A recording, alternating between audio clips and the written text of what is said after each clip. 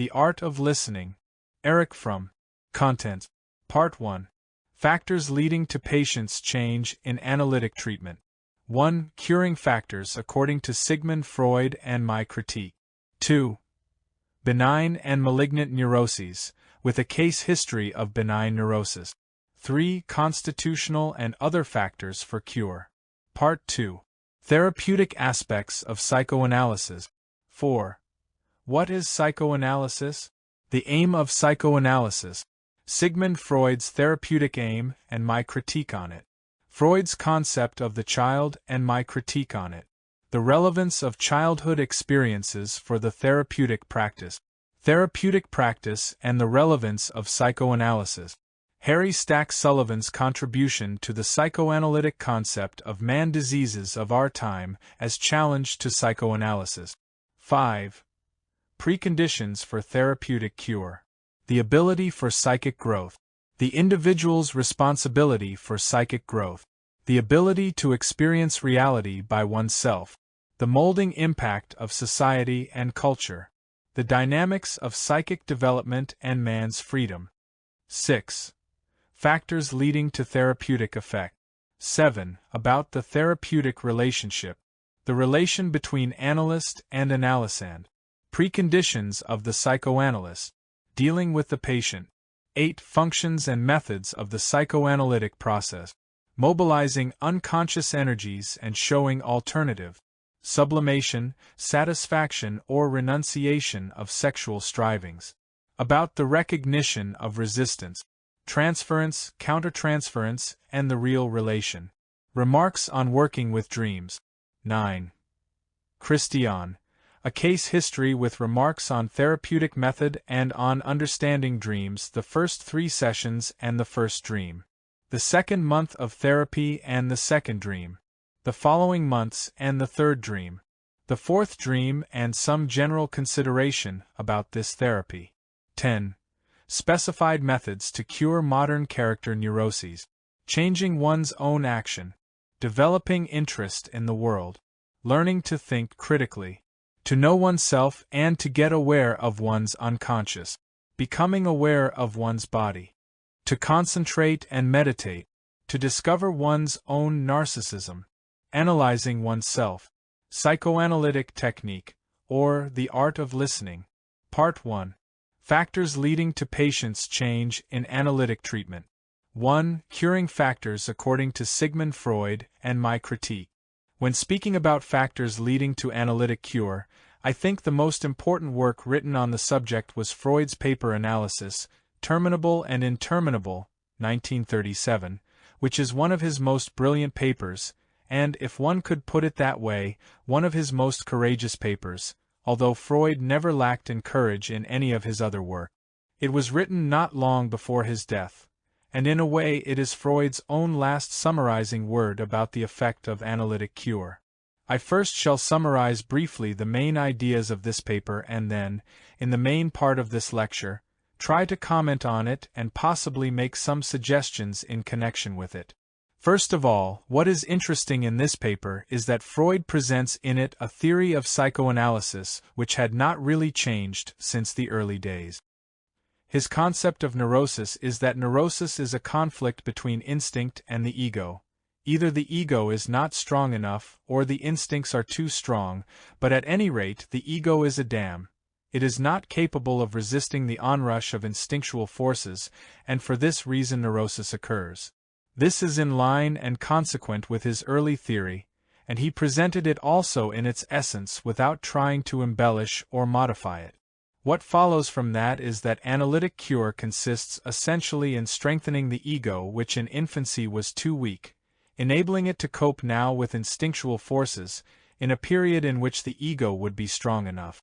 Secondly, what according to Freud is cure? He makes it very clear, and I may quote here from Analysis, Terminable and Interminable. First, the patient, provided we speak of cure, shall no longer be suffering from his former symptoms and shall have overcome his anxieties and his inhibitions.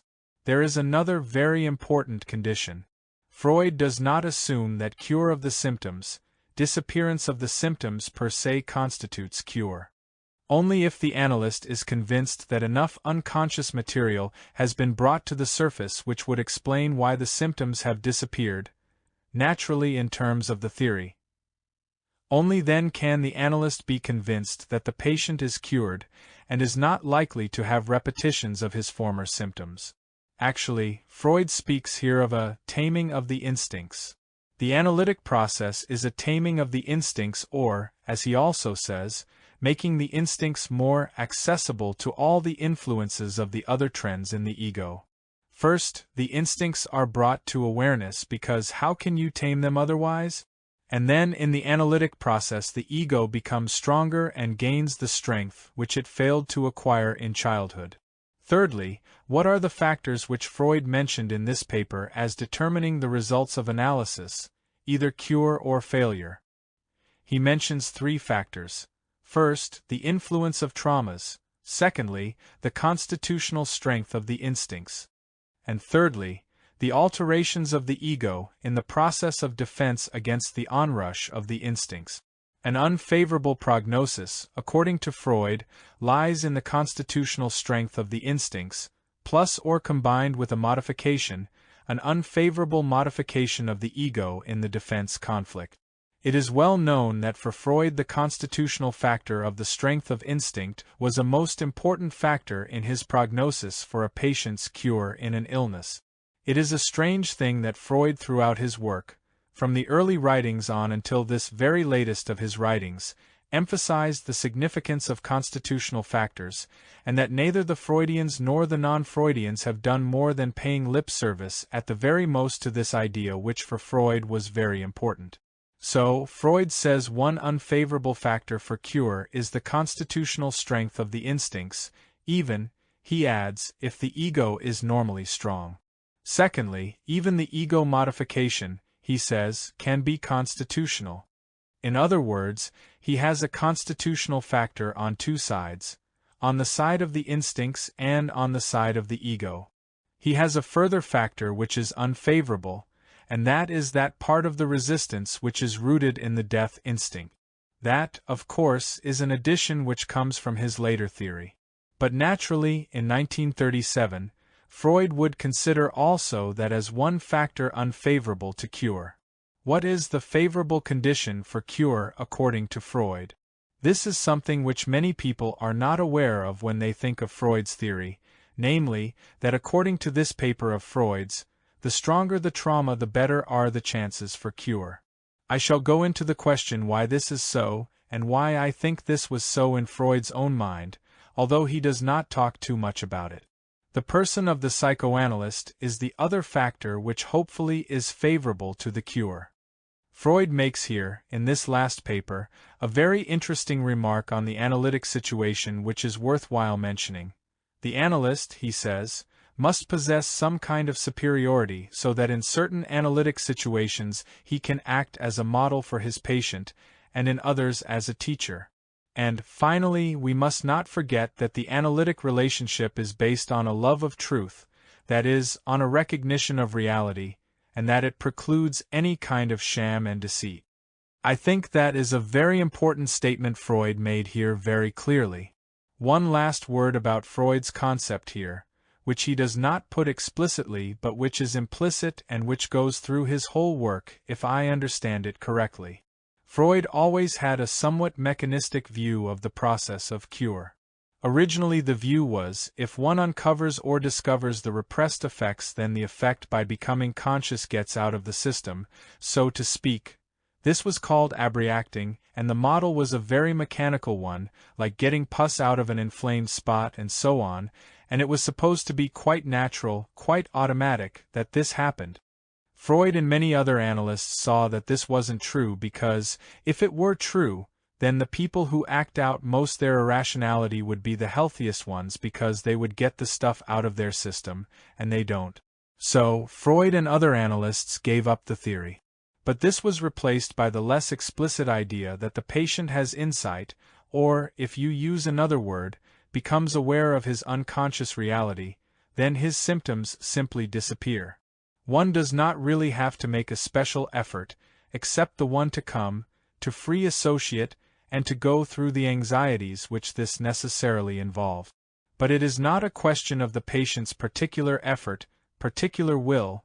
He will get well provided one succeeds in overcoming the resistances, and the repressed material comes to the fore. This is by no means as mechanistic as Freud's original abreacting theory was, but it is still somewhat mechanistic, as I see it. It contains the implication that the process is a smooth one, in the sense that, if one uncovers the material, then the patient will get well in this process. Now I want to make some further comments on, some additions to and some revisions of these views of Freud on the causes which affect cure. First of all, I want to say that, if one asks what is analytic cure, then I think that what unites, or what is common to all psychoanalysts, is Freud's basic concept that psychoanalysis can be defined as a method which tries to uncover the unconscious reality of a person and which assumes that in this process of uncovering the person has a chance to get well. As long as we have this aim in mind, then a good deal of fighting among various schools would be somewhat reduced in importance.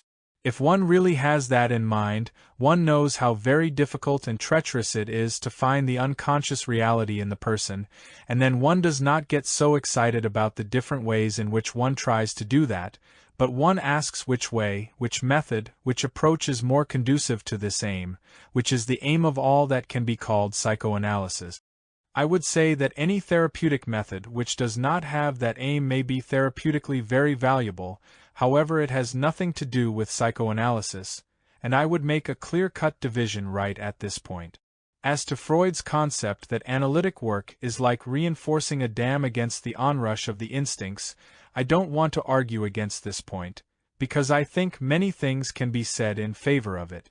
Especially, I believe, if we deal with the question of psychosis as against neurosis, then we really deal with the brittleness of the ego and the strange thing that one person does and another person does not collapse under the impact of certain impulses. So I'm not denying the validity of the general concept that ego strength has something to do with the process. But nevertheless, with this qualification, it seems to me that the main problem of neurosis and cure is precisely not that of here come the irrational passions and there is the ego which protects the person from becoming sick. There is another contradiction, and that is the battle between two kinds of passion, namely the archaic, irrational regressive passions as against other passions within the personality. I shall be a little more explicit to make myself understood. I mean by the archaic passions intense destructiveness, intense fixation to the mother, and extreme narcissism. By intense fixation I mean the fixation which I would call a symbiotic fixation, or which in Freudian terms one would call the pregenital fixation to the mother. I mean that deep fixation in which the aim is really to return to the mother's womb, or even return to death. I should like to remind you that Freud himself in his later writings stated that he underestimated the significance of the pregenital fixation, because in his whole work he put so much emphasis on the genital fixation, he therefore underestimated the problem of the girl. While for the boy it is plausible that all this should start with the erotic genital fixation to the mother, with a girl it doesn't really make sense. Freud saw that there is a great deal of pregenital, that is to say, not sexual in the narrower sense of the word, fixation to the mother, which exists both in boys and girls and which he had not paid sufficient attention to in his work in general. But this remark of Freud's also got lost somewhat in the analytic literature, and when analysts speak about the Oedipal phase and the Oedipal conflict and the whole business, they usually think in terms of the genital, not of the pregenital fixation or attachment to the mother. By destructiveness I mean not destructiveness which is essentially defensive, in the service of life, or even secondarily in the defense of life, like envy, but destructiveness in which the wish to destroy is its own aim. I have called that necrophilia. Strong mother fixation, necrophilic destructiveness and extreme narcissism are malignant passions. Malignant because they are related to, they are causative of severe illness. Against these malignant passions you have also the opposite passions in man. The passion for love, the passion for the interest in the world, all that which is called eros, the interest not only in people, but also the interest in nature, the interest in reality, the pleasure in thinking, all artistic interests. It is fashionable today to talk about what the Freudians call ego functions, which I think is a poor retreat and the discovery of America after it has been discovered for a long time, because nobody ever doubted outside of Freudian orthodoxy that there are many functions of the mind which are not the result of instincts in the sexual sense. I think by this new emphasis on the ego, one has done some retreat from that which was the most valuable part in Freud's thinking, namely the emphasis on the passions. While ego strength in a certain sense is a meaningful concept, the ego is essentially the executor of the passions. It's either the executor of malignant passions or of benign passions. But what matters in man, that determines his action, what makes his personality, is what kind of passions move him. To give an example, it all depends on the question whether a person has a passionate interest in death, destruction, and all that is not alive, which I called necrophilia, or a passionate interest in all that is alive, which I call biophilia. Both are passions, both are not logical products, both are not in the ego. They are part of the whole personality. These are not ego functions. These are two kinds of passion. This is a revision I would suggest with regard to Freud's theory, that the main problem is not the fight of ego versus passions, but the fight of one type of passion against another type of passion. 2. Benign and malignant neuroses, with a case history of a benign neurosis.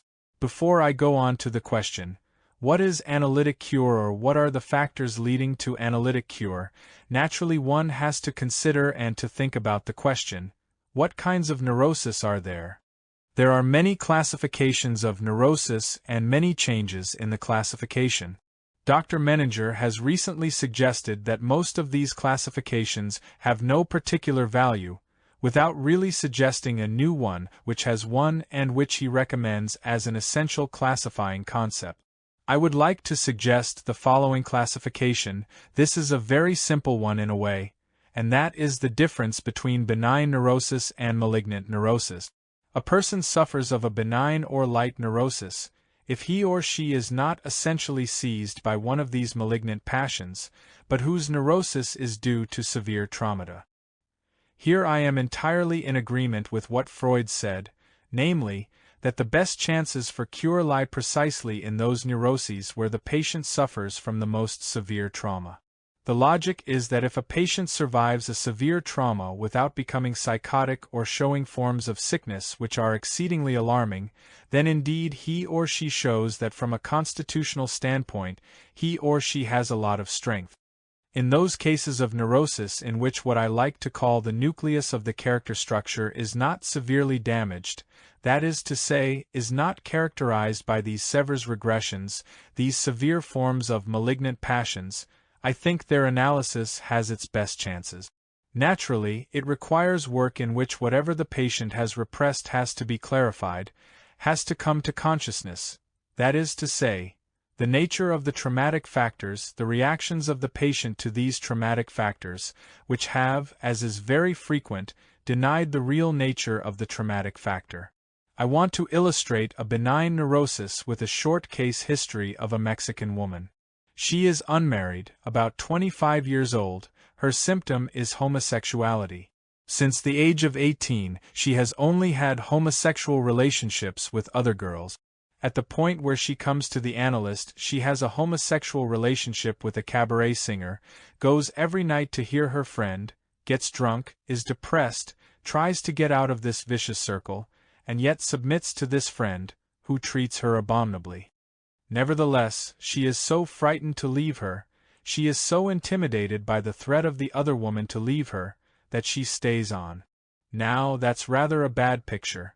A case of homosexuality, but very much characterized by this constant anxiety, light depression, aimlessness of life, and so on. What is the history of this girl? Her mother was a woman who has been the mistress of a rich man for a long time. All the time she was the mistress of the same man, and this was the offspring of the relationship, the little daughter. The man was quite faithful in a way, always supporting the woman and the little girl, but he was not a father in evidence, there was no presence of a father.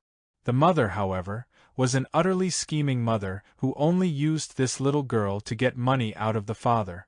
She sent the girl to the father to get money out of him, she blackmailed the father through the girl, she undermined the girl in every way she could. The mother's sister was the owner of a brothel. She tried to induce the little girl into prostitution, and actually the little girl did, twice, she wasn't so little then, appear naked in front of men to be paid for it. Probably took a lot of stamina not to do more.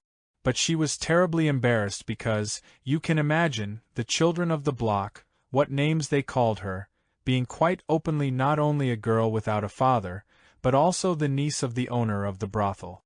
So the girl developed until the age of 15 into a frightened, withdrawn girl, with no confidence in life whatsoever. Then the father, in one of his whims, sent her to school, to college in the United States.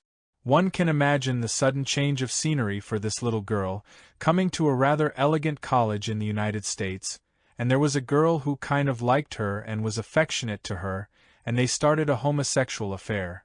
Now there is nothing amazing in that.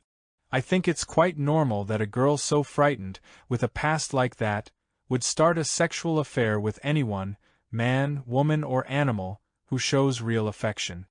It's the first time that she gets out of a hell. Then she has other homosexual affairs and she goes back to Mexico, goes back into that same misery, always with uncertainty, always with a feeling of shame. Then she hits on this woman I have spoken about who kept her in a state of obedience, and that's when she comes to the analyst. What happened in analysis was, I think in the course of 2 years, that she first left this homosexual friend, she then stayed alone for a while, then she began to date men, then she fell in love with a man, and then she married him and she isn't even frigid. Obviously this was not a case of homosexuality in any genuine sense. I say, obviously. Some may disagree with me, but in my own opinion this is as much homosexuality as probably most people have as potential. This was actually a girl who, and one can see that from her dreams, was simply frightened to death by life. She was like a girl who comes from a concentration camp, and her expectations, her fears, were all conditioned by this experience. And in a relatively short time, considering the time usually required for analysis, this patient develops into a perfectly normal girl, with normal reactions. I give this example just to indicate what I mean by, and what I think Freud means by, the strong role of trauma in the genesis of neurosis as against the constitutional factors. Of course I am aware of the fact that when Freud talks of trauma, he means by this something different from what I would mean. He would look for a trauma essentially of a sexual nature. He would look for the trauma happening in an earlier age. I believe that very often the trauma is a prolonged process in which one experience follows another and where, really, you eventually have a summation, and more than a summation, a piling up of experiences, sometimes in a way which I think is not too different from war neurosis, where there comes a breaking point when the patient gets sick. Nevertheless, the trauma is something which happens in the environment, which is a life experience, a real life experience. This holds true for this girl and of these kinds of patients with traumas, where the nucleus of character structure is not basically destroyed. Although the picture can be quite severe on the outside, they have a very good chance to get well and to overcome the reactive neurosis in a relatively short time because constitutionally they are sound. In this connection, I want to emphasize that in the case of a benign or reactive neurosis, the traumatic experience has to be quite massive to be an explanation for the genesis of neurotic illness. Is the trauma seen in a weak father and a strong mother? Then this trauma does not explain why a person suffers of a neurosis, because there are many who have a weak father and a strong mother and don't become neurotic. In other words, if I want to explain neurosis by a traumatic event, then I have to assume that the traumatic events are of such an extraordinary nature that it is unthinkable that there are cases with the same traumatic background who are perfectly well. Therefore I think in those cases, when one hasn't more to show than a weak father and a strong mother, one has to think of the probability that there are constitutional factors which are at work.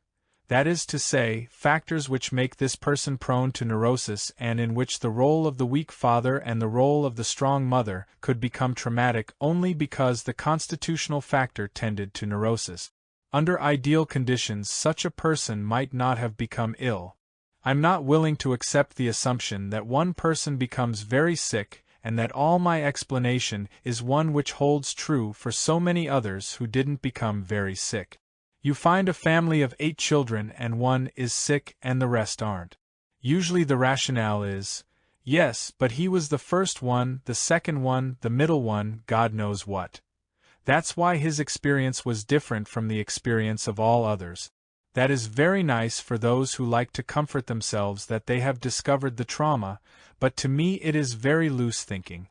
Naturally, it can be that there is a traumatic experience which we don't know, that is to say, which hasn't come up in the analysis. And if the analyst will have the skill to find that truly and extraordinarily strong traumatic experience, and can show how this was essential for the development of neurosis, I am very happy. But I cannot simply call that a traumatic experience which in many other cases turns out not to be a traumatic experience. There are quite a number of traumatic experiences which are really extraordinary. That's why I gave this example. There is one other instance which I just want to mention, which is a very modern phenomenon and a very hard question to answer. How sick, really, is modern organization man? Alienated, narcissistic, without relatedness, without real interest for life, with interest only for gadgets, for whom a sports car is much more exciting than a woman. Now, how sick is he then? In one sense one could say he's quite sick, and therefore certain symptoms would follow. He is frightened, he is insecure, he needs constant confirmation of his narcissism. At the same time, however, one might say a whole society is not sick in that sense. People function. I think for these people the problem arises how they succeed in adapting themselves to the general sickness, or to what you might call the pathology of normalcy. The therapeutic problem is very difficult in these cases. This man indeed suffers from a nuclear conflict, that is to say, from a deep disturbance in the nucleus of his personality. He shows an extreme form of narcissism and a lack of love of life. And yet to cure him he would in the first place have to change his whole personality. Besides that he would have almost the whole society against him, because the whole society is in favor of his neurosis. Here you have the paradox of having in a way a sick person theoretically, but who is, however, not sick in another sense. It's very difficult to determine what analysis could do in this case, and I really find this a tough problem. To speak of what I call the benign neurosis, there the task is relatively simple, because you deal with intact nuclear energy structure, character structure. You deal with traumatic events which explain the somewhat pathological deformation.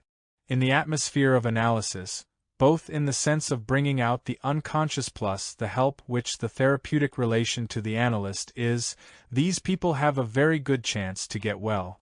What I mean by the idea of malignant neurosis I have already said. These are neuroses where the nucleus of the character structure is damaged, where you have people with either extreme necrophilic, narcissistic or mother-fixated trends, and usually, in the extreme cases, all three go together and tend to converge. Here, the job of cure would be to change the energy charge within the nuclear structure. It would be necessary for cure that the narcissism, the necrophilia, all the incestuous fixations change. Even if they do not change completely, even if there is a small energy charge in what the Freudians call the cathexis of these various forms, this would indeed make a great difference to the person. If this person were to succeed in reducing his narcissism, or in developing more of his biophilia, or in developing an interest in life and so on, then this person has a certain chance to get well. If we speak of analytic cure, in my opinion one should be very aware of the difference of the chances for cure in the malignant cases and in the benign cases. One might say that is really the difference between psychosis and neurosis, but it isn't really, because many of what I call here malignant character neuroses are not psychotic. I am talking here about a phenomenon which you find in neurotic patients with or without symptoms, who are not psychotic, who are not even near psychotic, who probably would never become psychotic, and yet where the problem of cure is an entirely different one. What is different is also the nature of the resistance. You will find in a benign neurosis, after all the resistance born out of hesitancy, some fear and so on, that, since the nucleus of the personality is really normal, the resistance is relatively easy to overcome. If you take, however, the resistance of what I call the malignant, the severe neuroses, then the resistances are deeply rooted, because this person would have to confess to himself and to a lot of human beings that he or she is really a completely narcissistic person, that he really cares for nobody. In other words, he has to fight against insight with a vigor which is much greater than that of the person who suffers from a benign neurosis. What is the method of cure in severe neurosis? I do not believe that the problem is essentially the strengthening of the ego.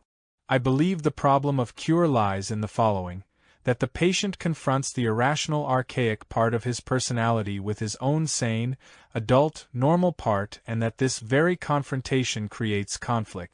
This conflict activates forces which one has to assume if one has the theory that there exists in a person more or less strongly, and, I think, again, that is a constitutional factor, a striving for health, a striving for a better balance between the person and the world. For me, the essence of analytic cure lies in the very conflict engendered by the meeting of the irrational and the rational part of the personality. One consequence for analytic technique is that the patient must travel on two tracks in the analysis. He must experience himself as the little child, let us say, of 2 or 3 he is unconsciously, but he must at the same time also be an adult responsible person who faces this part in himself, because in this very confrontation he acquires the sense of shock, and the sense of conflict, and the sense of movement which is necessary for analytic cure. From this standpoint, the Freudian method would not do. I think we find here two extremes. The Freudian extreme is that the patient is artificially infantilized by the situation of the couch, the analyst sitting behind, and so on, the whole ritualism of the situation. Freud expected, and René Spitz explained this in an article, that this is the real purpose of the analytic situation, to artificially infantilize the patient so that more of the unconscious material comes up. I think this method suffers from the fact that in this way the patient never confronts himself with this archaic or infantile material. He becomes his unconscious, he becomes a child. What happens is, in a way, a dream, but in a waking state. All this comes out, all this appears, but the patient isn't there. But it is not true that the patient is a little child. The patient, let us assume for the moment he is not a severe psychotic, is at the same time a normal, grown-up being, with sense, with intelligence, with all sorts of reactions which fit a normal being. Therefore he can react to this infantile being in him. If this confrontation doesn't take place, as it usually doesn't in the Freudian method, then indeed this conflict doesn't appear, this conflict isn't set in motion. In my opinion, one of the main conditions for analytic cure is lacking. The other extreme from Freud is that method of psychotherapy which is sometimes also called analysis, and in which the whole thing degenerates into a psychological conversation between the analyst and the grown-up patient, where the child doesn't appear at all, where the patient is addressed as if there were none of these archaic forces in him, and where one hopes by a kind of persuasion, by being nice to the patient and telling him, "Your mother was bad, your father was bad, but I'm going to help you, you'll find yourself secure," that this will cure him. A neurosis which is very light may be cured that way, but I think there are shorter methods than 5 years. I think a severe neurosis is never cured unless you have, as Freud said, unearthed or uncovered sufficient unconscious and relevant material. What I am proposing here is simply that the analytic situations both of the patient and in a sense of the analyst, is a paradoxical one, that the patient is neither only the child and the irrational person with all sorts of crazy fantasies, nor is he only the grown-up person with whom one can converse intelligently about his symptoms. The patient must in the same hour and at the same time be able to experience himself as both, and therefore experience the very confrontation which sets something going. The main point as far as cure is concerned is for me the real conflict which is engendered in the patient by this confrontation. And this cannot be done in theory, and this is not done just by words. Even if one takes a simple thing, as when a patient says, "I was afraid of my mother," what does that mean? That is the kind of fear we are all accustomed to. We are afraid of the schoolteacher, of a policeman, we are afraid that somebody might hurt us. That is nothing so world-shaking.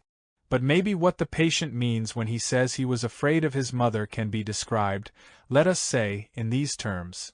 I am put into a cage. There is a lion in that cage. And somebody puts me in and closes the door, and what do I feel? In dreams, this is exactly what comes up, namely, the alligator or the lion or the tiger trying to attack the dreamer. But to use words, I was afraid of my mother, that falls short of the necessity to cope with the patient's real fear. 3. Constitutional and other factors for cure. I come now to some other factors, some favorable, some unfavorable. First of all, the constitutional factors. I indicated already that I believe the constitutional factors are terribly important. In fact, if you had asked me 30 years ago about the constitutional factors and I had heard something I am saying, I would have been very indignant. I would have called this a reactionary or fascist kind of pessimism which doesn't permit changes and what not. But in quite a few years of analytic practice I have convinced myself, not on any theoretical basis, because I don't even know anything about the theory of heredity, but by my experience, that it just isn't true to assume that we can account for the degree of neurosis as simply proportional to the traumatic and environmental circumstances. It's all very nice if you have homosexual patients and you find out that the patient has a very strong mother and a very weak father, and then you have the theory that explains homosexuality. But then you have 10 other patients who have just the same weak father and strong mother, and they don't turn out to be homosexual. You have similar environmental factors which have very different effects, and therefore I really do believe that, unless you deal with extraordinarily traumatic factors in the sense I was talking about before, you cannot really understand the development of a neurosis if you do not think of constitutional factors, in the sense that, either alone, because they are so strong, or at least in cooperation with certain conditions, certain constitutional factors make environmental factors highly traumatic and others do not. The difference, of course, between the Freudian view and my own is that Freud thinks, when he talks about constitutional factors, essentially about instinctual factors, in terms of libido theory. I believe that constitutional factors go much further. I cannot try here to explain this any further right now. I think constitutional factors cover not only factors, which are usually defined as temperament, be it in the sense of the Greek temperaments or in the sense of Sheldon, but also factors such as vitality, love of life, courage, and many other things which I don't even want to mention. In other words, I think a person, in the lottery of the chromosomes, is already conceived as a very definite being. The problem of a person's life, really, is what life does to that particular person who is already born in a certain way. Actually, I think it's a very good exercise for an analyst to consider what would this person be if life conditions had been favorable to that kind of being he was conceived as, and what are the particular distortions and damages which life and circumstances have done to that particular person. Among the favorable constitutional factors belong the degree of vitality, especially the degree of love of life. I personally think that one can have a rather severe neurosis, with a good deal of narcissism, even with a good deal of incestuous fixation, but if one has love of life, then one has an entirely different picture. To give 2 examples, one is Roosevelt and the other is Hitler. Both were rather narcissistic, Roosevelt certainly less than Hitler but sufficiently so.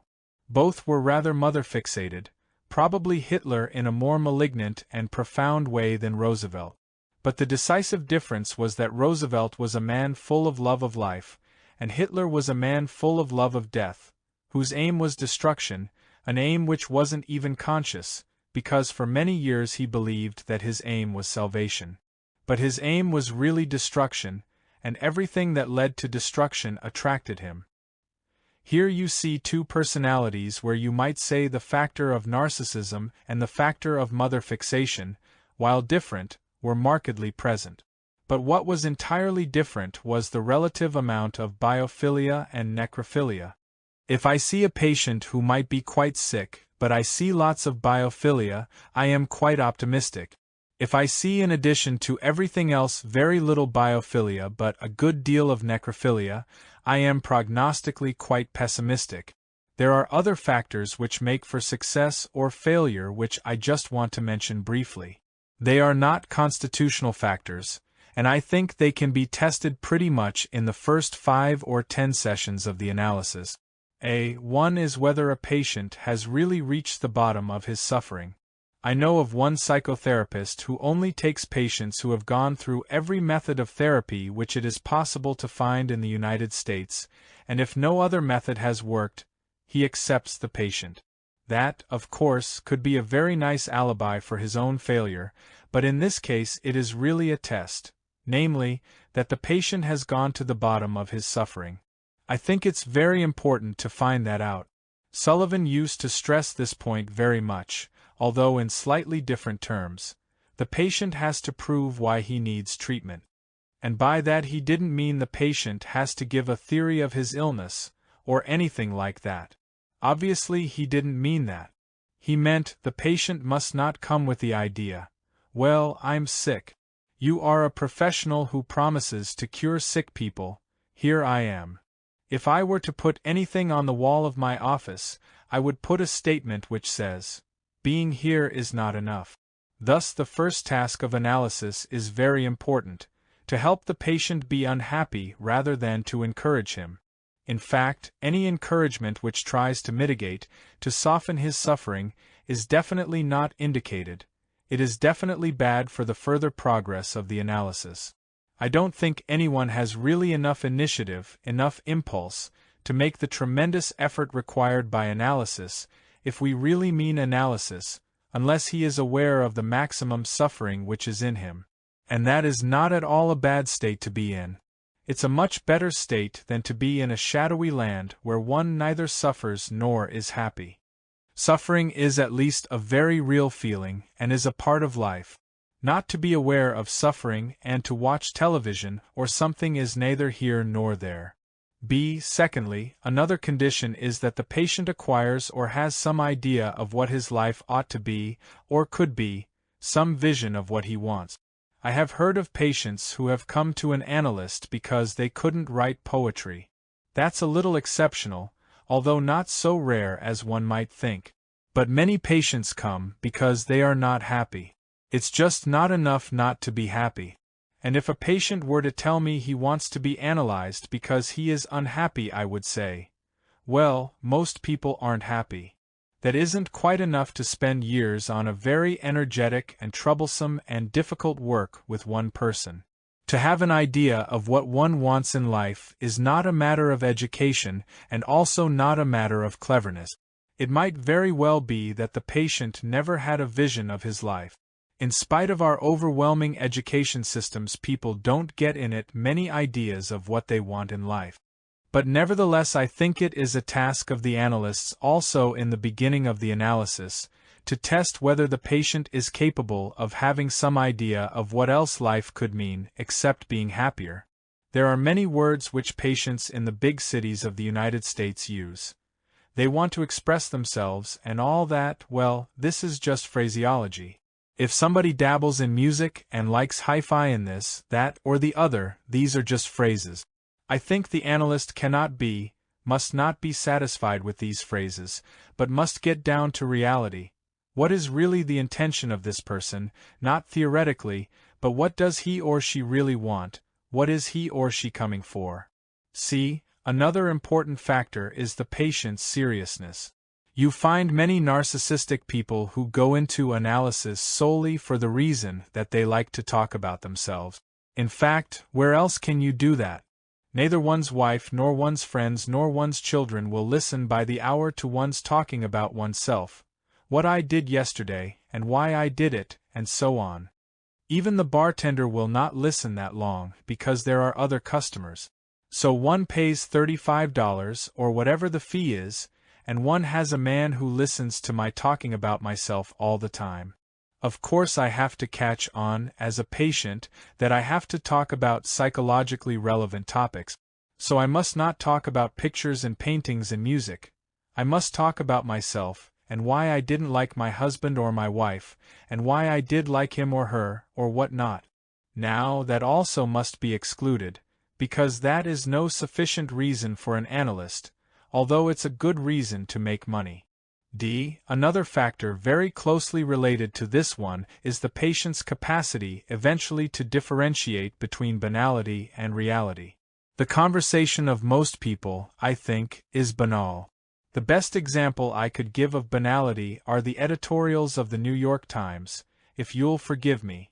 What I mean by banality here, in contrast to reality, is not that something is not clever, but that it is unreal. If I read an article in the New York Times about the Vietnam situation, it is so banal to me. Of course it is a matter of political opinions, simply because it's unreal, because it deals with fictions, even to the degree that suddenly American ships fire at unseen targets and nobody knows what there was. And then all this has to do with the salvation from communism and God knows what. Well, this is banal.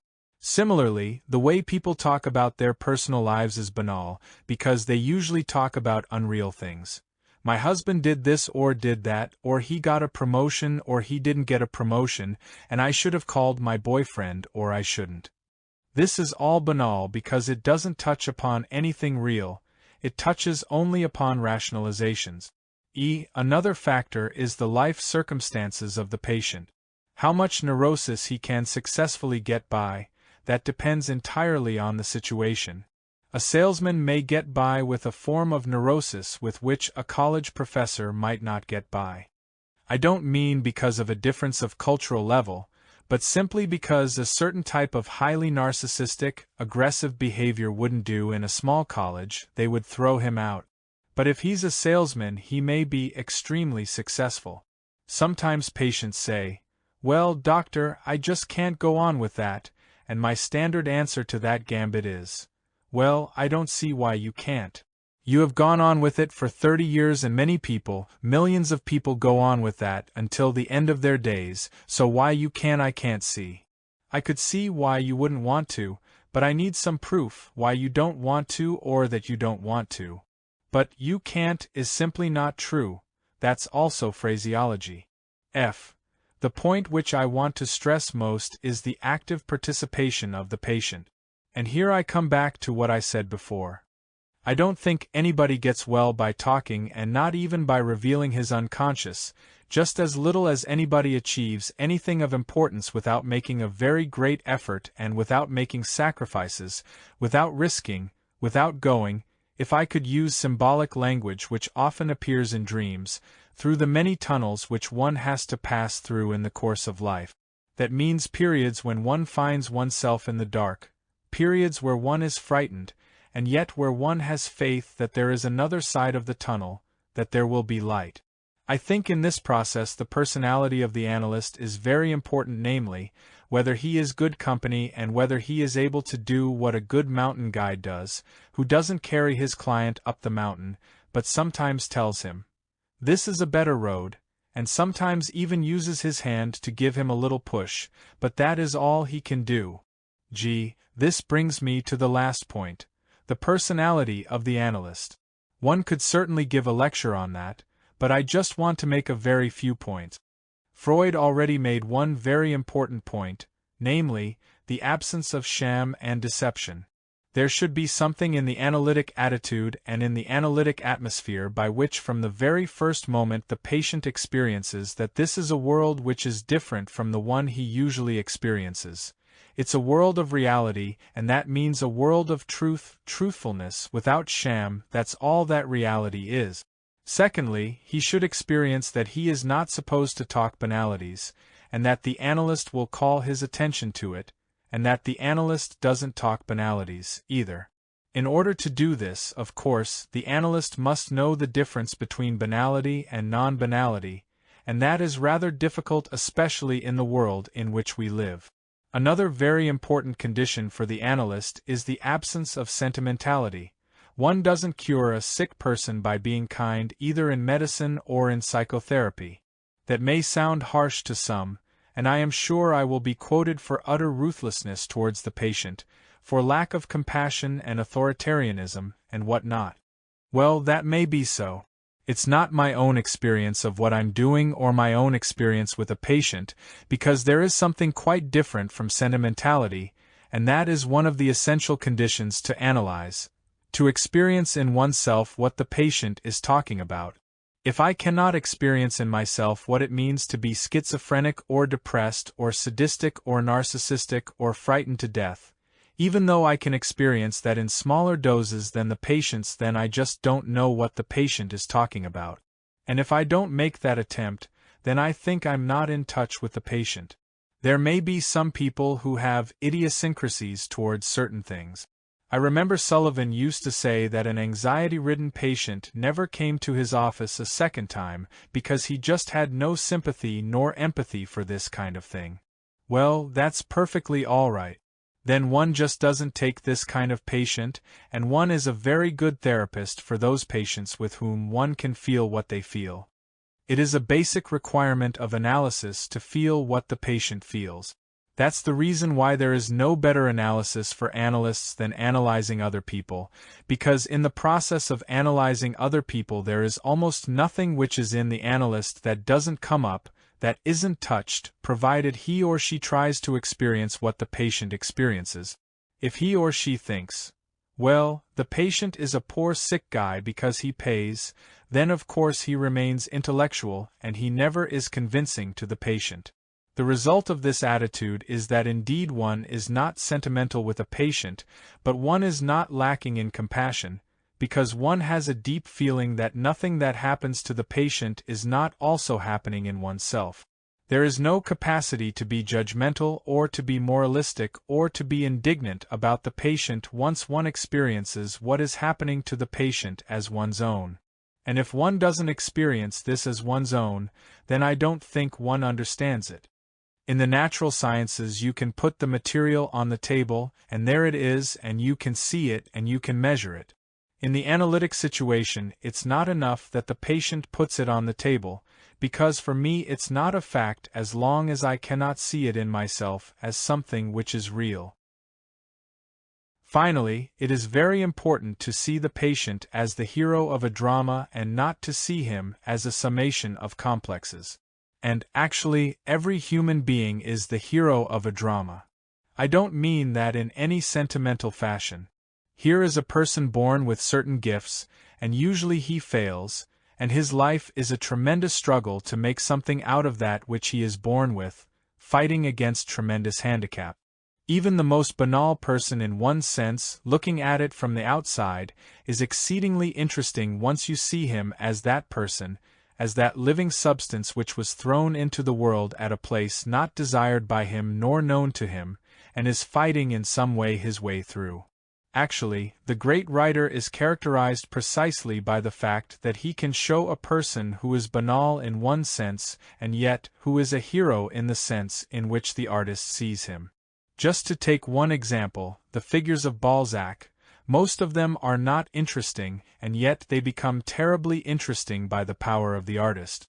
We are not Balzacs, so we cannot write these novels, but we should acquire the capacity of seeing in a patient a human drama, or, for that matter, in any human being in whom we are interested, and not just a person who comes with symptom A, B, C, D.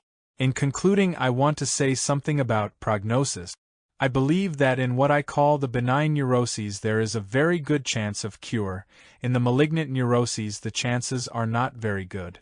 I won't go into percentages now because in the first place that is a professional secret or trade secret, and in the second place one would have to talk a lot about it. Nevertheless, I think it's a common experience that the chances for the cure of severe, malignant neuroses are not too good. I don't think there's anything to be ashamed about that. If you have in medicine a severe sickness and you have, let us say, a 5% chance of cure with a certain method, and I think the chances in analysis are even a little better, provided there is no better method, and this is all that the physician can do, everybody, the physician, the patient, his friends, his relatives, everybody will make the greatest effort to achieve health, even though there is only a 5% chance. It is wrong not to see the difference between a benign neurosis and a malignant neurosis, and to be in a kind of honeymoon mood in the beginning and to think, well, analysis cures everything. Or if the analyst tries in some way or another to kid himself, in looking at the patient, that things are not as severe and with as little hope as they sometimes are. Even in those cases in which a patient may not get well, at least one condition is fulfilled in a good analysis, and that is that the analytic hours, if they have been alive and significant, will have been the most important and the best hours that he ever had in his life. I think that cannot be said about many therapies, and that at least is a comfort to the analyst who struggles with patients who often have indeed a very low chance of cure. In the non-malignant neuroses there is a much better chance. I would suggest to consider that among the light forms of neuroses many might be cured but by methods much shorter than 2 years of analysis, that is to say, by having the courage of using analytic insight to approach the problem very directly, and possibly to do in 20 hours what one feels obliged to do, as an analyst, in 200 hours. There is no reason for false shame to use direct methods when they can be used. Part 2. Therapeutic aspects of psychoanalysis. 4. What is psychoanalysis? The aim of psychoanalysis. The question with which I want to start is at the same time a basic question for all that follows. What is the aim of psychoanalysis? Now that's a very simple question, and I think there's a very simple answer. To know oneself. Now this to know oneself is a very old, human need, from the Greeks to the Middle Ages. To modern times you find the idea that knowing oneself is the basis of knowledge of the world or, as Meister Eckhart expressed it, in a very drastic form, the only way of knowing God is to know oneself.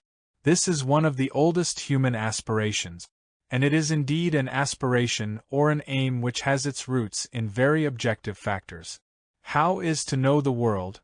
How is one to live and react properly if the very instrument which is to act, which is to decide, is not known to ourselves? We are the guide, the leader of this I which manages in some way to live in the world, to make decisions, to have priorities, to have values. If this I, this main subject which decides and acts is not properly known to us, it must follow that all our actions, all our decisions are done half blindly or in a half-awakened state. One has to think of the fact that man is not endowed with instincts like the animals, which tell him how to act, so that he really does not have to know anything except what his instinct tells him. This requires a qualification because in even the animal kingdom, the animal, and even the animal of a very low level of evolution, needs to learn something. Instincts do not operate without a minimum of learning at least. But that is only a minor point, but by and large the animal does not have to know much. Although it has to have some experience which is indeed transmitted through memory.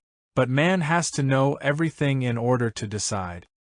His instincts don't tell him anything about how to decide except that they tell him that he must eat, drink, defend himself, sleep, and possibly that he ought to produce children. The trick of nature is, you might say, to endow him with a certain pleasure or lust for sexual satisfaction. But that is not by far as strong an instinctive demand as the other drives or impulses are. So to know oneself is a condition not only from a spiritual or, if you like, religious or moral or a human standpoint, it is a demand from the biological standpoint. Because the optimum of efficiency in living depends on the degree to which we know ourselves as that instrument which has to orient itself in the world and make decisions. The better known we are to ourselves, obviously, the more proper are the decisions we make. The less we know ourselves, the more confused must be the decisions we make. Psychoanalysis is not only a therapy but an instrument for self-understanding. That is to say, an instrument for self-liberation, an instrument in the art of living, which is in my opinion the most important function psychoanalysis can have. The main value of psychoanalysis is really to provide a spiritual change of a personality, and not to cure symptoms. As far as this is there to cure symptoms, that is fine if there are no better and shorter cures, but that the real historical importance of psychoanalysis goes in the direction of such knowledge which you find in Buddhist thinking. The kind of self-awareness, mindfulness, plays a central role in Buddhist practice to achieve a better state of being than the average man does. Psychoanalysis claims that to know oneself leads to cure. Well, that's a claim which is made already in the Gospels. The truth shall make you free. John 8 verse 32. Why does the knowledge of one's unconscious, that is to say full self-knowledge, help to make a person free from symptoms or make him even happy? Sigmund Freud's therapeutic aim, and my critique on it. I first want to say a word about the therapeutic aims of classic, Freudian psychoanalysis. As Freud once put it, the therapeutic aim was to make a person capable of working and being able to function sexually. To put it in better, objective terms, the aim of psychoanalysis is to make a person capable of working and reproducing. These are indeed the two great demands of society, which society makes of everybody. It means to suggest, to indoctrinate people why they should work and why they should produce children. Well, we do it anyway for many reasons. The state doesn't have a great trouble to induce people to do that, but if the state needs more children than are produced at the moment, then it will do much to get the desired number of children by all sorts of things. Freud's definition of what is really mental health is essentially a social definition. It is to say to be normal in a social sense. Man shall function according to the socially patterned norms. Also, the symptom is determined socially. A symptom is a symptom when it makes it difficult for you to function socially properly. Drug addiction, for instance, is considered a severe symptom. Compulsive smoking isn't. Why? It's the same thing, psychologically speaking. But the difference is very great socially speaking. If you take certain kinds of drugs, this prevent you from proper social functioning in many situations. You can smoke yourself to death, who cares? If you die from lung cancer, that's not a social problem. People will die anyway. But if you die from lung cancer when you are 50, well, when you are 50 you are not socially important anymore. Anyway, you have produced the proper number of children, you have worked in the society, you have done your best. This is not interesting, this is not interfering with your social function. We declare something a symptom when it is interfering with social function. That's why a person who is not capable of having the slightest bit of subjective experience and sees things only entirely realistically is supposed to be healthy. Although he is just as sick as a psychotic who cannot recognize reality as something manageable or as something to be manipulated, but he can recognize something here, a feeling, a most subtle feeling, an inner experience which is inaccessible to the so-called normal person. The Freudian definition is essentially a social definition, and this is no critique in a narrower sense of the word, because he was a man of his century, and he never questioned his society. Freud never was critical of his society, except that he felt the taboo on sex was too strong. It should be somewhat lowered.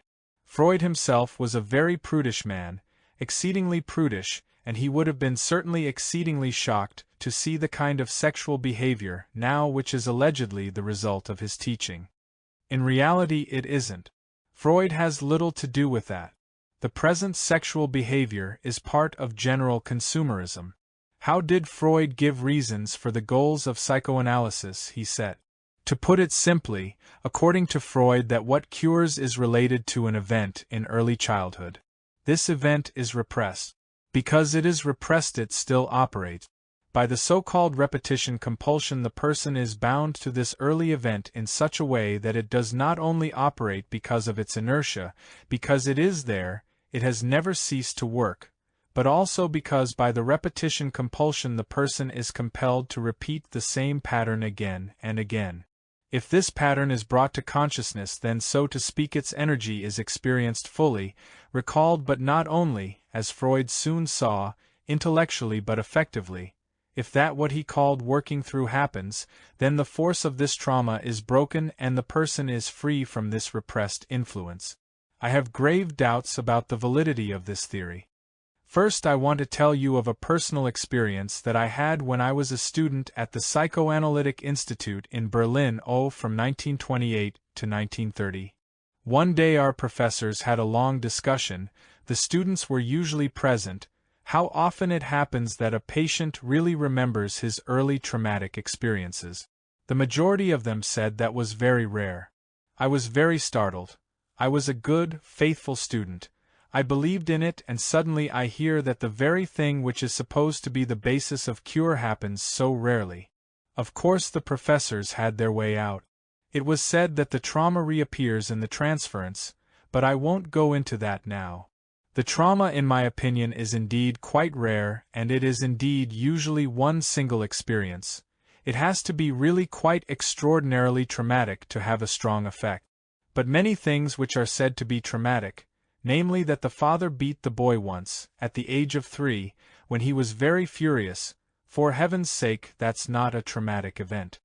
That's a perfectly normal event because the influence is really constituted by the whole and continuous and constant atmosphere of the parents, of the family, and not by single event. Only rarely does a single event have such effects as it should have in the case of a real trauma. Today people talk of a real trauma because they missed the train or had some disagreeable experience somewhere. A trauma is by definition an event which goes beyond the charge which the human nervous circuit can tolerate. Since the person cannot tolerate the trauma has created a deep disturbance.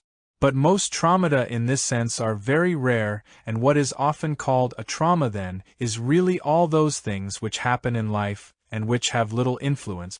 What has influence is a continuous atmosphere. A trauma can occur at any age, but the same traumatic event will have a greater effect the earlier it happens. But in that case, at the same time, the recuperative powers of a child are also greater. It's really a complicated problem, and I'm only warning against the loose use of the word trauma, which is today I find very frequent. I have seen quite a few people change through the analytic process. I have seen quite a few people not change. But there is also the fact that individuals have changed fundamentally without analysis. Take one simple thing which we have seen in the last 2 years. There are a number of people who were in their minds hawks about the war in Vietnam, conservative Air Force officers and so on. These people stay in Vietnam, they experience this, they see the senselessness, the injustice, the cruelty, and suddenly there comes something which one in older times would have called a conversion, namely suddenly these people see the world entirely differently and change from people who are in favor of the war to people who risk their lives or their freedom to stop the war. People you would not recognize, you could say that by themselves they are not different people, just by a striking experience that by their own capacity to respond to it. This capacity is not given to most people because most people have become already too insensitive. But that deep changes do occur analytically and outside of analysis. I think for that we have pretty much evidence. It can be seen again and again. Freud's concept of the child, and my critique on it. Freud was exceedingly critical, as everybody knows who has read a little of Freud, with regard to his specific theme, namely of conscious thought in relationship to unconscious motivation. Freud could certainly not be accused of not having been a radical critic of conscious thought. Yet when it comes to the society and its rules and its values, in which he lived, Freud was basically reformist. That is to say, he took the same attitude which the liberal middle class took in general. Basically, this is the best of all worlds, but it could be improved. It could be improved, maybe we could have longer periods of peace, prisoners could be treated better. The middle class never asked radical questions, for instance the question of criminology. Our whole system of criminology, of punishing, is entirely based on the class structure. They never asked, Is not the criminal primarily a man who is a criminal because this is his way of finding an optimum of satisfaction which he cannot get any other way? I don't want to defend here thieves and robbers. I think there is another dimension which makes thieving and robbing quite unpleasant. But nevertheless our whole system of criminal law is based on the whole structure of society, which takes it for granted that the vast majority is, as one says politely, underprivileged, or more honestly, that the minority is overprivileged. This was also the case in the not radical pacifism with the reduction of armies. Treaties should ensure peace. And so psychoanalysis was a movement to make a better life by some reforms in consciousness. But it did not question radically the value and the structure of existing society. With his sympathies, Freud was on the side of those who dominated, of the establishment. Well, you can see that in Freud's attitude to the First World War. He believed until 1917 that the Germans would win. That was the year when most people who had some knowledge had already gotten over their beliefs that the Germans would win. I think of one letter Freud wrote in that time from Hamburg, where he wrote, "I am so happy to be in Hamburg to be able to say, 'Our soldiers, our victories,' because it was in Germany. Today that really sounds frightful. One has to understand the fantastic effect, the signal effect on the conscience of even the most intelligent and otherwise decent people in the First World War. You can only understand this if you compare that with Vietnam at its worst. There was almost no opposition to the war in the First World War, and that was one of the tragedies about it. Einstein was one of the few exceptions who refused to endorse the war, but the vast majority of German intellectuals or French intellectuals approved of the war. And so Freud's statement is not that unusual, not that strong as it may sound outside of context, but nevertheless it is pretty strong if you consider that it was that late. And it was written by men like Freud, who in 1925 in his letter, exchanged with Einstein, called himself a pacifist. How did Freud see the child? Originally, when Freud heard the reports of patients that they had been seduced by their parents, girls by their fathers and boys by their mothers, he believed that these were reports of real event. And for all I know that was probably so. Ferenczi at the end of his life believed the same. But Freud very soon changed his viewpoint and said, no, these were all fantasies. The parents didn't do that, that wasn't true. The children of these people then told these stories because they talked about their own fantasies. They had this incestuous fantasy of sleeping with father, or with mother, or what the case ever may be. And all these stories are a proof for the incestuous semi-criminal fantasy of the young child. As you know, this forms the rock bottom of psychoanalytic theory, namely the theory that the child, the infant already is filled with, as Freud called it, polymorphous perverse fantasies. Freud really meant something pretty bad, that this child is a greedy child who can think of nothing else but how to seduce her father or his mother, and with a wish to sleep with them. That of course slanted the whole psychoanalytic viewpoint in a wrong direction. First of all, it led to the theoretical assumption that these incestuous fantasies were an essential part of a child's equipment. Secondly, that in analyzing a person you must always assume that everything of this kind which a patient reports is due to his own fantasy and needs to be analyzed and does not represent reality. Basically, Freud's principle was, the child is guilty and not the parents. And this comes through very clearly in Freud's own case histories. Together with some colleagues, I have shown it in the comments on the case of little Hans. The parents, even those who are most obvious, selfish, antagonistic, hostile, are always defended by Freud. The onus, the charge is always on the child. This child, with these incestuous fantasies, and not only incestuous, then of course the child wanted to murder the father, to rape the mother. The child was, as Freud himself said, a mini-criminal. This picture of the child as a mini-criminal, one must understand dynamically as a consequence of the need to defend parental authority, and thus defend the parents. If you go through the life of most children, then indeed you will find that parental love is one of the greatest fictions that have ever been invented. Usually parental love masks, as Lang has said quite correctly, the power the parent wants to have over the child. I don't mean that there are not exceptions. There are real exceptions, there are some loving parents, I have seen some. But on the whole, if you read the history of the treatment of children by their parents through the ages, and if you see the history of people today, then you will find that indeed the main interest of most parents is control of the children, and that what their love is I would call a kind of sadistic level. I mean your best, and I love you inasmuch as you don't try to rebel against my control. It is a love which you had in the patriarchal society, of the father, of the husband to the wife. Children have been property since the days of Rome and are still property. Still a parent has the absolute right to dispose of his child. There are a few attempts in various countries now to change this and to appoint a court, who could take away the right of a parent to bring up the child, if there is some serious reason to believe he is incompetent to bring up the child.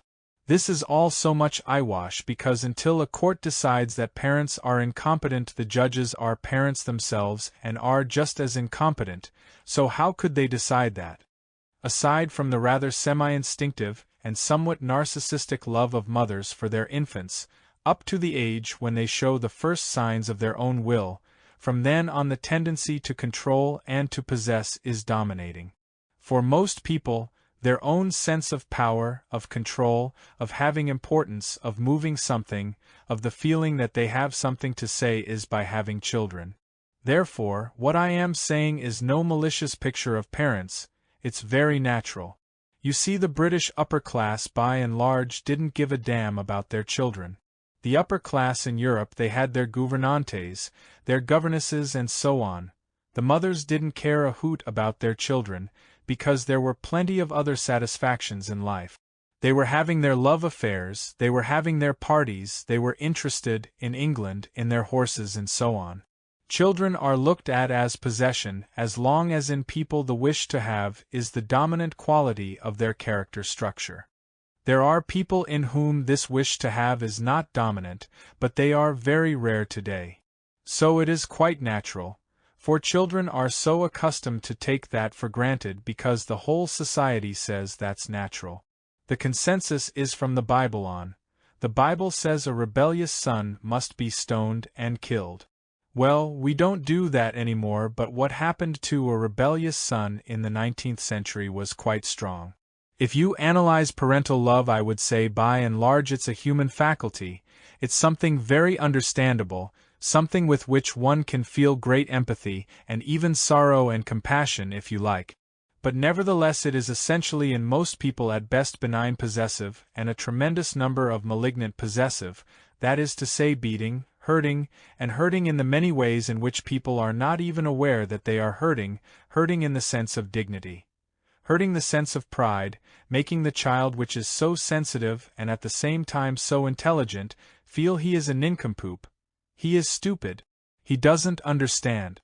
Even some of the most well-meaning people do that, exhibit their children as if they were little clowns in front of other people.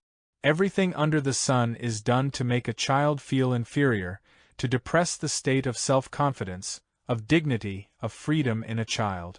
The affirmation, this conformity of Freud with the dominant class, with his establishment, really did a great deal to distort his theory about children, and did a great deal to distort his therapy, because the analyst made himself the defender of the parent. But I think the analyst should be the accuser of the parent. An analyst should have an objective view. But if he is the defender of the parents because that is the spirit of the establishment, then he will not do much good to the patient.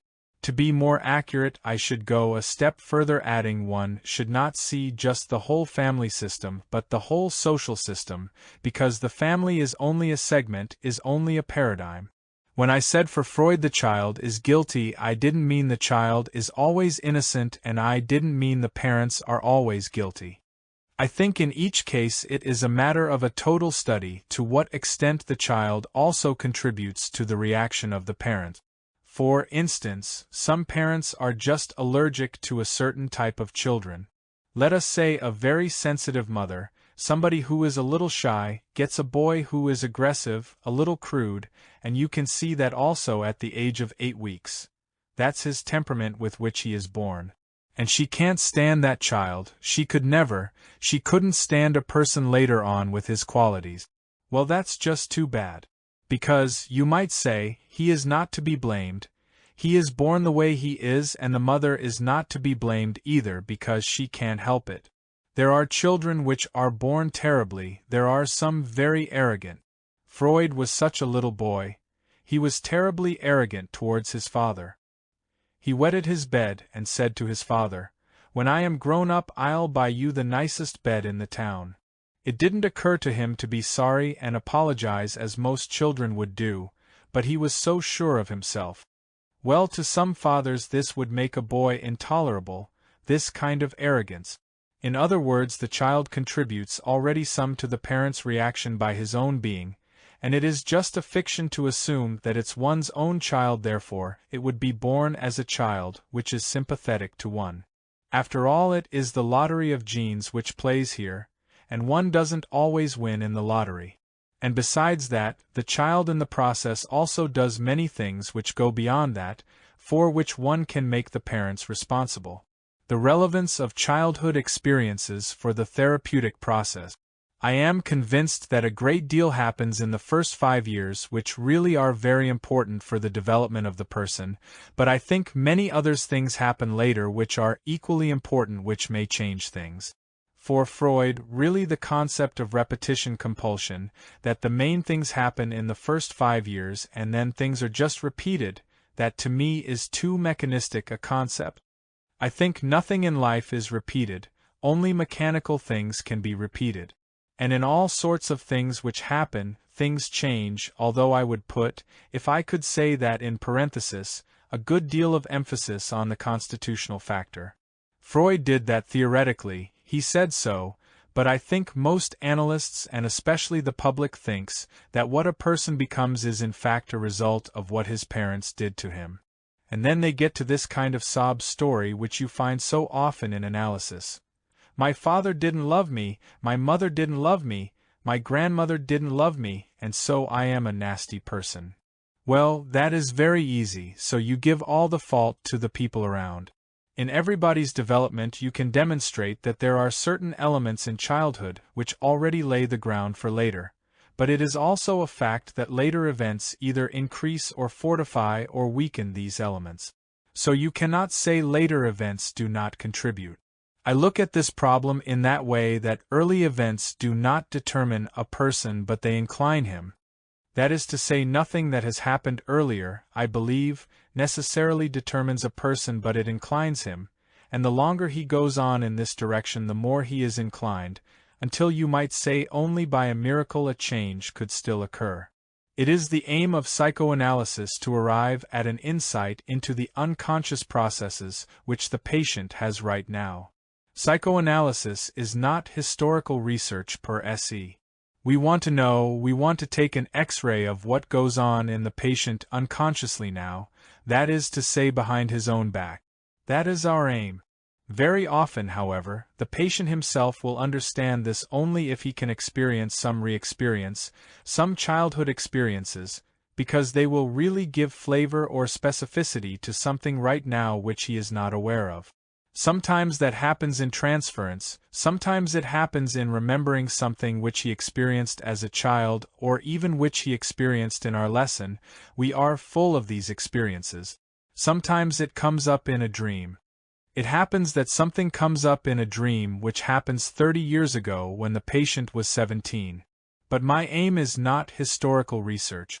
My aim is the clearest awareness of that which is unconscious now, but in order to reach that aim very often, maybe most of the time, it is necessary to see what the patient experienced when he was a child, when he was an adolescent. Actually, when I am analyzing myself, which I do every day, I try quite intentionally to feel what I felt about this or the other when I was 5, when I was 15. I try to see what of these feelings is in me. I try to constantly keep open my own connection with my childhood, to keep it alive, because it helps me to recognize and to be aware of things which go on in me now and which I am not aware of.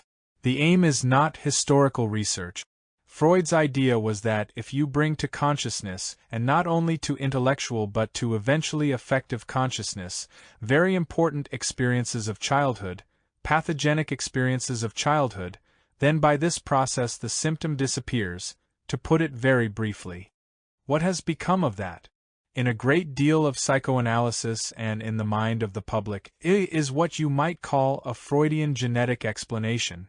I have heard so many stories of people whom one asks, "So, what has your analysis shown?" And then the formula, the logic is, "I am this, or have this or that symptom because." That is to say, a causal explanation of a genetic historical nature. That in itself, of course, has no curative value whatsoever. If you know why something's happened, then that by itself does not change anything. I want to call your attention to one thing which is perhaps not entirely easy to understand: the difference between experiencing something in me, which was repressed and which suddenly comes up to my awareness, and on the other hand making these historical constructions because this and that happened. Because it is so rare that one finds these original experiences and that they are in a true sense recalled, one is often satisfied with a construction. It must have happened, it probably did happen, and because it did happen, you are this, that, and the other. One might call this approach useless. If somebody drowns and knows about the laws of gravity, he drowns just the same. The childhood experience is of importance only insofar as it is re-experience, as it is recalled. In a second way, the knowledge of childhood helps to an easier understanding of what goes on now because one can on theoretic grounds make some assumptions about these childhood conditions and what we might expect. What matters really is not the historical genetic approach, but what I call the X-ray approach. What matters are the forces driving me or motivating me or somebody else at this very moment, as if I took an X-ray, and that's why I use this analogy, to see what I cannot see under normal conditions of vision. If for instance you take a chest X-ray, you see also a tuberculosis which a person may have had 20 years before. It shows in the scars of the tissue. But you are not interested in what he had 20 years before, you are interested to see what goes on now in the lungs of this person. Is there an active process that can be seen by the X-ray? If you want to understand something by analysis or by yourself without benefit of analysis, the point is always primarily to ask yourself what goes on now unconsciously, what can I surmise, what can I sense of unconscious motivations which determine me, and not what went on by which I can explain what goes on now. Therapeutic practice and the relevance of psychoanalysis. Freudian theory is, as you know, essentially an instinctivistic one, that is to say everything is based on the instinct and of course then how the environment has biased the instincts from the character. So in theory the psychoanalysts could almost be called on the side of instinctivism, in practice the psychoanalysts, also the Freudians, you might say are really environmentalists. They really follow roughly a simple principle: every child is what the parents have made of it. It is really completely the influence of their environment which determines the fate of a person and not that what Freud calls the constitutional factors. Freud himself has been much more careful than these. He has said constitutional factors, that is to say that which we are born with, the hereditary factors, and the environmental factors are a continuum in which the weight of each factor differs from case to case. You find persons in which the constitutional factor is much more powerful, and others in which the environmental factor is more powerful, but it is a continuum. On the one end on which you would have the constitution, and on the one end you would have environment. In the practice of psychoanalysis, and I think of the American public here, there is a simple equation which leaves out the constitutional factors, and that everything is the result of environment. And so of course it is also said that parents are responsible for everything that has happened. Now, they are in a way, but in another way they are not that responsible, because the result is that today mothers who have attended lectures in psychoanalysis are afraid of kissing their children or their sons because they produce an Oedipus complex, and they are afraid of ever having a firm opinion because they are authoritarian and that will cause a neurosis. On the other hand, people who are analyzed live in the happy feeling that they are responsible for nothing, because they are just what their parents made them to be. It's too bad, and there's nothing they can do about it except go into psychoanalysis, and then you talk a lot about what your parents did to you, which doesn't make you change either, necessarily. In reality, there is a constant interaction between the parents and the constitution of a person and how the person reacts to what parents do. And that the child at 5, at 4, has already his own reactions, and that therefore one cannot simply say, I am this way because my mother was this way. Surely my mother or my father or my environment were the prime determining influences, but at the same time one has to ask oneself, what did I do, not to succumb to these influences? Was I completely a piece of wax? Was I completely an empty piece of paper upon which my parents wrote their text? Did I not have as a child some possibility of deciding differently? Was I without any will? Am I completely determined by the circumstances? In fact, in that way the popular concept of psychoanalysis is pretty much identical with Skinnerianism. It really amounts to saying they are conditioned that way, and that's why they are that way. Only Skinner doesn't take the trouble to find out what is in the black box, what is inside of this person which transmits the conditioning factor to the result, to the behavior of the person. He is not interested in that.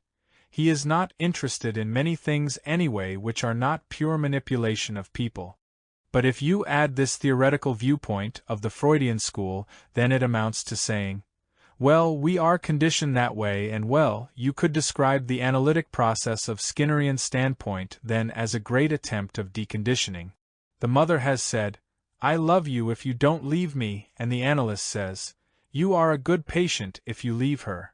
If that goes on for a few years, you accept another set of conditioning which might eventually get the patient to leave his mother and cleave to his analyst, and then you have the long drawn-out so-called transference, and if then eventually there is no more pretext to continue the analysis, you cleave to some other person.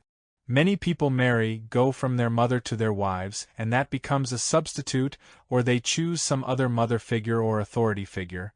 And that's what makes politics work, these allegiances which are brought, in which people need the figure on which they are dependent. The only thing they don't do is to make themselves independent, but change dependencies. That is a great problem, but not only in Freudian therapy. It is a problem which you find in all analytic therapy.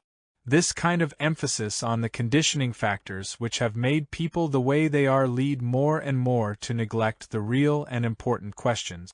These are, what could people do to extricate themselves? How they could act differently? How they could have made use of that margin of freedom which everyone has? And the crucial question, of course, what they could do now. This question is not dependent on the age. One of my older patients was a woman of 70 who has really changed her whole life as a result of the analysis. But she was very alive. She was more alive than most people are at 20. Freud had a concept in which at least constitutional factors, that is to say that which is in a person, played a role. A great deal of psychoanalysis today had deteriorated to a pure conditioning therapy, in fact not in theory, and with no emphasis on the responsibility of the person involved. The question, why am I the way I am? Is about the basic formula for most psychotherapy, while I aim to see, who am I, and not, why am I the way I am? My way of questioning I call taking an X-ray of oneself, because if you don't know why you are the way you are, you never know who you are. Harry Stack Sullivan's contribution to the psychoanalytic concept of man-Sullivan started out his work very interestingly and convincingly. He was working in St. Elizabeth Hospital in Washington, and he asked to be permitted to make an experiment. He wanted to have a ward for his own patients, and that was a condition. In this ward he would have only nurses who were selected and who were instructed and who would behave in a human way to the patients. At that time there was no psychotherapy, of course no drugs, and he did not do anything with the patients except exhibit his own personality, which was one of tremendous respect for psychotic patients, and a different behavior. The rate of spontaneous cures showed a remarkable change. That these patients were not mistreated, were not humiliated, were treated as human beings, had the effect that they got well. This is prima facie evidence that a psychosis is not just a physical, organic happening. A psychological change of this order can produce a cure in a patient who in state hospital would deteriorate and become a chronic psychotic at that time. The importance of Sullivan lies theoretically in the recognition that what is important is not the libido, the sexual instinct, but really the personal relationship of one person to another, that what he called interpersonal relations. While Freud had thought the center of the problem was sexual attraction of the child, that is to say the so-called Oedipus complex, Sullivan and his people did not think that this was the main problem at all. In fact, that was not a problem. The problem was what was pathological, what was peculiar in the personal relationships in a family which can generate schizophrenia. There are a number of studies outside of Sullivan too, brilliant studies to show what the schizophrenic family is really like, and one has found, especially Lang, but others also, that a schizophrenic family, the family which produces schizophrenics, is not a particularly vicious family. It's not a family in which the child is particularly mistreated. It is a family of absolute boredom, of absolute emptiness, of lifelessness, of no genuine relation of any one to the other, which starves a child in his need for personal contact. Strengthened by animal experiments, everybody knows today that if a child does not have an early physical contact with the mother or a mother substitute, this creates great damage for the further development. It's a vital need for the child. Everybody knows and accepts that, but what many people forget is that the need for this kind of interpersonal stimulation is equally great and lasts much longer than this original need for physical contact with the mother. If it isn't there, the child does not die like the children which René Spitz describes. It doesn't make that deep physiological impact, but if it's particularly severe, the child becomes so brittle, so schizoid, so unrelated that when there is a certain amount of tension it breaks down and becomes a manifest schizophrenic. Sullivan was the first therapist who tried not to create a theory of schizophrenia which basically believed that schizophrenia was not essentially an organic illness, but was essentially a result of a psychological process. This was of course one of the greatest changes from Freudian theory, because Freud had declared that the psychotic cannot be helped, the psychotic could not be analyzed. In his view it was because he was so narcissistic that he would not get into this transference relation with the therapist. I still think one can define a psychotic person as a person with an extremely high degree of narcissism, that is to say, for whom only that which is inside of him is real, that which pertains to his own ideas, to his own personality, and nothing is real that pertains to the outside world. But at the same time a schizophrenic patient is often an extremely sensitive person and in fact also quite capable of responding to people. However, people must be more sensitive than the average person is, and then the schizophrenic will react. He will respond. In many instances, even severely catatonic patients know what goes on and respond in their peculiar way, and can tell you later, when they are out of it, what they had experienced, and how they had understood what was going on.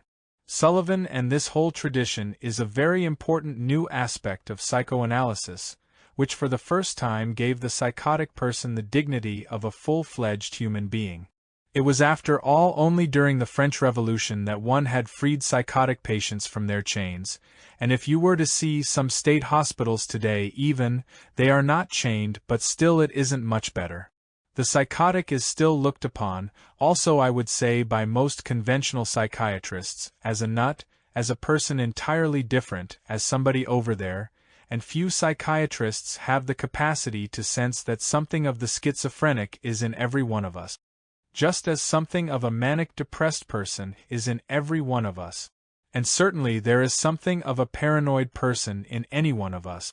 We are all in part. Paranoia is a state which is only a matter of degree. Up to a certain point we call it normal, and if we can't stand it we call it sickness. So, none of these psychotic states are really so different, create such deep gaps between human beings.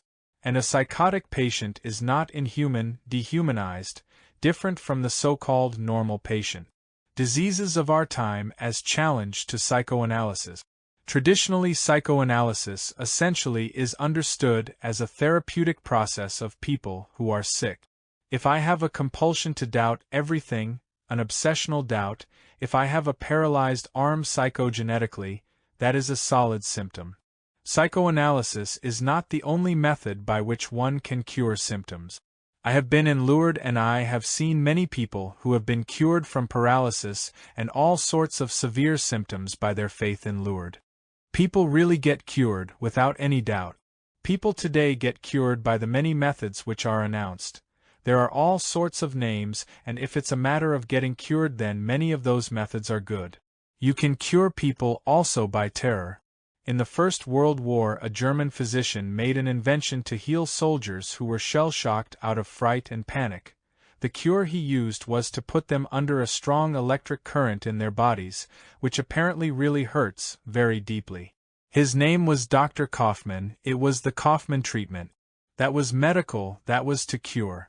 It was pure torture, and it turned out that the fear of this torture was greater than the fear and panic of being in the trenches again. And so by this terror system, people were cured from a symptom. What it did to the person to have one terror driven out by a greater terror is, of course, a question in which Dr. Kaufmann and the army in general had no particular interest. But many symptoms can be cured also and perhaps exclusively by psychoanalysis, namely certain cases of obsessional doubts, of all kinds of obsessional symptoms, of certain hysterical symptoms, and sometimes it's very easy. Let me give you an example of a very easy, very simple analytic treatment which took only a few hours for curing a symptom. I remember a woman who came to me with a complaint, with a symptom. Whenever she left her home she had the obsessional idea that she had left the gas going or something else, and there would be a fire. And wherever she was she had a compulsion to go back to her home and to see that there was no fire. That actually sounds mild when one talks about it, but it was completely destructive of her whole life, because she practically couldn't go out. She had to run back, and it was unconquerable, this symptom. Then she talked about her past. She mentioned that she had been operated on for cancer about 4 or 5 years earlier, and the not-too-sensitive surgeon had told her that of course while the danger was removed for the moment, there could be metastasis and cancer could spread like fire. That was of course a very frightening prospect. It would be for anybody to be told this, and she was terribly frightened of the spread of cancer. She succeeded in translating the fear that the cancer would spread to the fear that fire would spread. So she was not afraid of cancer, she was afraid of fire, and while this was disruptive, the symptom itself was a cure of worse fear, the fear of getting cancer. It happened that at that moment, as I said it was about 5 years after her operation, the chances of a recurrence of a metastasis were relatively small, and so at that point she lost her fear of fire without being any more afraid of cancer. But if you think of a year, 3 years earlier, then it would have been doubtful whether one did her any good to know her fear of fire, because then, if she became conscious of this, her fear of cancer would have recurred, and that would have been much more painful and much more disturbing than her fear of fire. Here you have a very simple symptom, about the simplest one you could find, which can disappear almost immediately with its connection when it's translated into what the person is really afraid of.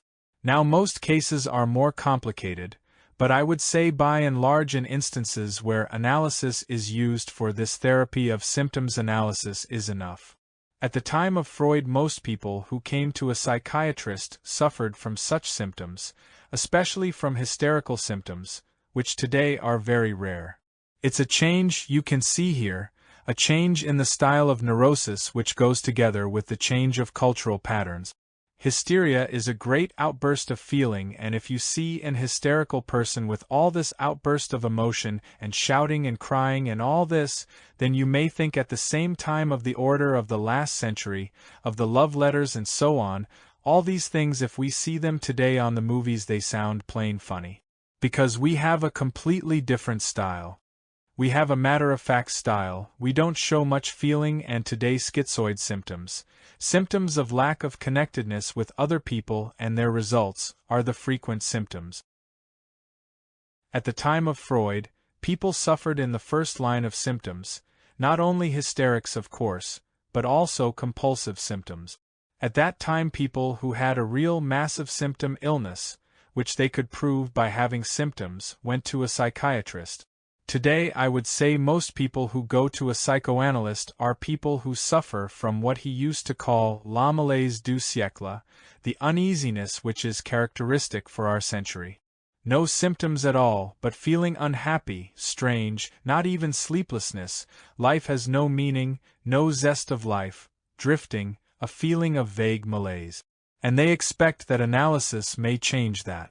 One calls that character analysis the analysis of the whole character rather than symptom analysis, because you might say indeed people who suffer from this malaise, which one cannot define very properly in words but which one can feel very precisely from looking into oneself and into other people. One has called this type of psychoanalysis character analysis, which is a somewhat more scientific name or word for people who suffer from themselves. There is nothing wrong. They have everything but they suffer from themselves. And they don't know what to do with themselves, they suffer from it, it's a burden, it's a task which they cannot solve. It's a puzzle. They can solve a crossword puzzle but they cannot solve the puzzle which life offers to everyone. For this type of malaise psychoanalysis in the classic sense, in my opinion, is not enough. A different type is needed because this malaise amounts to the question of a radical change in the whole personality. Nobody who suffers from the malaise can be successfully analyzed without a radical change and without a transformation of his character. Small changes and small improvements do not do any good. Modern systems theory can clarify this. I am referring to the concept that a personality, or an organization, is a system. That is to say, it's not just a sum total of many parts, but it is a structure. If one part of the structure is changed, it touches upon all other parts. The structure in itself has a cohesion to retain its structure. It tends to reject changes because this structure itself tends to retain itself. If one makes in this structure small changes, it doesn't change much. To give a simple example, the idea was common to change the situation in slum by building better houses in the slum. What happens? After 3 or 5 years, the nice new houses are exactly the same as the slum houses. Why? Because the education has remained the same, income has remained the same, health has remained the same, the cultural patterns have remained the same. That is to say, the whole system grows over this little change, this little oasis, and after a while it is incorporated again in the whole system. You could change the slum only if you change the whole system, change at the same time the income, the education, health, the life of people completely. Then you will change also the houses. But if you change one part, that is not enough. That cannot resist the impact of the system which is, so to speak, interested in its own survival of the system. In the same sense, an individual is a system or a structure. If you try to make little changes, you will soon find that after a while these new changes disappear, that nothing has really changed, and that only a very basic transformation of your personality system will, in the long run, produce a change. That would comprise your thinking, your acting, your feeling, your moving, everything. And even one step which is integrated, which is total, is more effective than 10 steps which are only in one direction. You see the very same thing in social change, where also one change never produces a lasting effect. 5. Preconditions for therapeutic cure. The ability for psychic growth. If we think of today's widespread character neuroses, then we have to ask a question. Why is it that a person develops in what we call a neurotic, unhappy way? Why is it that he isn't as he wants to be, that he has so little happiness in life?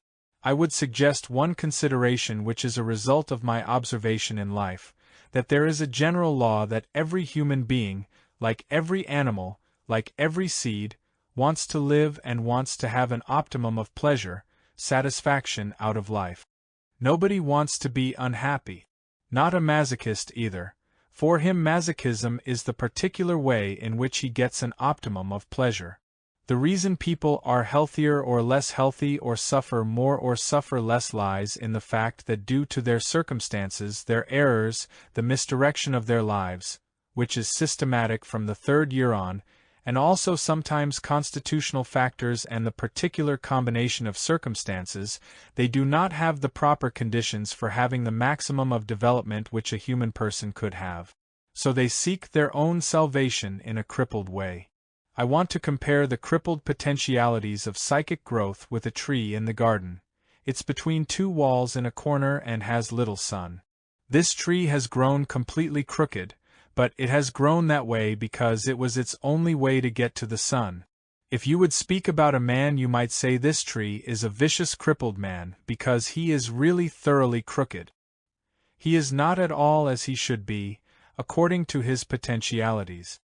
But why is he that way? Because this was his only way to get light. This is what I mean here. Everybody tries to get to the sun to get an increase in life. But if the circumstances are such that he cannot get it in a more positive way, then he will get it in a crooked way. By crooked, I mean it here symbolically, in a sick way, in a distorted way, and yet he is still a human being, trying his best to find a solution to his life. That one should never forget.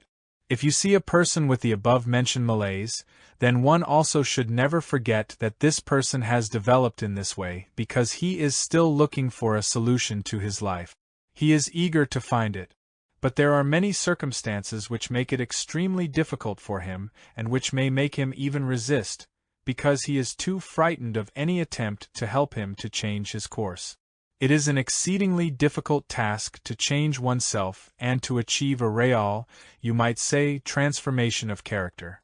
In fact, this has been the aim of all religions, of most philosophies. Certainly it was the aim of Greek philosophy and the aim of some modern philosophies, and it doesn't matter whether you speak of Buddhism or whether you speak of Christianity or Judaism or of Spinoza or Aristotle. They all have tried to find out what man can do to give himself instructions, to transform himself to a better, higher, healthier, more joyful way, a more forceful way of living. Most people act out of duty because they feel they owe, that means they are dependent. They have not yet reached the point of their self-affirmation, of their putting themselves, this is me, this is my life, this is my conviction, this is my feeling, and I act according to, not to my whims, this would be irrational, but according to what one could call the rational manifestation of myself, or, you might say, the essential requirements or essential powers of my personality, essential, meaning here that which belongs to the essence of myself as man. As against, too, those drives which are irrational. What does it mean to be rational? Whitehead said, "The function of reason is to promote the art of living." If I would put it in my own words, I would say, rational is all that, all actions and all behavior, which furthers the growth and development of a structure.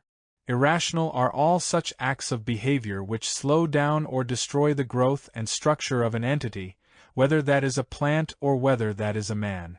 These things, according to the Darwinian theory, have developed in the sense of being a safe part of the interests of survival of the individual and of the species. Hence basically they further the interests of the individual and of the species, and therefore they are rational. Sexuality is perfectly rational. Hunger and thirst are perfectly rational. The trouble with man is that he is very little determined by instinct. Otherwise, if man were an animal, he would be perfectly rational. Every animal is perfectly rational, if you lose your habit of thought to confuse rational with intellectual. Rational does not mean something necessarily which is thought. Rational really refers just as much to an action. To give an example, If somebody puts a factory in a place where labor is scarce and expensive and he needs much more labor than machinery, then he acts economically irrationally because his action is bound to weaken and eventually destroy his economic system, the system of this plant, and he will soon notice it when after a year or two he is bankrupt. Since Frederick Winslow Taylor, economists are speaking of rationalization in an entirely different sense from our psychological rationalization. Rationalization means to change the methods of work in such a way that they are more adequate from the standpoint of the optimal functioning of this economic unit, not from the standpoint of man. According to man, one has to say, his instincts are not irrational, but his passions are. The animal has no envy, no destructiveness for its own sake, no wish to exploit, no sadism, no wish to control. All these are passions which are by and large hardly present at all in the mammals. In man they develop not because they are rooted in his instincts, but because they are produced by certain pathological conditions in his environment which produce pathological traits in man. To give a simple example, if you have a seed of a rose bush, you know that for this seed to produce a full-grown bush with beautiful roses it needs exactly that much moisture, temperature, a special kind of earth, planted at a certain time. If these conditions are given, this seed will, short of the plague or other outstanding, special circumstances, develop into a perfect rose. If you put a seed into a soil which is terribly moist, it will just decay, the seed will perish. If you put it under conditions which are not optimal conditions, then you will have a rose bush, but the rose bush will show defects in its growth, in its flowers, in its leaves and everything. Because the seed of the rose bush was meant to develop fully only if those conditions are given which empirically, and that is only to be found out empirically, conducive to the growth of this particular seed. This holds true also for an animal, as any animal breeder knows, and that holds true for man, too. We know that man for his full growth needs certain conditions. If these conditions are not given, if instead of warmth there is coldness, if instead of freedom there is coercion, if instead of respect there is sadism, then the child will not die but he will become a warped child, just as we have a warped tree when it doesn't get any sun, which it needs. These passions which are the warped passions, which are the result of inadequate conditions, these are the irrational passions of man. And of them it can be said they are not furthering the inner system of man, but they tend to weaken it, or they eventually destroy it, sometimes even in illness. The individual's responsibility for psychic growth. Freud brought the final breakthrough of a process which lasted for centuries. The unmasking of thought by the knowledge that honesty is not defined by the proof that I consciously had good intentions, for somebody can lie with the best intentions or with the feeling that he is completely sincere, because his lies are not conscious. By that, Freud gave an entirely new dimension to the problem of honesty, of sincerity, of human relations, because the excuse, "I didn't mean it," which is the traditional excuse for not intending what an act seemed to indicate, has really lost its significance since Freud's theory of slips of the tongue and other events. Since Freud, the moral problem also has to be reconsidered. A person is responsible not only for what he thinks but for his own unconscious. This is where responsibility begins. The rest is mask, the rest is nothing. What a person believes is hardly worth listening to. I am saying this with slight exaggeration. You will find many speeches and many assurances and many utterances which are hardly worth listening to because you know that it is all part of the pattern, of the picture someone wants to present. For therapy, in my view, the important thing is that the patient can mobilize his or her own sense of responsibility and activity. I think a good deal of what goes on under analysis today is based on an assumption which many patients have, that this is a method in which one gets happy by talking without taking risks, without suffering, without being active, without making decisions. This doesn't happen in life, and it doesn't happen in analysis. Nobody gets happy by talking, not even by talking in order to get interpretations. In order to change, the patient must have a tremendous will and impulse to change. Everybody blames somebody and he thereby evades responsibility. If I say responsibility, I am not talking from the standpoint of a judge. I do not accuse anyone. I do not think we have a right to accuse anyone as if we were the judges. But still, this is a fact. Nobody gets well unless he has an increasing sense of responsibility, of participation and, in fact, a sense of pride in his achievement of getting well. There are certain conditions which are conducive to healthy development of man and certain conditions which are conducive to pathological phenomena, and the crucial question is to find out what are the conditions which are conducive to the healthy development of man and what are the pathogenic conditions. And in fact, what are the conditions which are conducive to the healthy development of man is a topic which has usually been treated under the category of ethics in the history of thought. Because ethics is essentially the attempt to show those norms which are conducive to the healthy development of man. As soon as one talks about men, people say it's a value judgment because they don't want to think about norms which are necessary. They want to live happily without knowing how to live happily. As Meister Eckhart once said, "How can man learn the art of living and of dying without any instruction?" That is perfectly true, and it's perfectly crucial. Today people think they can become very happy. They have all the dreams of happiness, but they have not the slightest idea what conditions are conducive to happiness, nor to any kind of satisfactory life. I have a distinct ethical conviction and a model about how a culture would be that is conducive to well-being.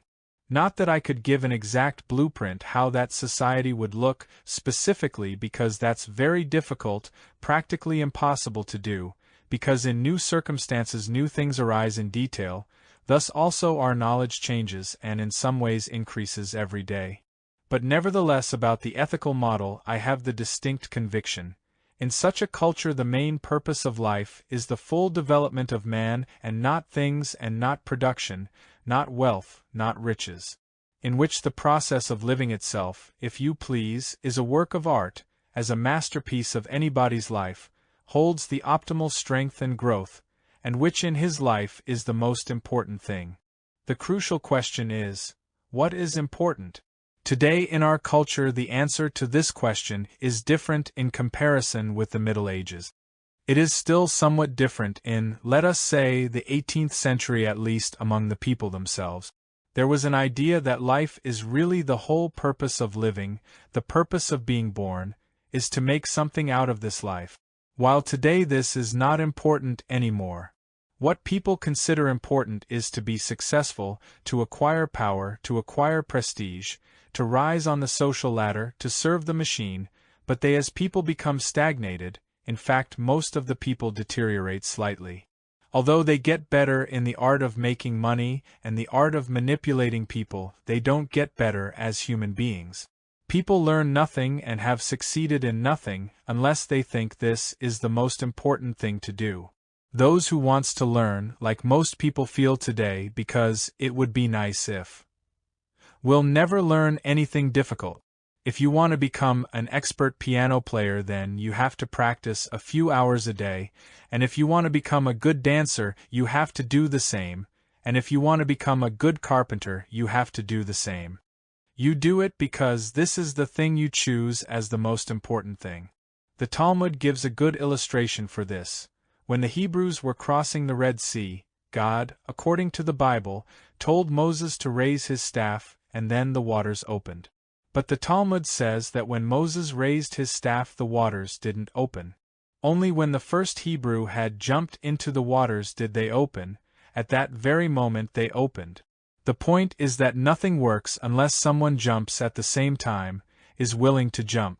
With a detached view one understands absolutely nothing of anything in this field. Because everything is swell, it doesn't get structured, it doesn't make sense, it doesn't have its right weight.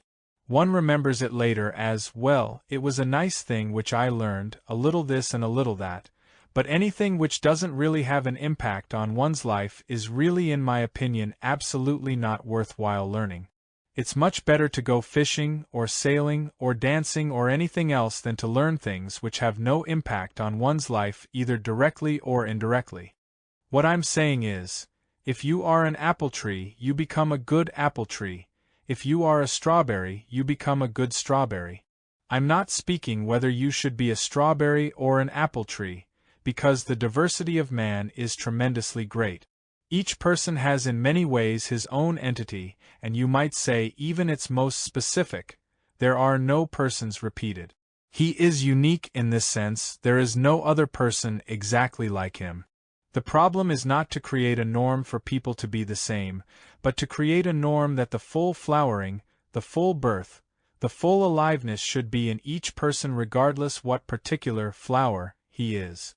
That may seem to lead to a nihilistic point of view, namely that you might say, well, so if you are born as a criminal then you are a criminal. Frankly speaking, I think it is better to be a good criminal than to be nothing. But to be nothing, to be neither criminal nor a non-criminal, to live without any purpose and consciousness, that is worse.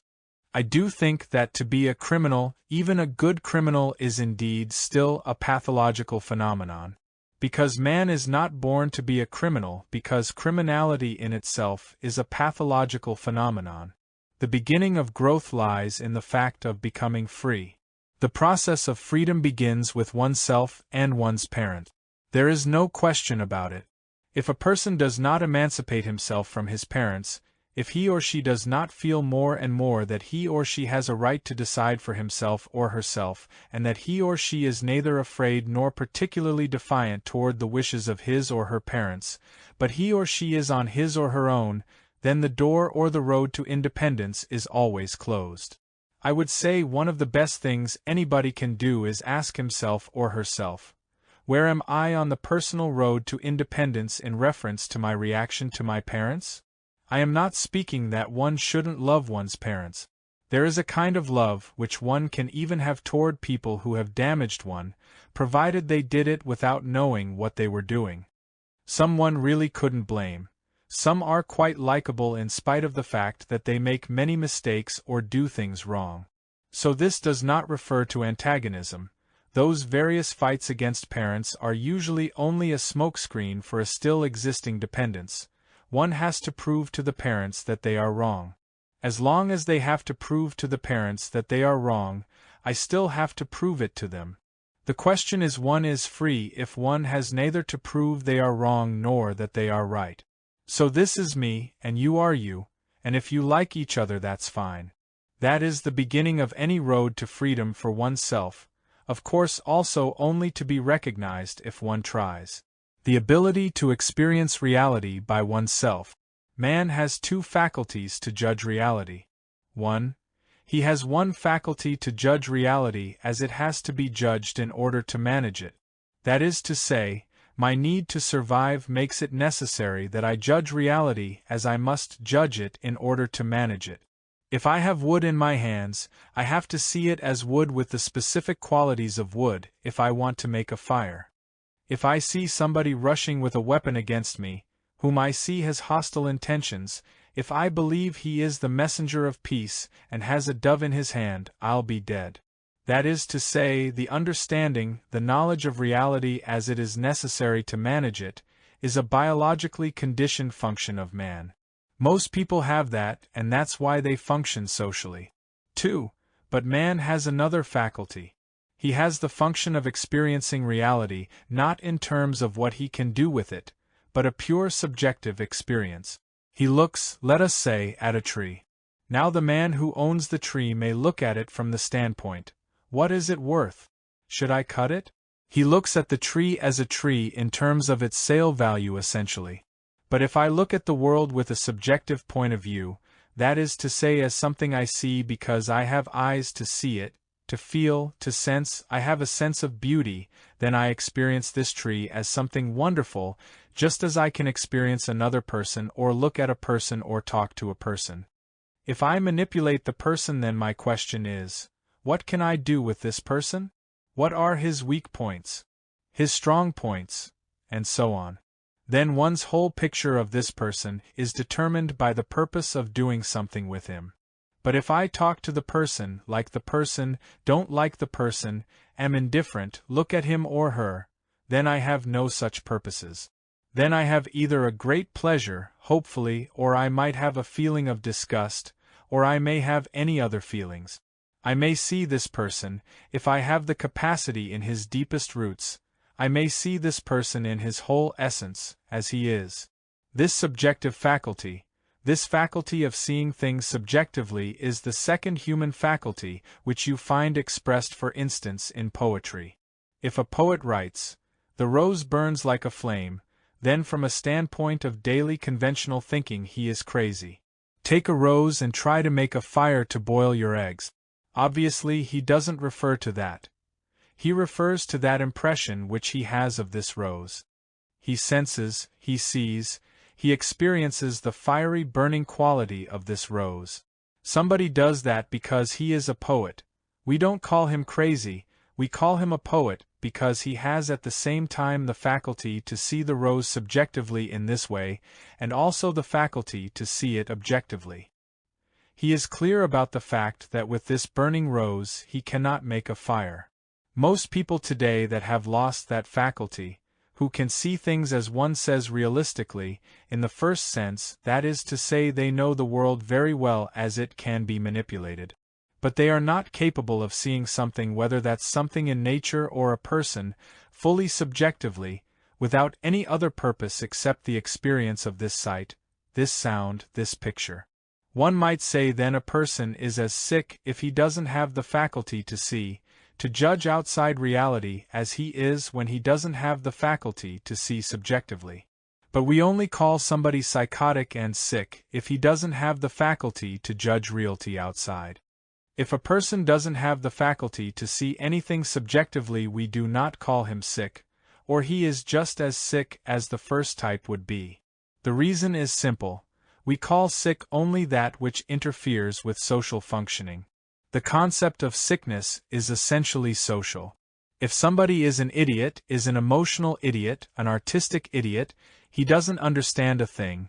He is not capable of seeing anything except the practical value of sense, then we call him today a very clever man. And these are the men who are most successful, because they are never distracted, as Charlie Chaplin is in the film, by the pretty girl, who comes while he is working on the machines, and so he loses his grip on the machine, on the endless belt. If you feel nothing, if you have no subjective experience, then you are best fit for society, in which everything that matters is to perform practically. But you are for that reason not any healthier. The question is open: who is more sick, the so-called psychotic person or the so-called realistic person? I think one can say many schizophrenics have been happier being schizophrenic than he would be in an office and trying to sell some useless commodity, or going around trying to sell it. To give a good example of this, I know of a man who was a very successful man, but he was completely dominated by his wife. One of these, you all know the type, typical Anglo-Saxon type, a tiny little woman, very modest, very thin, could hardly talk with a loud word, very, very inconspicuous. She ruled the family like a dictator, but covered up by this innocent kind of innocuous, sometimes sweet, sometimes not so sweet, but actually this kind of over-modest, over-retiring behavior. The man developed in later life a depression which forced him to be hospitalized. The doctors, very intelligently, forbade his wife to visit him, but they let his son visit him. He told to his son, "You know, for the first time in my life I am happy." That sounds rather paradoxical for a depressed man at the hospital, and yet it's perfectly true. For the first time in his life, he felt like a free man, depression or no depression. That was the best of circumstances he could have in order to be free. Once he would be back and well, bang, he would be again the prisoner, and he couldn't stand it any longer. The molding impact of society and culture. Freud's concept was that the origin or the genesis of this particular kind of orientation, whether it is oral receptive, oral sadistic or anal, lies in the fact that the libido became fixated on one of the erogenous zones. In other words, here is the libido fixed at some erogenous zone by the particular fate of his libido in the course of development, and the character trait is either a sublimation or a reaction formation against this libidinal desire.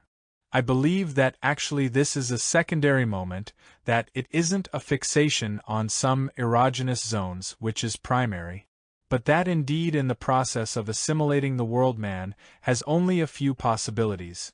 Either I can get things by receiving it passively, I can get things by taking them by force, or I can get things by hoarding them. I think there is another possibility which I mentioned in my book Man for Himself, 1947a. That I can get things by exchanging, and I can get things by producing them. There are no other possibilities.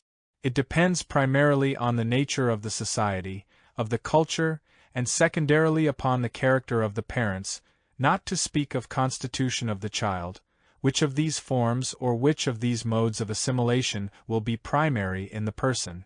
And only secondarily, whatever is true about the erogenous zones, might appear, but really as a consequence rather than as a cause. I do arrive to my concept of character as in fact to all other constructs, not from the development of the libido but from the character of the parents and from what I called the social character. By social character I mean that type of character which every society produces, because it needs men and makes men want to do what they have to do. To give a simple example, in the 19th century you needed people who wanted to save, because with the need of capital accumulation in that period you needed people who wanted to save. So by education, by the example of the parents, by the whole upbringing of children, that type of social character, which we would call an anal hoarding character, was produced. Today you need people who want to spend. So you produce the receptive and the marketing orientation, you need people who are willing to sell themselves to be on the market. If you take a simple expression of our time, if somebody says, "I don't believe what you say," many people say, "I won't buy it." That is to say that they are quite aware, although not consciously, that all, even the exchange of idea, is a matter of the market, you buy or you don't buy. The character orientations Freud and I have described parallel in terms of syndromes, they are not parallel in terms of their genetic explanations. I have not made it clear enough in my writings where I see the parallel and where I don't see it. And in fact maybe I couldn't have made it clear then, because it came clear to me in the last few years really. When one says that my ideas emphasize culture, I always feel this does not do justice to Freud, because Freud emphasizes culture too. But there is one great difference. For Freud, culture was a quantitative thing, more or less civilization, that is to say more or less pressure or intensity of repression of instinct. While I look at culture not as a quantitative thing of more or less repression, but as a qualitative thing, namely as the different structure of any given society which forms man, which molds man, which constitutes the practice of man. In other words, I assume we are what we have to be in accordance with the necessities of the society in which we live, and therefore for me it's terribly important to analyze the particular structure of any given society, whether it is feudalism or 19th century capitalism or 20th century capitalism or the Greek slave society. This is in the character which is formed there for me, the essential genetic principle according to which these character types are formed, and not the libido development which is dependent on certain events or certain happenings in relationship to the erogenous zones. I am emphasizing the analysis of a particular structure of any given society, and that is what Freud did not do. This is no criticism, for he was not trained in this, but this is also what Horney and Sullivan did not do essentially, because they were not interested in an analysis of society. They were interested simply in the cultural influence. Well, that's not quite fair. Horney mentions certain things which are typical for modern society, but still from my standpoint, what is necessary is to combine psychoanalysis with a strict and scientific analysis of social structure. The dependence of strivings from the molding social and cultural circumstances can be illustrated by sexual behavior. Modern man consumes everything immediately, so he consumes also sex. That is part of the trend, you have nothing else in life, so, and society is not endangered by that at all. On the contrary, all critical ideas, All protests against these relatively inhuman way of living are weakened by this great venting of sex. I'm not talking about extramarital sexual relationships, but I talk about sexual relationships which are a kind of instant sex, which are not accompanied by any deeper feelings or any greater depth of relationship or by any kind of human intimacy. I'm also not saying there's anything wrong with sex, because sex is an expression of life and not of death. And so I'm not saying there is something wrong with it because it is sex. In fact, I think it is much better than the repressed and insincere negation of sex which was the case in the 19th century. But nevertheless I'm speaking from a development, from a somewhat wider standpoint, namely about the unserious, purely accidental, unintimate type of sex which is typical for today and was the privilege of the upper classes in the 19th century. Many people think this kind of sex life which the new generation has created is a very new phenomenon.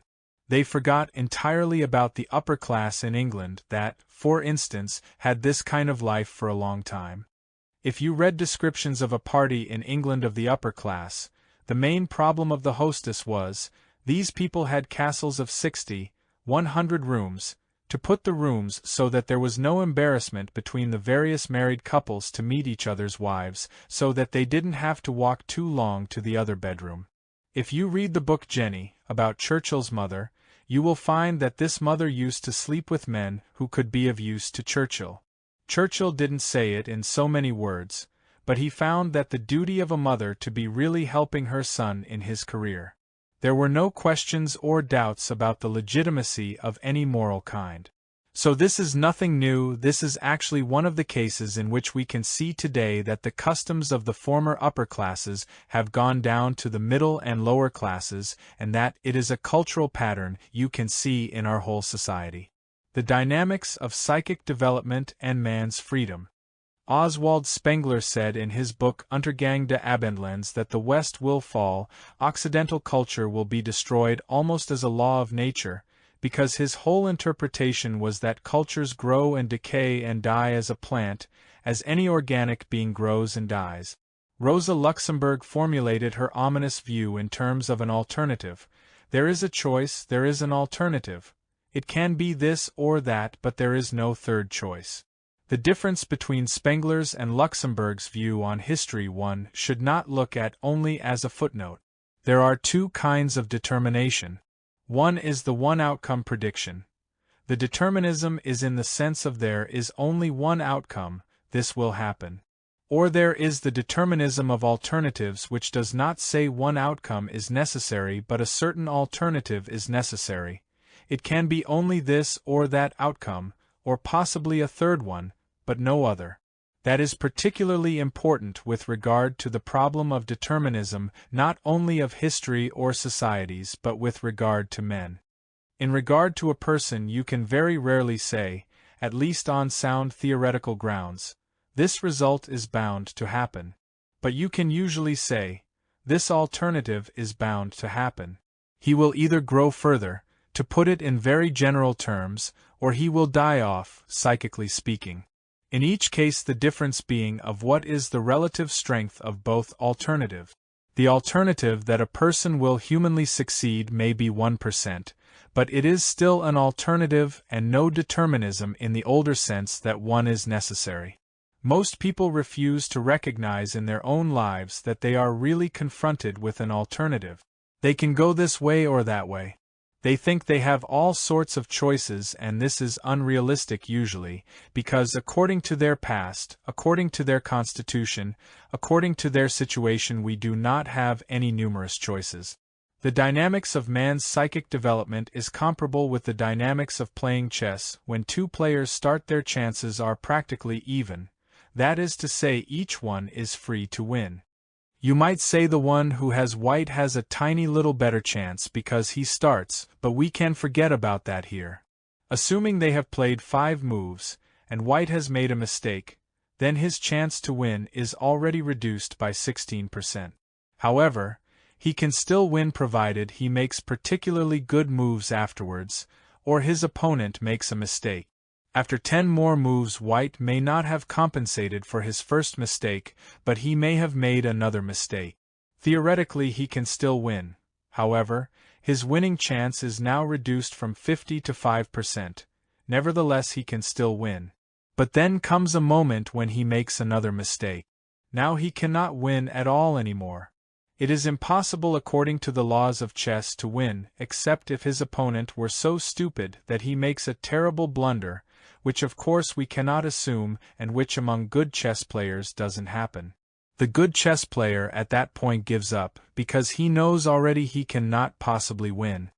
The poor player goes on playing because he cannot foresee the next moves and still is hoping when in reality, he couldn't win any more. He must fight it to the bitter end when he really sees that his king is checkmated and that he cannot move any more. Then he admits that he is beaten. What does this comparison mean applied to the human situation, to the life of all of us? Take for instance a little boy of a very well-to-do family in New York. At the age of 5 he was playing with a little black boy whom he liked. It was quite natural, he didn't know yet these differences. Then his mother says in the sweet way in which modern mothers say, "You know, Johnny, I know that this boy is as good as we are, he is a fine boy, but you know the neighbors don't understand that, and really it would be better if you didn't play with him. I know you don't like that, but I will take you to the circus tonight." Maybe she makes it even less obvious, she just doesn't say this is a reward, but she does take him to the circus, or to something else, or she buys him something. Little Johnny has protested at first and has said, "No, but I like this boy." Then he eventually accepts the invitation to the circus. That's his first mistake, his first defeat. Something has been broken in his own integrity, in his own will.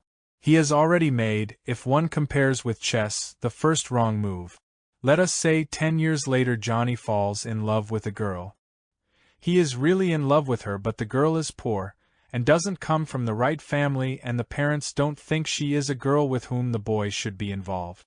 Again, in the modern fashion, they don't say what their grandparents would say. "Look here, that's out of the question, that girl comes from a family with which we do not intermarry." But mother says, "This is a charming girl, but you have different backgrounds and people must have similar backgrounds in order to make them happy. But you are perfectly free to marry her or not, it's entirely up to you. But you can go for a year to Paris and there you really think it over, and if you come back from Paris and still want to marry her, you marry her." Johnny accepts it. This is the second defeat, which however is already more eased by the first defeat and by many little defeats of the same kind. He has already been bought. His self-esteem, his pride, his dignity, his sense of himself has already been broken. And since the offer is offered with this rationalization, which is so tempting because it is clothed in a form that you are perfectly free to marry her and go to Paris, but at the moment when he accepts the ticket he has given up the girl without knowing it. He is convinced that he still loves her and will marry her. And so the first 3 months he writes her the most marvelous love letters from Paris, but his unconscious knows already that he will not marry her because he has accepted the bribe.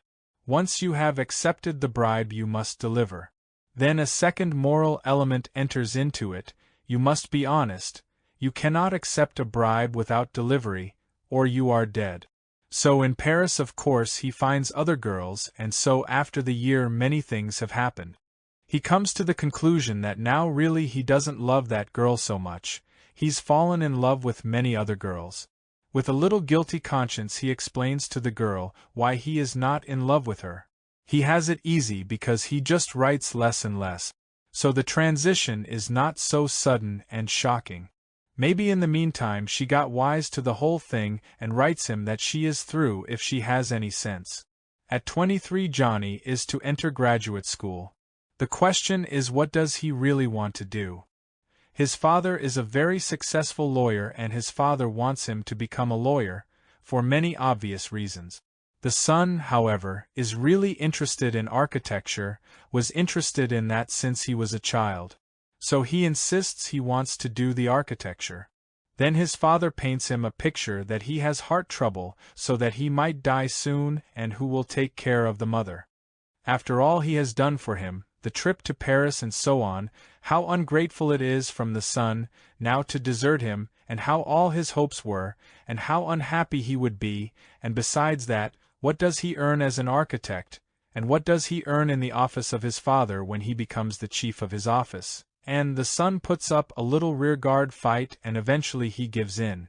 Maybe his father at this point buys him a very nice sports car. Although there are strings attached, it's never said that this is a bribe. But that's not done in politics either. The bribe is not said with a written statement, "I give you $100,000 so that you vote for this law." The $100,000 are given and it is understood that the other one will understand what they are given for. At that point the young man by now is lost. He has completely sold himself, he has lost all his self-respect, he has lost his pride, he has lost his integrity, he does something which he doesn't like and he will then spend the rest of his life, probably then marrying a woman he doesn't really love, being bored with his job, and so on. How did he get into this situation? Not by one sudden event but by the accumulation of small events of making one mistake after the other. When he had at the beginning still much freedom, he loses this freedom more and more up to the point where it has practically disappeared. Freedom is not something we have, there is no such thing as freedom. Freedom is a quality of our personality. We are more or less free to resist pressure, more or less free to do what we want and to be ourselves. Freedom is always a question of increasing freedom one has or decreasing it. At a certain point you might say, this young man has practically given up all hopes, although even at that point one could say an event might happen, an extraordinary event, which rarely happens in a person, on which one should not really stake one's life. But even at the age of 30, 40 or 50 might produce a complete change and a conversion. But whoever waits for that usually waits in vain, because it is extremely rare. 6. Factors leading to therapeutic effect. On what rests the therapeutic effect of psychoanalysis? From my own point of view I would say briefly on 3 factors. 1. The increase of freedom when a person can see his or her real conflicts. 2. The increase of psychic energy after freeing it from being bound in repression and resistance. 3. Freeing the innate strivings for health. 1. The therapeutic effect of psychoanalysis is first based on the increase of freedom which a person has when he can see his real conflicts instead of fictional conflict.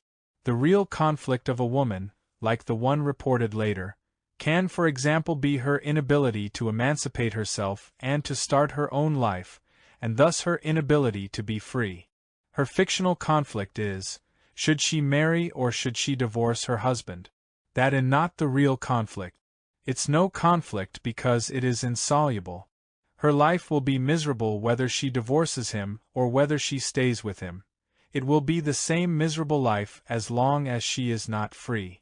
But as long as she concentrates on this particular problem, she cannot begin to make more sense of her life.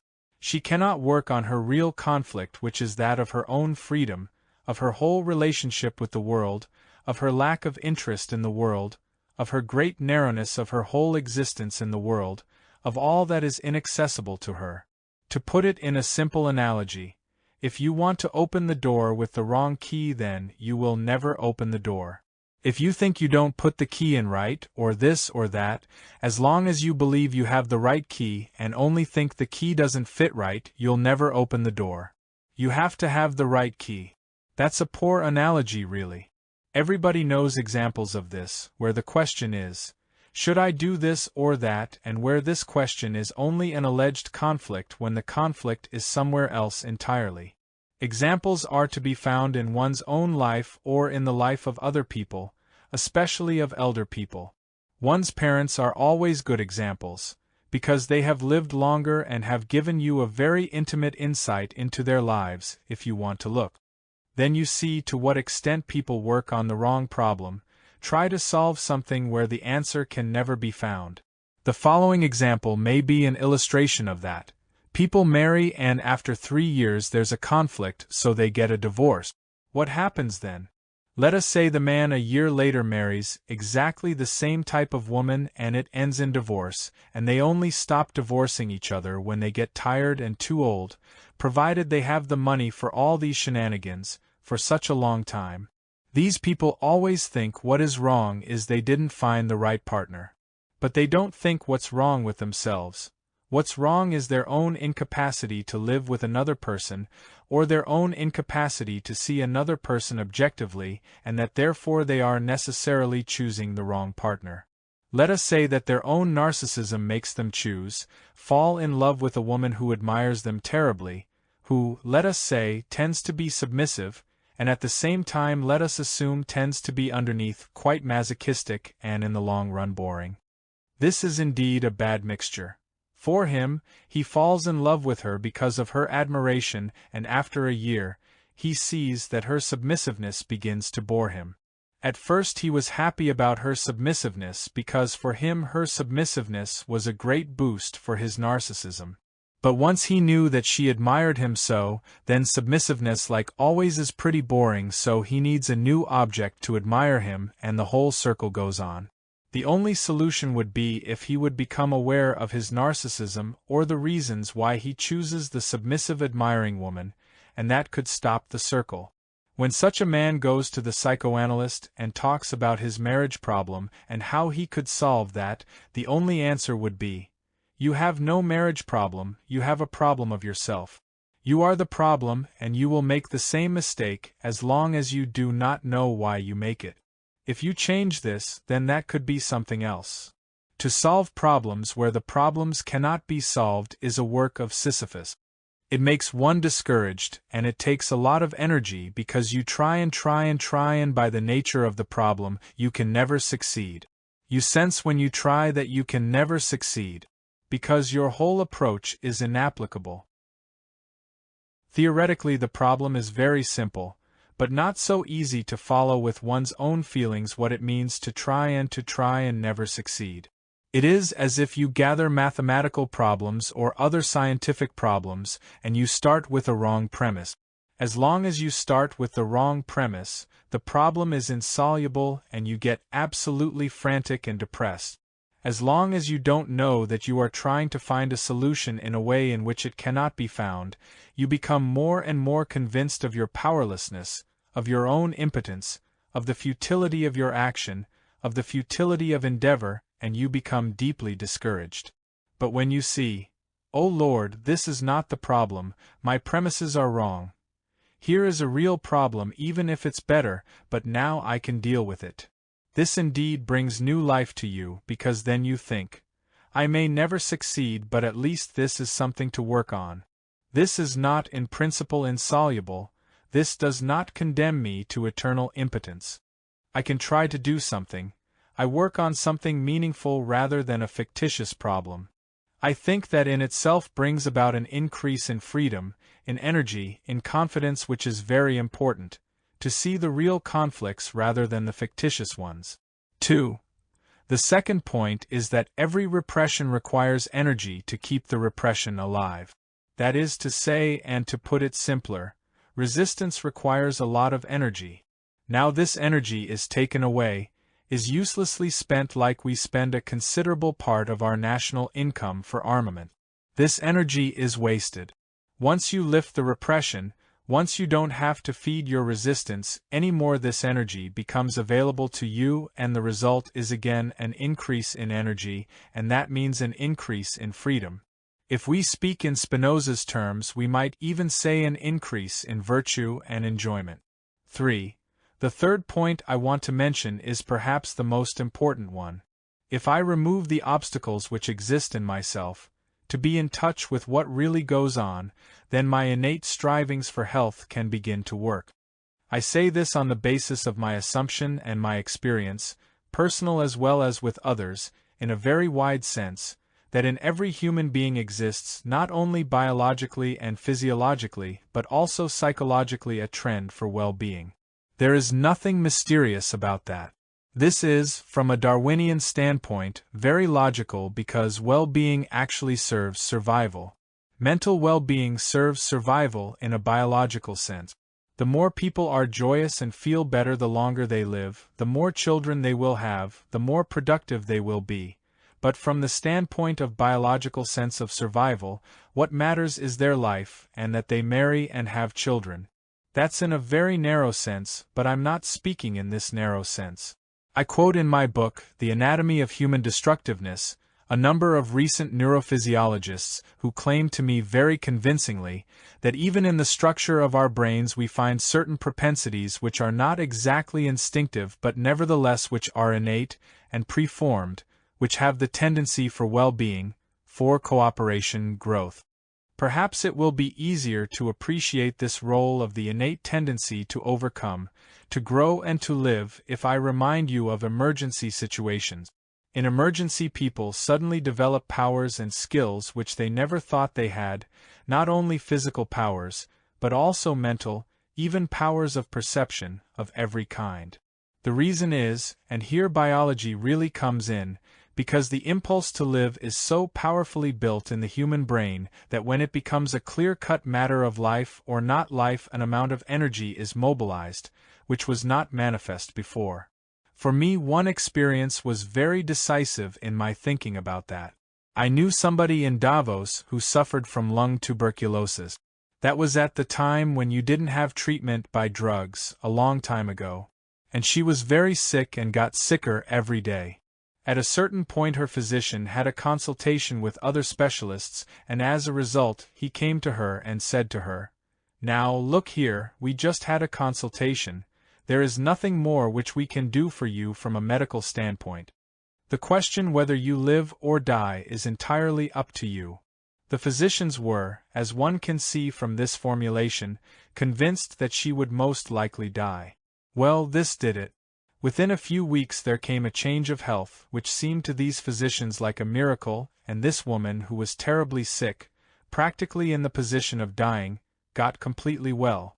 If this physician had said, as most physicians would with a good intention, "Well, don't lose hope, everything will go right," he would have killed this patient, because he would have prevented her from the decisive step to mobilize her own energy. To give another instance, I can mention Elsa Gindler in Berlin, who invented these exercises of sensing the body. How did she come to that? She suffered from tuberculosis, and the doctors said to her, "If you don't go to Davos for a rest cure you will die." But she didn't have the money to go there. So she devised intuitively a system of sensing her body, that is to say of acquiring a greater sense of bodily inner activity, of bodily equilibrium. She got completely well and developed this system, which was later on taught in Germany, in Switzerland and eventually in America. When the doctor saw her a year later on the streets, he looked up and said, "So you were in Davos," and he would hardly believe it that she wasn't. The innate strivings for health is meaningful for analytic technique as well as for one's own life without analysis. Every kind of wrong encouragement is fatal, is harmful, unless the person is so hopelessly sick that one cannot expect that to tell the person the full truth would have any effect anymore. Otherwise, if I encourage a person and minimize the severity of the problem, I only damage the person simply because I prevent emergency energy from developing. On the contrary, the more clearly and severely I describe to the person the situation he is in and the alternatives, the more I mobilize his own emergency energies, and the closer it is I bring him to the possibility of getting well. 7. About the therapeutic relationship. The relation between analyst and analysand. It is not enough to describe the relation between analyst and analysand as an interaction. There is an interaction, but between a prison guard and a prisoner there is an interaction, too. Skinner has gone in his book Beyond Freedom and Dignity, 1971, so far to state that the man who is tortured controls the torturer as much as the torturer controls him, because by his shouts of pain he tells the torturer what means to apply. In a perverse sense one might say in a certain sense Skinner is right, but only in a very absurd sense, because essentially the torturer controls his sacrifice and there is indeed some interaction, but it is negligible, as far as the question is concerned who controls whom. I don't want to compare the family situation with that of the torturer and the tortured, but I am mentioning this drastic example to question the concept of interaction. It's perfectly true, the interaction is there, but in any interaction you have to raise one question. Who is the one in this interaction who has the power to force the other one? Is it an interaction of equals, or is it an interaction of unequals who basically cannot fight on the same level? The academic sociological concept of interaction implies a great danger. It is purely formalistic, that is to say, the interaction is wherever two people interact. One has to determine whether the quality of interaction is one of equality or one of control, of greater force by the one who can force the other to act as he wishes. A classic expression for this question is to be found in international and also in civil treaties. If a very strong power makes an alliance with a very small power, it is phrased in terms of an alliance, that is to say, even the annexation is phrased in terms of a treaty of equals, but what is certain in these treaties is such that de facto all the rights, except usually language, are to a greater power, but formally it is a treaty.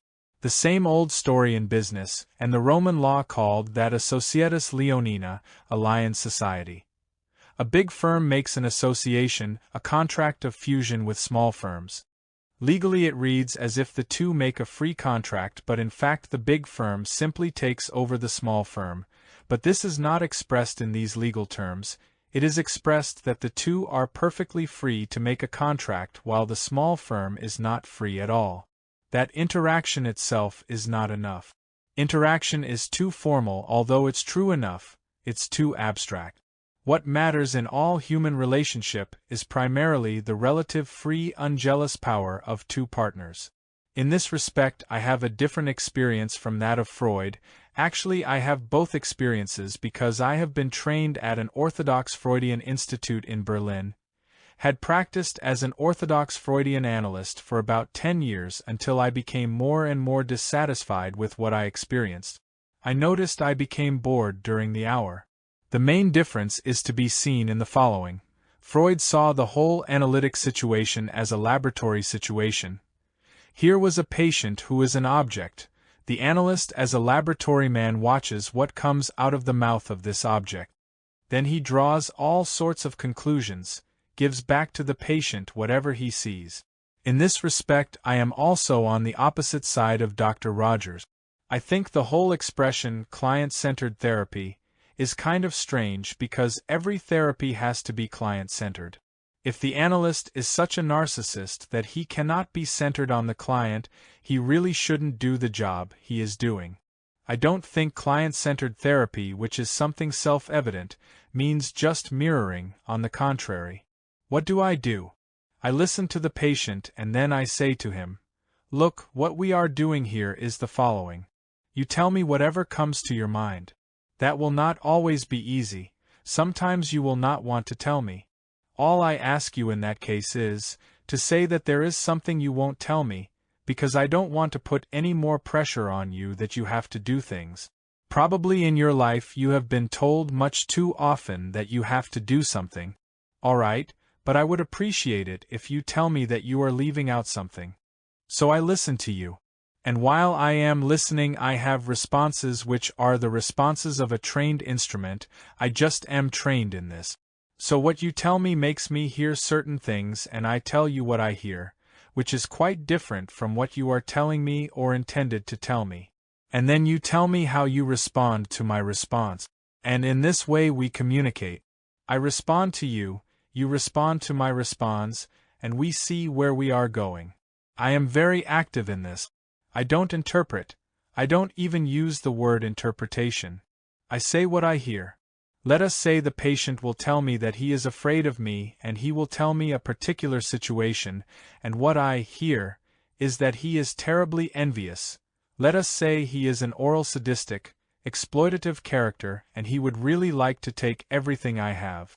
If I have the occasion to see this from a dream, from a gesture, from free associations, then I tell him, "Now, look here, I gather from this, that, and the other that you are really afraid of me because you don't want me to know that you want to eat me up." I try to call his attention to something he is not aware of. The whole point is here that there are some analysts, Rogers most extremely so, some Freudian analysts less extremely so, who believe the patient should find it himself. But I think that prolongs the process tremendously. It is long enough and difficult enough anyway. What happened? There are certain things in the patient which he represses, and he represses it for good reasons. He doesn't want to be aware of them. He is afraid of being aware of them.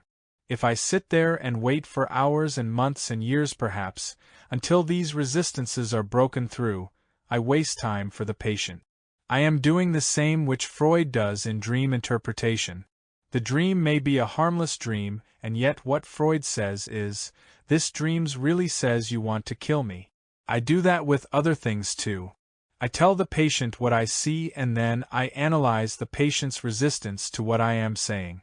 Or, if there is not much resistance, then the patient will feel it, but I am very aware of the fact that intellectualization doesn't help a bit, in fact makes everything impossible.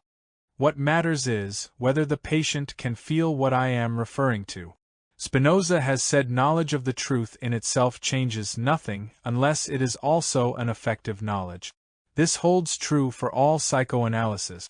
You may analyze and find out that you suffer from a depression because as a child you were neglected by your mother. You can find that out and believe that until doomsday, and it'll not do you the slightest good. Maybe that's exaggerated, it may be a little help, you know the reason, but it's like the exorcise of the devil. You say, "That's the devil," and if you have done that for many years by the way of suggestion, eventually if the patient feels he has exorcised the devil and the mother who rejected him is the devil, then he may eventually feel less depressed if the depression was not so serious. To know what is repressed means really to experience it here, not only in thought but you fully feel it. This kind of experience has in itself a very relieving effect. It is not the question of explaining something. This is because, but of really feeling. In the kind of an X-ray you feel in depth. Here I am depressed. If you really feel it, that promotes the idea to do something to clear the depression, and you can come to the next stage where you maybe feel, I am really furious and I punish my wife with my depression. On the other hand, the person may be so sick or the depression may be so severe that even that does not help. Preconditions of the psychoanalyst. For every psychoanalytic work there is one important aspect: the personal qualities of the analyst. The primary thing here is his experience and his understanding of another human being. Many analysts become analysts because they feel very inhibited to reach human beings, to relate to human beings, and in the role of an analyst they feel protected, especially if they sit behind the couch. But it is not only that.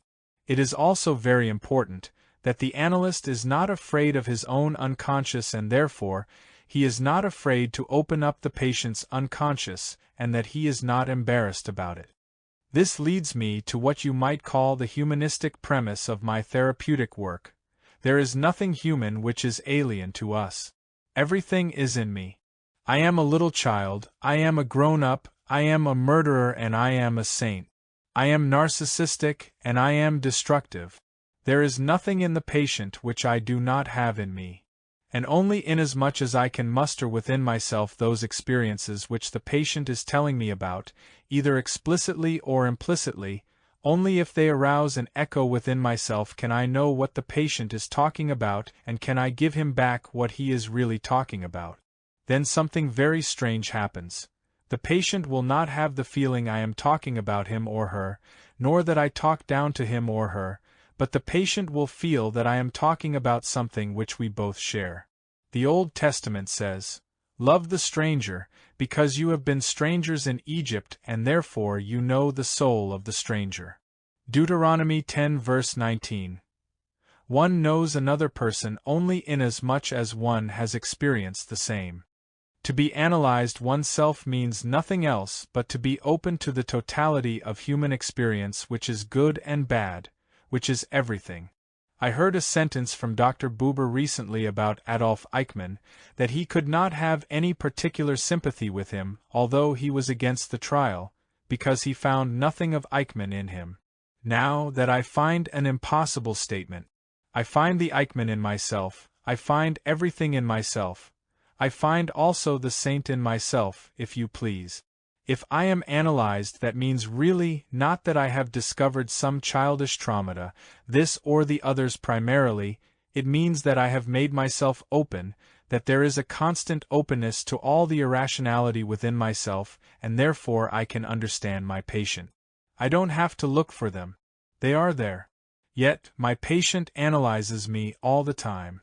The best analysis I ever had is as an analyst, and not as a patient, because inasmuch as I try to respond to the patient and to understand, to feel, what goes on in this man or woman, I have to look into myself and to mobilize those very irrational things which the patient is talking about. If the patient is frightened and I repress my own fright, I will never understand the patient. If the patient is a receptive character and I cannot mobilize that in me which is receptive or was receptive but is still there, at least in a small dose, I will never understand it. The training curriculum of psychoanalysts should include to study history of religion, mythology, symbolism, philosophy, that is to say all of the main products of the human mind. Instead of that, today officially the requirement is that he studies psychology and has a doctor's degree in psychology. Well, I think that is, and I am sure many psychologists agree with me, it's simply a waste of time. They do it only because they are forced to do it, because otherwise they do not get the degree which the state recognizes, that is a condition for their being licensed as psychotherapists. In academic psychology, which you study in universities, you hear practically nothing about men in the sense in which psychoanalysis deals with men in order to understand their motivations, to understand their problems. At best you have something like behaviorism, which by definition excludes the understanding of man, basically, because it really emphasizes all that we have to study in the behavior of man and how this behavior is manipulated. The analyst should not be naive. That is to say, he should know the world as it is and should be critical toward what happens. How can one be critical about the psyche of another person, about his consciousness, if one is not at the same time critical about the general consciousness and the forces which are real in the world? I do not believe one can. I do not believe that truth is divisible, that one can see the truth in personal matters but be blind in all other matters. One can see the truth to some extent in personal matters, but one can never see it if one's mind is half blinded.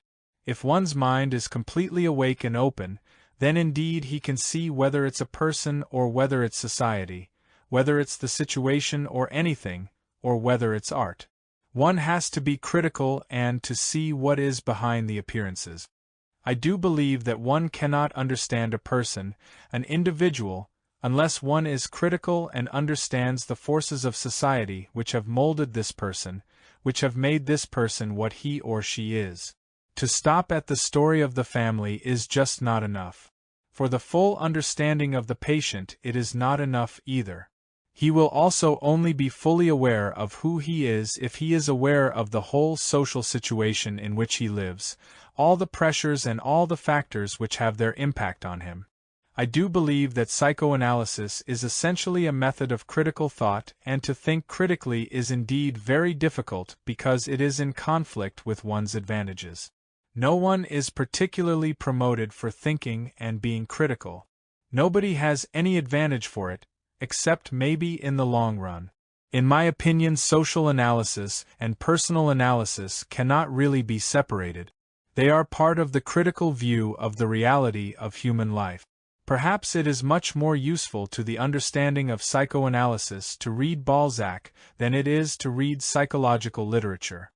Reading Balzac trains one better in the understanding of man in analysis than all the analytic forces in the world, because Balzac was a great artist who was able to write case histories, but with what richness, with what wealth, really going down to unconscious motivations of people and showing them in their interrelations to the social situation. That was the attempt of Balzac. He wanted to write the character of the French middle class of his time. If one is really interested in man and in his unconscious, don't read the textbooks, read Balzac, read Dostoevsky, read Kafka. There you learn something about man, much more than in psychoanalytic literature, including my own books. There one finds a wealth of deep insight, and that is what psychoanalysis should do with regard to individuals. What people and especially analysts today ought to learn first of all is to see the distinction between authenticity and facade. Actually, that sense is greatly weakened today. Most people take words for reality. That's already a crazy, insane confusion, but I think also most people do not see the difference between facade and the authentic, although unconsciously they do. You can find not so rarely a dream in which a person has seen a man in the daytime and he thought he was very nice and he liked him, and then he has a dream in which he sees this person as a murderer or a thief, which simply meant, subliminally he was aware that this man is dishonest. But in his consciousness he was not aware while he saw him. Of course you don't assume somebody is a murderer, I don't mean realistically murderer, but in his intentions that somebody is destructive unless we have proven, or maybe the man said something to him and so he was flattered. In our dreams we are usually honest, much more honest than we are in the daytime, because we are not influenced by events from the outside. Dealing with the patient. To begin a therapeutic relation, mutual trust must be presupposed. If a patient asks me whether I trust him, I shall answer, I trust you at the moment, but I have no reason to trust you and you have no reason to trust me. Let's see what happens, whether we can trust each other after a while, when we have had some contact. If I'd said, of course I trust you, I would be lying. How can I trust him unless he is a very exceptional person? Sometimes I trust a person after seeing him or her 5 minutes. Sometimes I know definitely I don't trust somebody. That's then too bad, because that's no basis for analysis. Not to start analysis depends on many things. If I have an impression that I don't trust this person but I still see there is something in which he or she could change, I might tell them him or her that I really don't find him or her very trustworthy, but still I thought maybe there is something. Or if that is not the case, I would find some reason without offending him or her, to say that I don't think we are very well prepared to work together. He or she had better go to somebody else. I would never say to anybody in the world, and I have never said so, that he or she could not be analyzed or he or she could not be helped. I am deeply convinced that that is a statement for which nobody can be responsible. I am not God and there is no way of knowing definitely if a person is hopeless or not. My own judgment can be that he or she is, but how can I trust my own judgment to that extent that I would speak a verdict about that person and say somebody else could not help him? So I have never ended an initial interview or any initial work with this statement. If I have felt I was not in a position to work with that person, I have tried to send him or her to somebody else, and this I did not as an excuse but because I deeply believe it is my obligation to give him or her any chance he or she has, and my judgment is certainly not enough to base such a vital decision on. As far as reducing dependency is concerned, that is a matter of dosage in every case. If you have a patient who is a near schizophrenic with an extreme, what I would call, symbiotic attachment to his or her analyst, in which the person feels absolutely lost if he or she does not have that unshakable or unbreakable tie with the host person, you will find in many pre-schizophrenic or schizophrenic patients that there is a symbiotic relationship to the mother or father figure. That is the moment where they should be confronted with the necessity to stand on their own feet, although there might be the danger of a psychotic breakdown.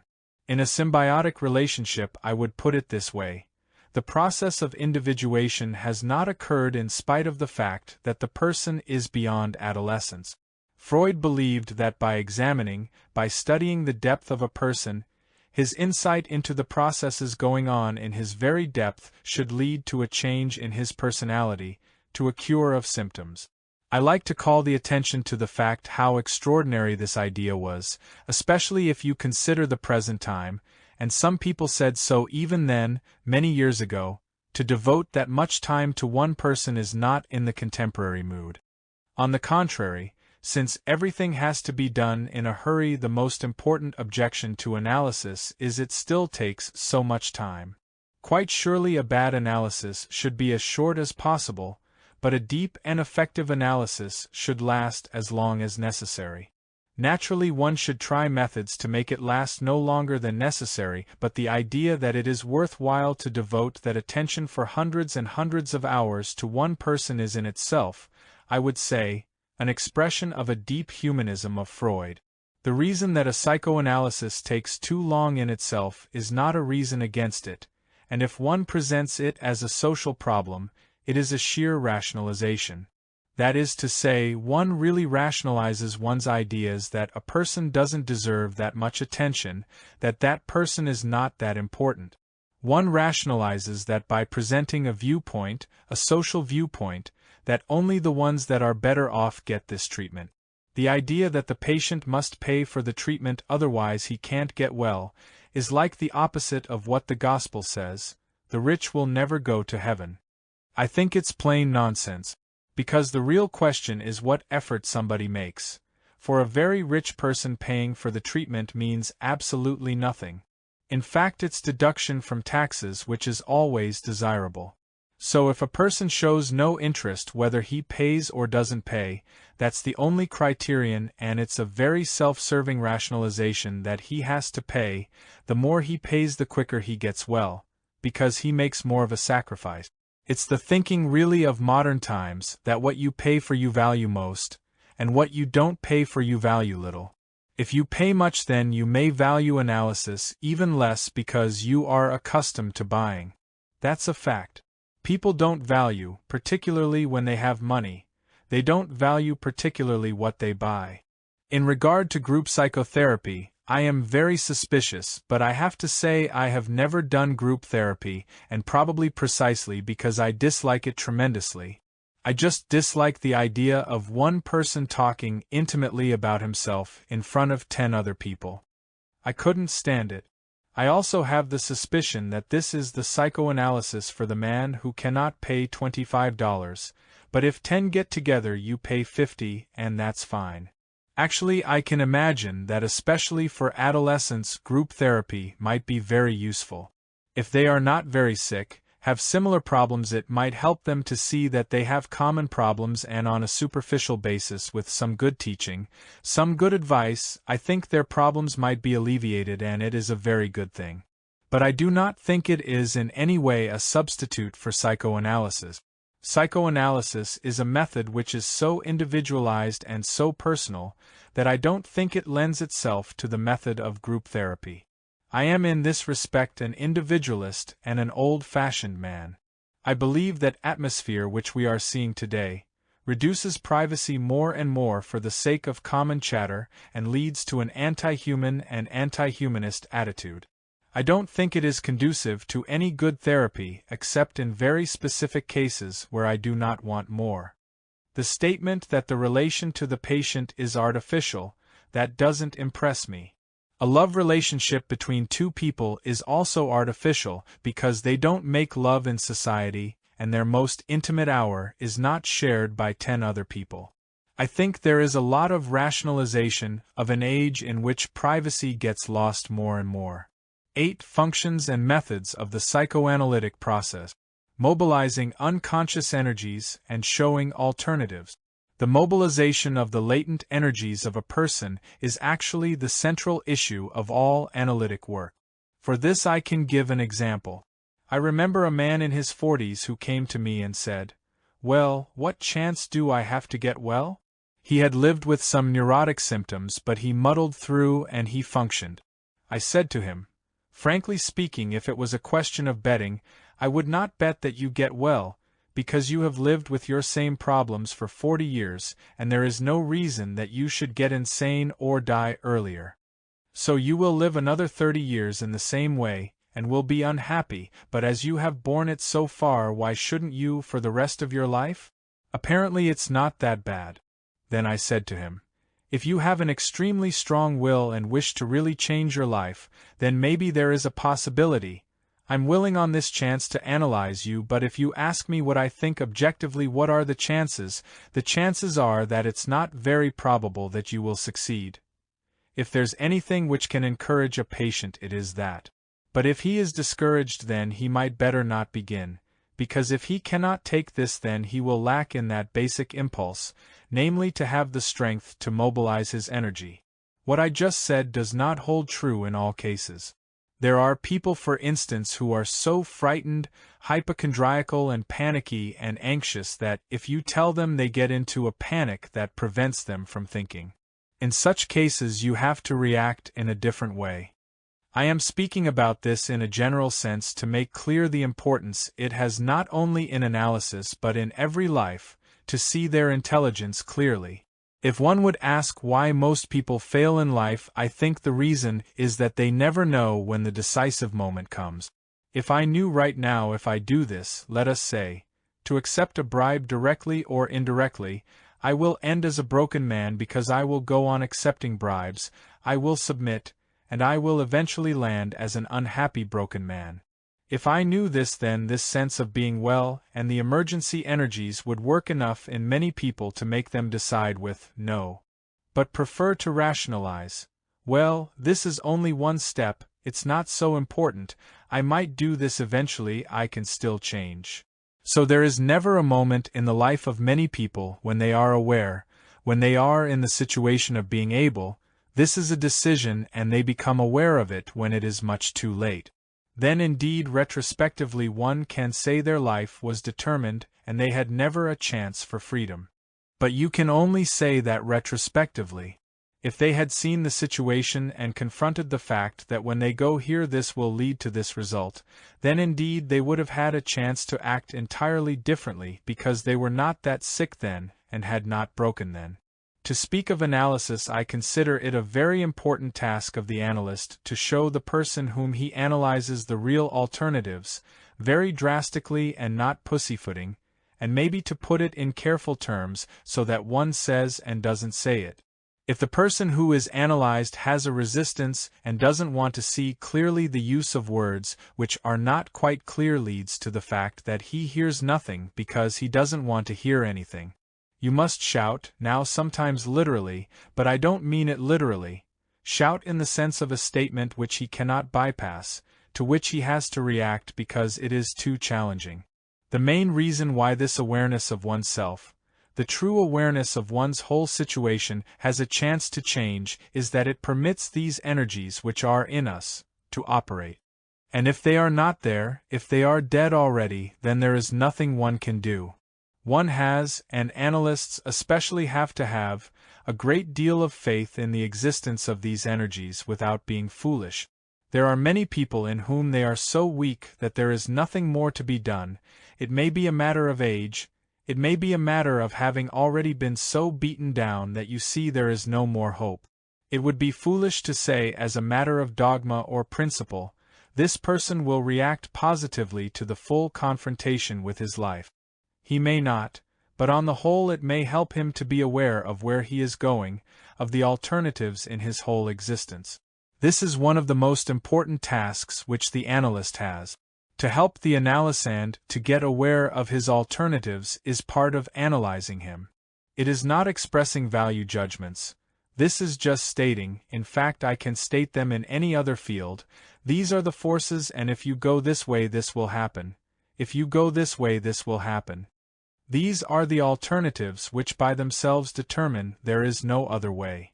Most people think and feel for this fact that there is always the impossible solution. You want to be free but you want to remain in the stable with your parent. You want to be free and you want to be dependent. This doesn't work. You can't, it's a mere fiction. Just as you cannot have people who are independent and free and at the same time have stultified them by mass advertising and by the kind of thing people learn. You can't have both. But most people want to compromise, and this is, you might say, one of the forms of resistance. As long as I hope for the miracle, which means an impossible solution, which is realistically impossible, as long as it exists naturally I have no chance of doing anything. sublimation, satisfaction or renunciation of sexual strivings. In the first place, the whole concept of sublimation is a most questionable concept. I doubt very much if there is such a thing as sublimation really. But it's a very popular concept, it goes in so easily. Sublimation, you think of a chemical reaction, and here you have your base drives, and then it's all sublimated. I want to illustrate my doubts with a simple example. The general psychoanalytic concept was, a surgeon sublimates his sadisms or, in a later version, his death instinct. That is to say, he has really an urge to hurt, an urge to torture, but instead of expressing it directly he expresses it on a level which is far away from the direct, as Freud would say, libidinous expression, and at that point it is hidden. This is, I think without any doubt, not so. The surgeon has an entirely different motivation. There are of course surgeons who might have been motivated by their wish to hurt, but I'm sure they're the poorest surgeons in the world.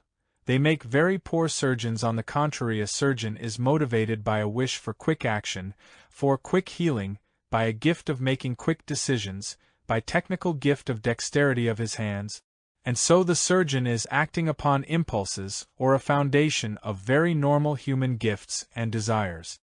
These are the ways in which his talents go, and that's why he is cool and objective and very rational in his surgical work. If the surgeon were a hidden sadist, then he would be exactly lacking these qualities. He would have a kind of hidden pleasure, he would operate when he shouldn't, he would cut people when he shouldn't, he would be driven by that impulse he is sublimating. It is there. It is not suddenly out of nothing. Besides that, you must say, you might sublimate your sadism, but you still remain a sadistic character. Whether surgeons have more often sadistic characters than psychoanalysts, let us say, remains an open question more than any other branch of medicine, or for heaven's sake, teachers. If one would say many teachers are sadists who wish to control, that's perfectly true, but I don't think one can say they're sublimated. They give a very direct expression to their sadism in forms which are adequate under the circumstances. Some teachers really beat up the children, violently, in systems in which they're not punished for it, and there's nothing of sublimation to it. The others just hurt their self-esteem, hurt their sensitivities, hurt their dignity, and do in words what the other one does with a stick. Where is the sublimation? Nowhere. Everybody expresses his passion in those forms which are the least dangerous under the circumstances, but have exactly the same function. So I would say this whole concept of sublimation is really untenable. Many people do something which they really want to get rid of, but they do it in the thought, if I experience it fully, that helps me to become fully aware of it and to overcome it. But usually it has no such function. One knows what it is. It's nothing new. One doesn't experience it any deeper. I think this reasoning is basically resistance. One cannot change these things by force either. Here again I would say analysis and practice should go together. Somebody would say, I stop it right now. I think that's one way of solving it, maybe a good one. On the other hand, the other way round, to say, I follow it because the more I do it the more I will learn about myself, I think that's a rationalization. The optimum perhaps is to begin to fight with it, but to see what do I experience if I restrict it, if I renounce it quantitatively. What do I experience in the act of renunciation, rather than dogmatically make a step which breaks down after 3 months because one wasn't ready for it? In other words, a certain change in behavior with simultaneous analysis of the experiences in changing it, I would think, is the optimum one can do. That's about the answer I can give to that, but again this is such a general problem that all general answers are much lacking, because one cannot deal with them in a more specific way. So there is really no answer basically, which is generally true for anyone specifically. In each situation and in each person the answer is somewhat different, and one can also never be sure that it's right. That renunciation and the analysis of renunciation is more valuable than acting out, and the analysis of actions has to do with the fact that it is new. What I experience in the sadistic experience that I know. Naturally, one should analyze the sadistic experience to its full context and not just talk about sadism but going into every detail. What do I feel? What does it mean? What has it to do with sadistic tendencies in general? I am assuming this is done fully, but then once this is done there come new factors to light. If one sees what happens if I change. What happens if I act differently? Because this brings new experience. I have never tried it in such a way that at the same time I analyzed it. First, you might find that the person in doing this tries to stop it at a certain moment because of an attack of deep anxiety and of deep insecurity. That's exceedingly helpful because then we can see that this behavior is a protection against anxiety.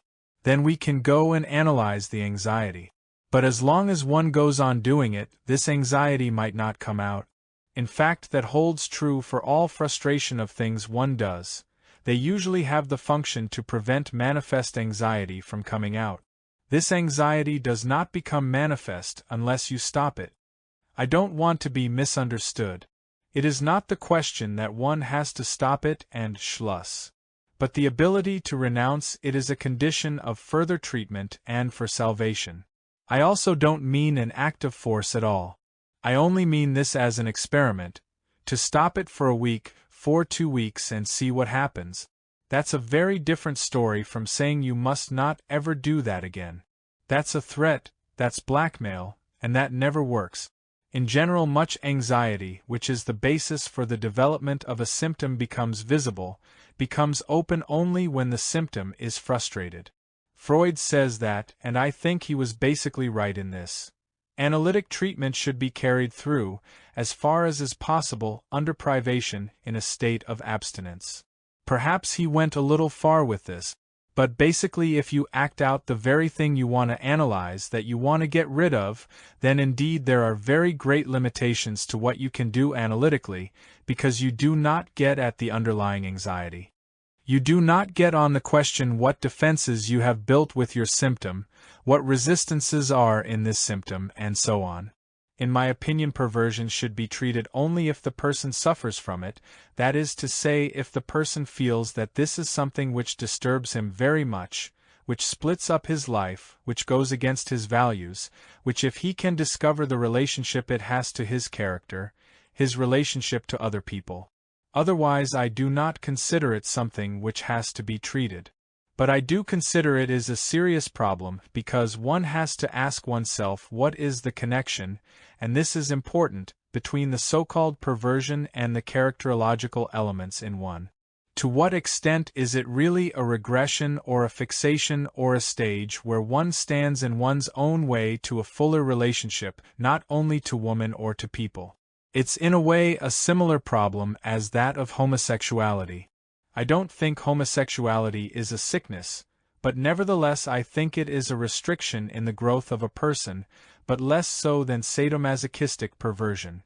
So to sit on a high horse and to say that the homosexuals have no real love and are so narcissistic and so on, what the hell, who is talking about the recognition of resistance? Perhaps the most important thing in analysis is the recognition of resistance. There's one analyst who recognized this resistance first and most thoroughly, Wilhelm Reich. That is in fact his main contribution to analysis. I think his other contributions are very doubtful or questionable. He made another contribution which is equally important, that he was, after George Grodek, the only one who saw the importance of loosening up the body in order to overcome repression. When he wrote his book Character Analysis, W. Reich, 1933, he emphasized this. Resistance is one of the trickiest things, not only in analysis, but in the life of everybody who tries to grow, who tries to live. Man seems to have two very strong tendencies.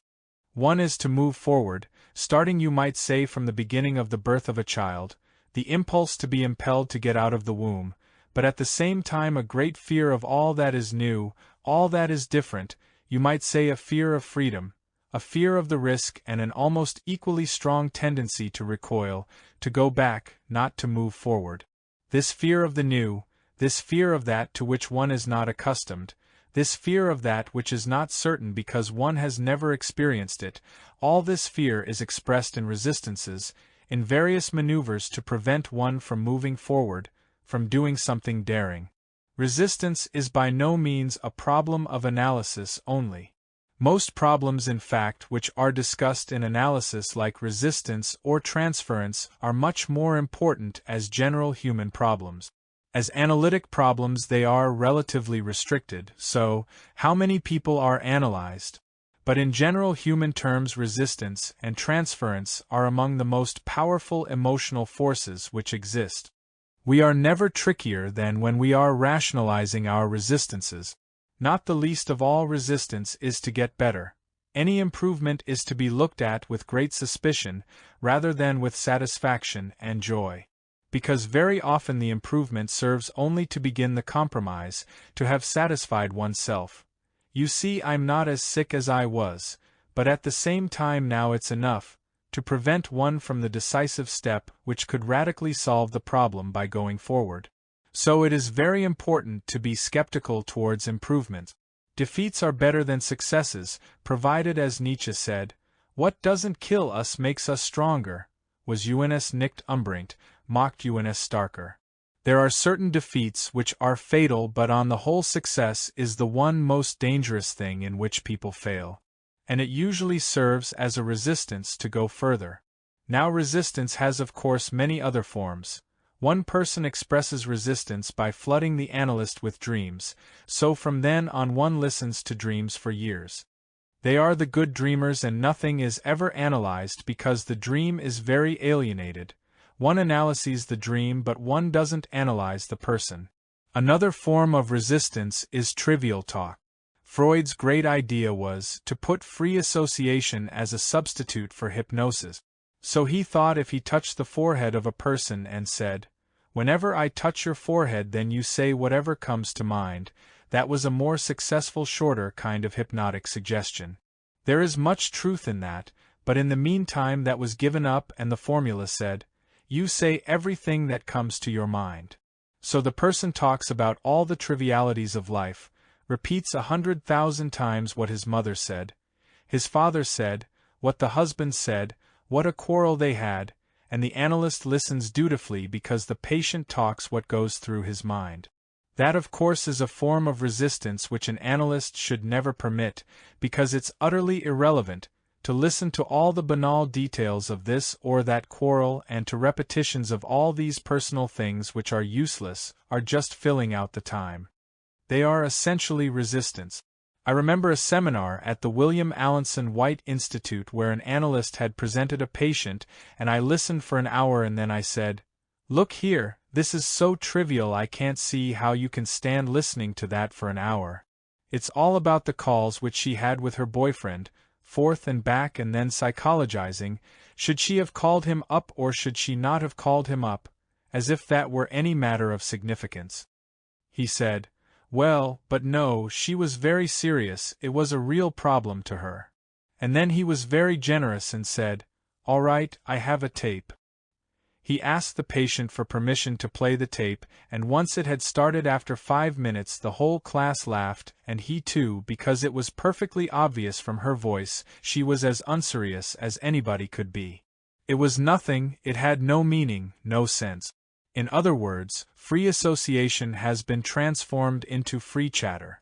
And free chatter is absolutely dead as soon as a person begins to chatter and to speak about things which have no meaning except that they are considered a psychological problem. Everything is a psychological problem.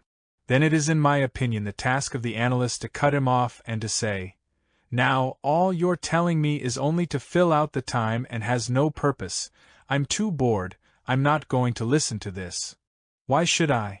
It's indecent to listen to boring stuff for an hour and you can't be paid for that. No sum is big enough to pay for this sacrifice. In fact, it would be indecent to accept the money for this kind of stuff."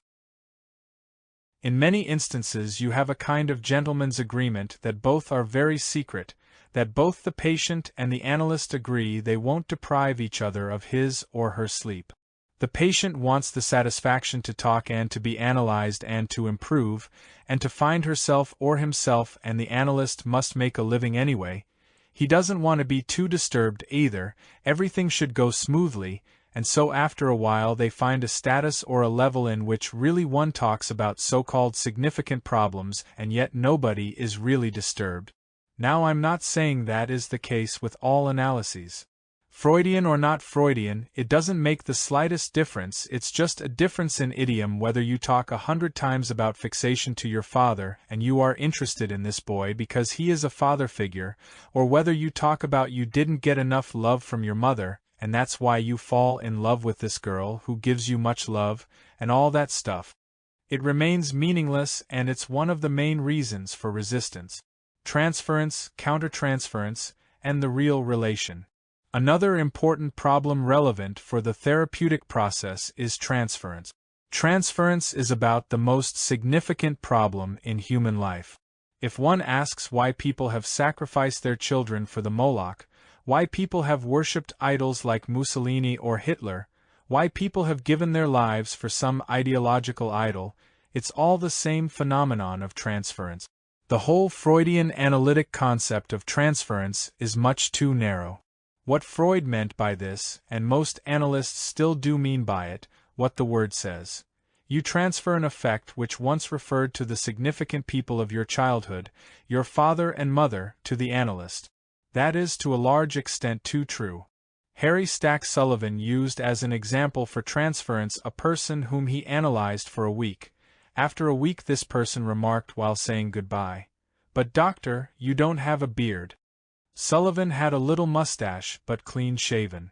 For a week she had believed he had a beard, because indeed he was so much the father for her that the whole image of her father, who had a beard, was literally transferred to him. She saw in him the father even visually, optically, because her feelings were that he was her father, they were of the same nature. This is a narrower concept of transference. The transferred feelings of the child to a significant person, to another person. But this is not perhaps the essence of transference. Much more important is transference in a very general sense. Transference expresses a need of a person to have somebody who takes over the responsibility, who is a mother, who gives unconditional love, who is a father who praises and punishes, and admonishes and teaches. And even if people had never had a father and a mother, even if people had never been children, they need that as long as they have not become fully human themselves, fully independent themselves. If you want to understand the need for such people whom one considers as the guides, as the protectors, as the gods and goddesses, it is not enough to think of childhood. You have to consider the whole human situation in which man is so helpless, so confused to a large extent by the misinformation he gets about life through his culture, so frightened, so uncertain that it is a general human longing to have somebody whom you can choose as your idol, to whom you can say, "This is my God. This is the person who loves me, who guides me, who rewards me, because I cannot stand of myself."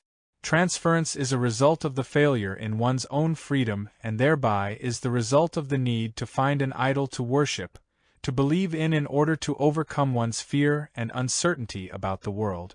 The adult human being is in a way not less helpless than the child. He could be less helpless if he or she grows up to be a fully independent, developed human being, but if he or she doesn't, then indeed he or she is just as helpless as a child, because he or she sees himself or herself surrounded by a world over which he or she has no influence, which he doesn't understand, which leaves him in uncertainty and fear, and therefore while a child seeks an adult, the father or the mother, for let us say biological reasons, the grown-up person seeks the same for social and historical reasons. Transference is a phenomenon which you find in the relatedness of, let us say, a neurotic person or an unrealistic person as much as to a psychoanalyst, also to many other people. To a teacher, to a wife, to a friend, to a public figure. I would define transference in psychoanalysis. the irrational relatedness to another person which can be analyzed in the analytical procedure, while transference in other situations is one which is just the same, depending on the rationality of the person, but it is not open to analysis, it is not on the table of operation. If somebody is impressed by power, somebody wants to be protected by a powerful person, you will have the same worship and the same overestimation of his analyst as he has of his professor or of a governmental figure, or he has of his minister or priest or what's not what. It's always the same mechanism. Only in analysis this particular kind of irrational relatedness, which corresponds to a need of him, is brought to analysis. Transference is not a simple repetition, but what we are dealing with is the need of a person to have another person to fulfill this need. For instance, if I feel weak, uncertain, afraid of risks, afraid of decisions, I may want to find a person who is certain, who is prompt, who is powerful, in whom I can take refuge. Naturally, I seek that all my life. This will be the kind of boss I seek for, or a professor if I am student, and this is what I shall see in the analyst. On the other hand, I am a very narcissistic person who thinks everybody else is an idiot. Provided he criticizes me, I will think that the analyst is an idiot, my teacher is an idiot, my boss is an idiot, everybody else is. These are all the same phenomena of transference, except in analysis we call it transference when we can analyze it. Analyst and analysand meet really on two separate levels. One is that of transference, and the other is that of countertransference. In regard to countertransference, it holds true. The analyst has all sorts of irrational attitudes toward the patient. He is afraid of the patient, he wants to be praised by the patient, he wants to be loved by the patient. It's too bad, it shouldn't be that way. He should by his own analysis have achieved a position where he doesn't need all that love, but this is really not always the case. I think it is a mistake to believe that all that goes on between the analyst and the patient is transferent. This is only one aspect of the relationship, but the more fundamental aspect is, there is a reality of two people talking together which in the day of the telephone and radio is not taken as a very serious reality, but to me it is one of the most serious realities. One person talks to another. They don't talk about trivial things. They talk about something very important, namely the life of this person.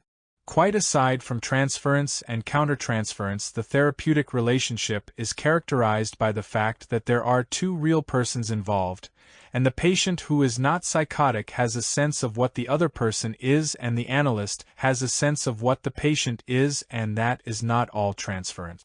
I think one very important fact of psychoanalytic technique is that the analyst must constantly, so to speak, scrabble on two tracks.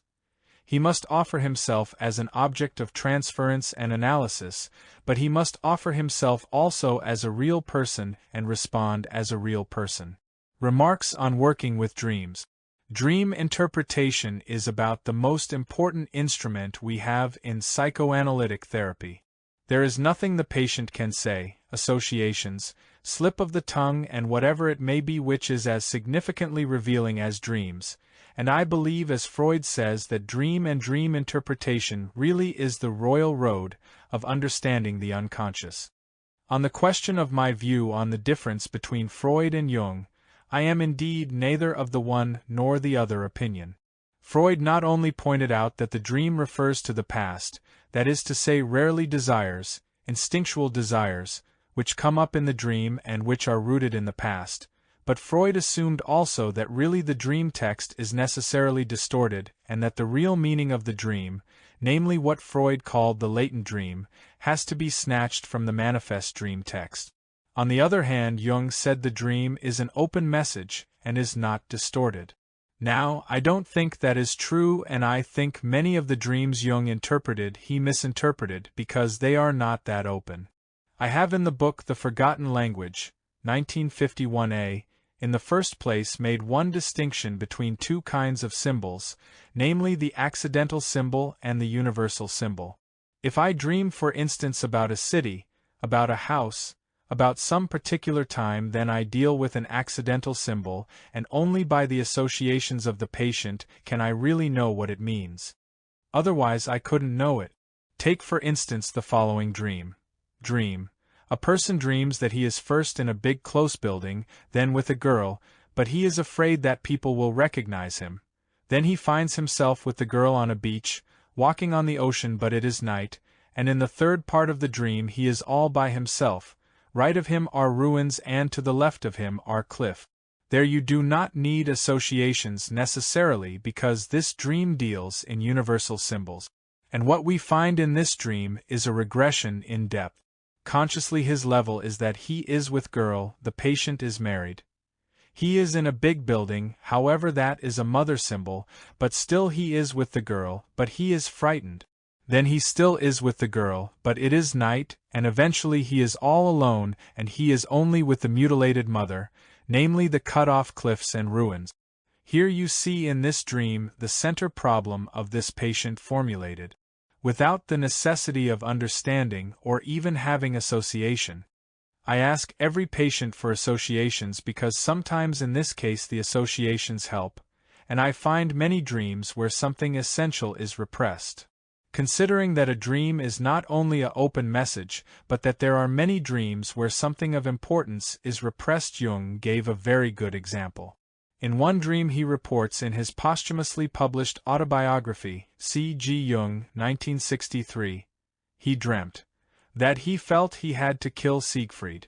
So he goes out and kills him. He feels very guilty and is afraid that he would be detected. To his great satisfaction comes a heavy rain which washes away all traces of the crime. He wakes up with the feeling, I have to find out what this dream means, otherwise I have to kill myself. He thinks about and he finds out that the dream means that in killing Siegfried he kills the hero in himself, and that the dream is a symbol of his own humility.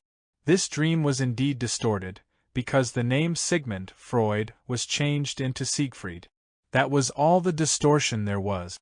And that was enough for Jung, not to see that in this dream he was doing precisely what Freud had always told him he wanted to do, namely to kill him. He wasn't even aware of the meaning by something so simple, namely the feeling that if he did not understand the dream right, he would have to kill himself. What it really means, of course, is, if he did not misunderstand the dream right, namely his wish to kill Freud, he would have to kill himself. So he found an understanding which is the opposite of what the dream really means. Here you see how there is distortion, how there is complete repression and then a rationalizing interpretation of the dream. That doesn't happen so rarely. That's why the Jungian version that the manifest text is always identical with what Freud called the latent content is simply not true. In many ways what I call universal symbols are Jung's archetypes. It is only a little difficult to talk about Jung theoretically because he has expressed himself very brilliantly, but very often in a not quite clear fashion. It is also difficult what exactly he meant by any of his concepts, but nevertheless the concept of the archetype is a very fruitful concept. At least, what it refers to, one might also stress from a humanistic standpoint that since man is always the same in his very basic condition of existence, namely in being split between awareness and being determined as an animal and yet having self-awareness, therefore man has only a few solutions, a few answers to give to the question which life poses to him. These answers can be regression to mother's womb, it can be the answer of finding safety and obedience to father. It can be the answer which has been the answer of the great religions and the humanist philosophies, namely of finding new harmony with the world by developing all his human powers, especially reason and love. In other words, the number of answers which man can give to the question of life are limited. He has to choose between them, and the number of symbols which represent these answers are also limited. They are universal because there is only one man. There are a few choices man can make. The concept of the symbol of the hero, for instance, symbolizes is a man who dares to risk individuation. Or as the Old Testament says, Abraham is a hero, because Abraham is told by God, "Leave thy country, leave thy father's house, and go to a country which I shall show you." Exodus 12 verse 1. Always the symbol of the hero is a person who dares to risk his whole existence by independence and who is daring in this sense, who leaves certainty and risks uncertainty. That is in fact part of the fate of man, and that is one of the possibilities for man. The other possibility is precisely not to dare to risk individuation and to get stuck in mother, home, blood, soil and never reach individuation and never become an independent person. The question of when and how to tell the meaning of a dream to the patient depends on the situation. If the patient will tell me a dream in the second hour, I will probably not say much because I will assume that if I would give him interpretation, he would not understand it. But there are also some people, even if they are not near psychosis, who are very sensitive and who like poetry who would understand this interpretation because they are not bound so much to words and to concrete things. I might, however, even in the second hour say to the patient who dreamt of the big houses in ruins, "You seem to be afraid of being cut off from life and being stuck with something which is dead, ruinous, which has no life, because that's precisely what the patient is." How I use the dream depends on what I think the patient could understand at the moment. I am not so terribly cautious except with some patient who might not understand it. Many students in seminars, when they are presenting a case and I suggest they tell something to the patient, they say, "Well, but I am afraid the patient cannot take it." My first response usually is, "The only one who cannot take it is you, because you are afraid of sticking neck out telling something to the patient, to which the patient might react with anger, with disturbance, and you are not sure that you are right. It is not a matter of being right necessarily, but you are not sufficiently sure of your own interpretation. To really sense the meaning of a dream one needs a good deal of experience and sensitivity and what one calls empathy." 9. Christian. A case history, with remarks on therapeutic method, and on understanding dreams. The first 3 sessions and the first dream.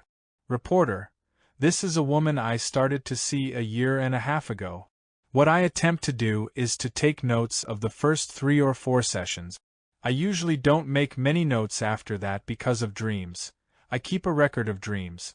I can tell you about the first few sessions and some of the family background and then some dreams.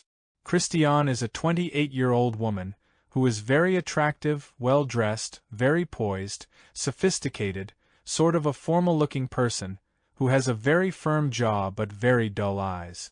She came in saying that she was very depressed the previous week, when it was her 5th wedding anniversary. She got married at 23. That same week she also heard from a former boyfriend whom I'll call Uwe. He called and they spoke at some length. They each confessed that they still loved each other. She said right off in this context that her parents never approved of Uwe, who had artistic interests, mainly poetry. Rather, her father admired her husband, who was a graduate of a famous university. She said she is very unhappy in her marriage, and this unhappiness took a new role last week. She mentioned it to her gynecologist, whom she saw that week for her regular checkup. She also told him during this time that she had never had an orgasm. He spoke with her a while and gave her my name. So she called me. She had never thought of psychoanalysis before but felt it might be a good idea. Although she is living what she calls a good life, that is, she has a very nice apartment, they have ample money, she has friends and there's no flaw that she can point to, she finds herself very unhappy and sees no future in her marriage. Her husband, who is 30, doesn't know that she's unhappy. He thinks they have a fine relationship. He relies on her to handle the details of living. If there's anything that goes wrong in the apartment, she's the one who calls the superintendent, and so forth, although they both work and she's not home during the day. But his main concern is focused on his business career. He is a manager. She describes him as being uptight and establishment-oriented, and feels that he is that way in his work and at home. Sadly, she says that they have sex rarely, maybe 2 or 3 times a month, but it's boring. He has trouble having an erection, so when they have intercourse he usually has an orgasm within a minute. She wonders if she should get a divorce, but the very idea frightens her, because she knows that it would upset her parents greatly. Christiane does personnel work for a large company, and she earns $15,000 a year. Later it turns out that she also has income from a trust fund of about that same amount. First she studied literature and graduated, then she changed universities and got a master's in economy. Now there's a little detail here. She changed to a university where she had some friends in that region, and first she applied for graduate school studying literature, but she filled out an application in such a hurried way that it was very sloppy and she was not surprised when it was rejected. Then she reapplied for economics and was accepted there. Speaking of her study, she is quiet, anxious, and rather little girlish. She speaks like someone of 18 or 19. She is distinctly uncomfortable and then doesn't know what to say, just that everything makes her unhappy. When I questioned her, she said being with her daughter makes her happy. She has a daughter of 1 year who is taken care of during the day by a nursemaid. Otherwise, though she has many friends, she does nothing exciting and she has never felt, she says, any particular sense of joy in her whole life. She says, I feel confined like I'm in an emotional straitjacket. I was always a very conventional person. From, I would like to ask you a question. She mentioned first as the reason why she doesn't think of divorce because it would upset her family. Did she not mention the problem of the child? In a divorce she would probably keep the child because of its age, is that correct? Reporter, that's correct.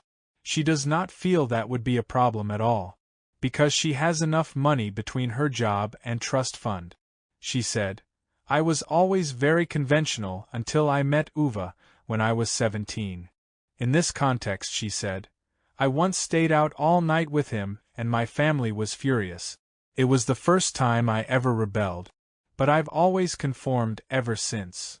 Uwe is married and he lives in Düsseldorf and he called up from Düsseldorf. They had somehow kept in touch sporadically. From the time she was 18 till 20 she and Uwe occasionally had intercourse. She enjoyed being with him, but nothing could come of that relationship. From, she rather was not frigid in this? Reporter, she never had an orgasm, not even then. Well, in the past few days before coming to the first session she had actually spoken to Uwe every day on the telephone, an hour and a half, something like that. She said if he lived nearby I'm sure we would have an affair. And then in desperation the night before, she told her husband that Uwe had called her long distance from Düsseldorf. That's all she said. He shrugged his shoulders. He made no comment about it. Christiane said something is wrong in the marriage, but she said it was supposed to be a perfect match. My father felt it was a very good marriage, as did my mother, and they always guided me in important decisions. Her father, she mentioned, is the president of a very large company, and he heads up a major organization. She noticed at this point in the session, and she said, You know, I did have a dream this morning before coming, just before the session. Dream 1. I am at a wedding and I have to be the maid of honor, but I'm wearing a tailored dress instead of a proper gown like the others are wearing. And so I cannot perform my function. Christiane said she had no idea what the dream meant except she doesn't like to feel out of place. From, we had heard about this woman, about the first 3 sessions. There's a woman of 28, who is unhappy. Depressed is a physical term, unhappy is a human term. And one isn't quite sure here, what is what. Anybody would be unhappy in fact to be married to a man whom she doesn't love, who doesn't love her, to be the prisoner of her parents, until the age of 28. Of never having done what she wanted but always what the parents wanted. How wouldn't she be unhappy? But she doesn't know why she's unhappy. She thinks she has an unhappy marriage. I would just like to express this way of talking. Most people talk that way today. They have an unhappy marriage. Some people would still say they have a happy marriage. If anybody says, I have a happy marriage, you see that her marriage is not likely to be very happy. Because one cannot have an unhappy marriage, nor can one have a happy marriage. One can be happy with one's husband or one's wife, or one can be unhappy. But the marriage becomes a piece of property, an institution. I have that. Most people say today, I have a problem, but they don't have a problem, maybe the problem has one. What does it mean if one says, I have a problem? This is only a cover expression with which one puts a state of mind in terms of a property relationship. In the same way I say, I have a husband, I have children, I have a car, I have a good marriage, I have insomnia, instead of saying, I cannot sleep. Everything is a noun which is connected with the word to have instead of to denote what one really means, a verb, namely, I cannot sleep, I am unhappy, I love or I don't love. This peculiar thing of speaking in terms of nouns which I have noted, instead of verbs, has been already mentioned in the 18th century. Dr. Chomsky called my attention to it by a writer, Du Marsais, who writes exactly about how wrongly people express feelings or states of being in terms of having something.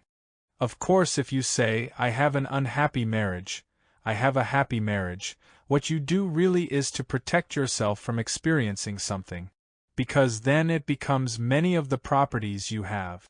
Later on, Marx has talked about it when people speak about love, instead of about loving. Love becomes a noun. I have love, I give you love. The child didn't get enough love, or as it's usually said, much love. It reminds me of half a pound of cheese. What is much love? Either I love or I don't love. My love may be more intense, I may love more intensely, less intensely, but the whole concept of much love, or the child didn't get enough love is the same as saying the child didn't get enough milk, or didn't get enough food. All this way of using nouns connected with to have is a way to protect oneself from experiencing. I mention this here only as a footnote to Christiane reporting she has an unhappy marriage, or she has trouble in her marriage. What is marriage? Two people live together, they are legally married, that's the ceremony, but the marriage becomes here a thing. So it's happy or unhappy or good or bad, and the experience, that which is personal, disappears. I personally believe that in analysis it's very important to point out the language to the person who is analyzed, to point out what the function of this language is. This holds true not only in respect to the connection of nouns with to have, but in many other respects. I don't mean analysis of language now in the sense of the British philosophical schools, but just to show what you are really saying, why are you putting things this way?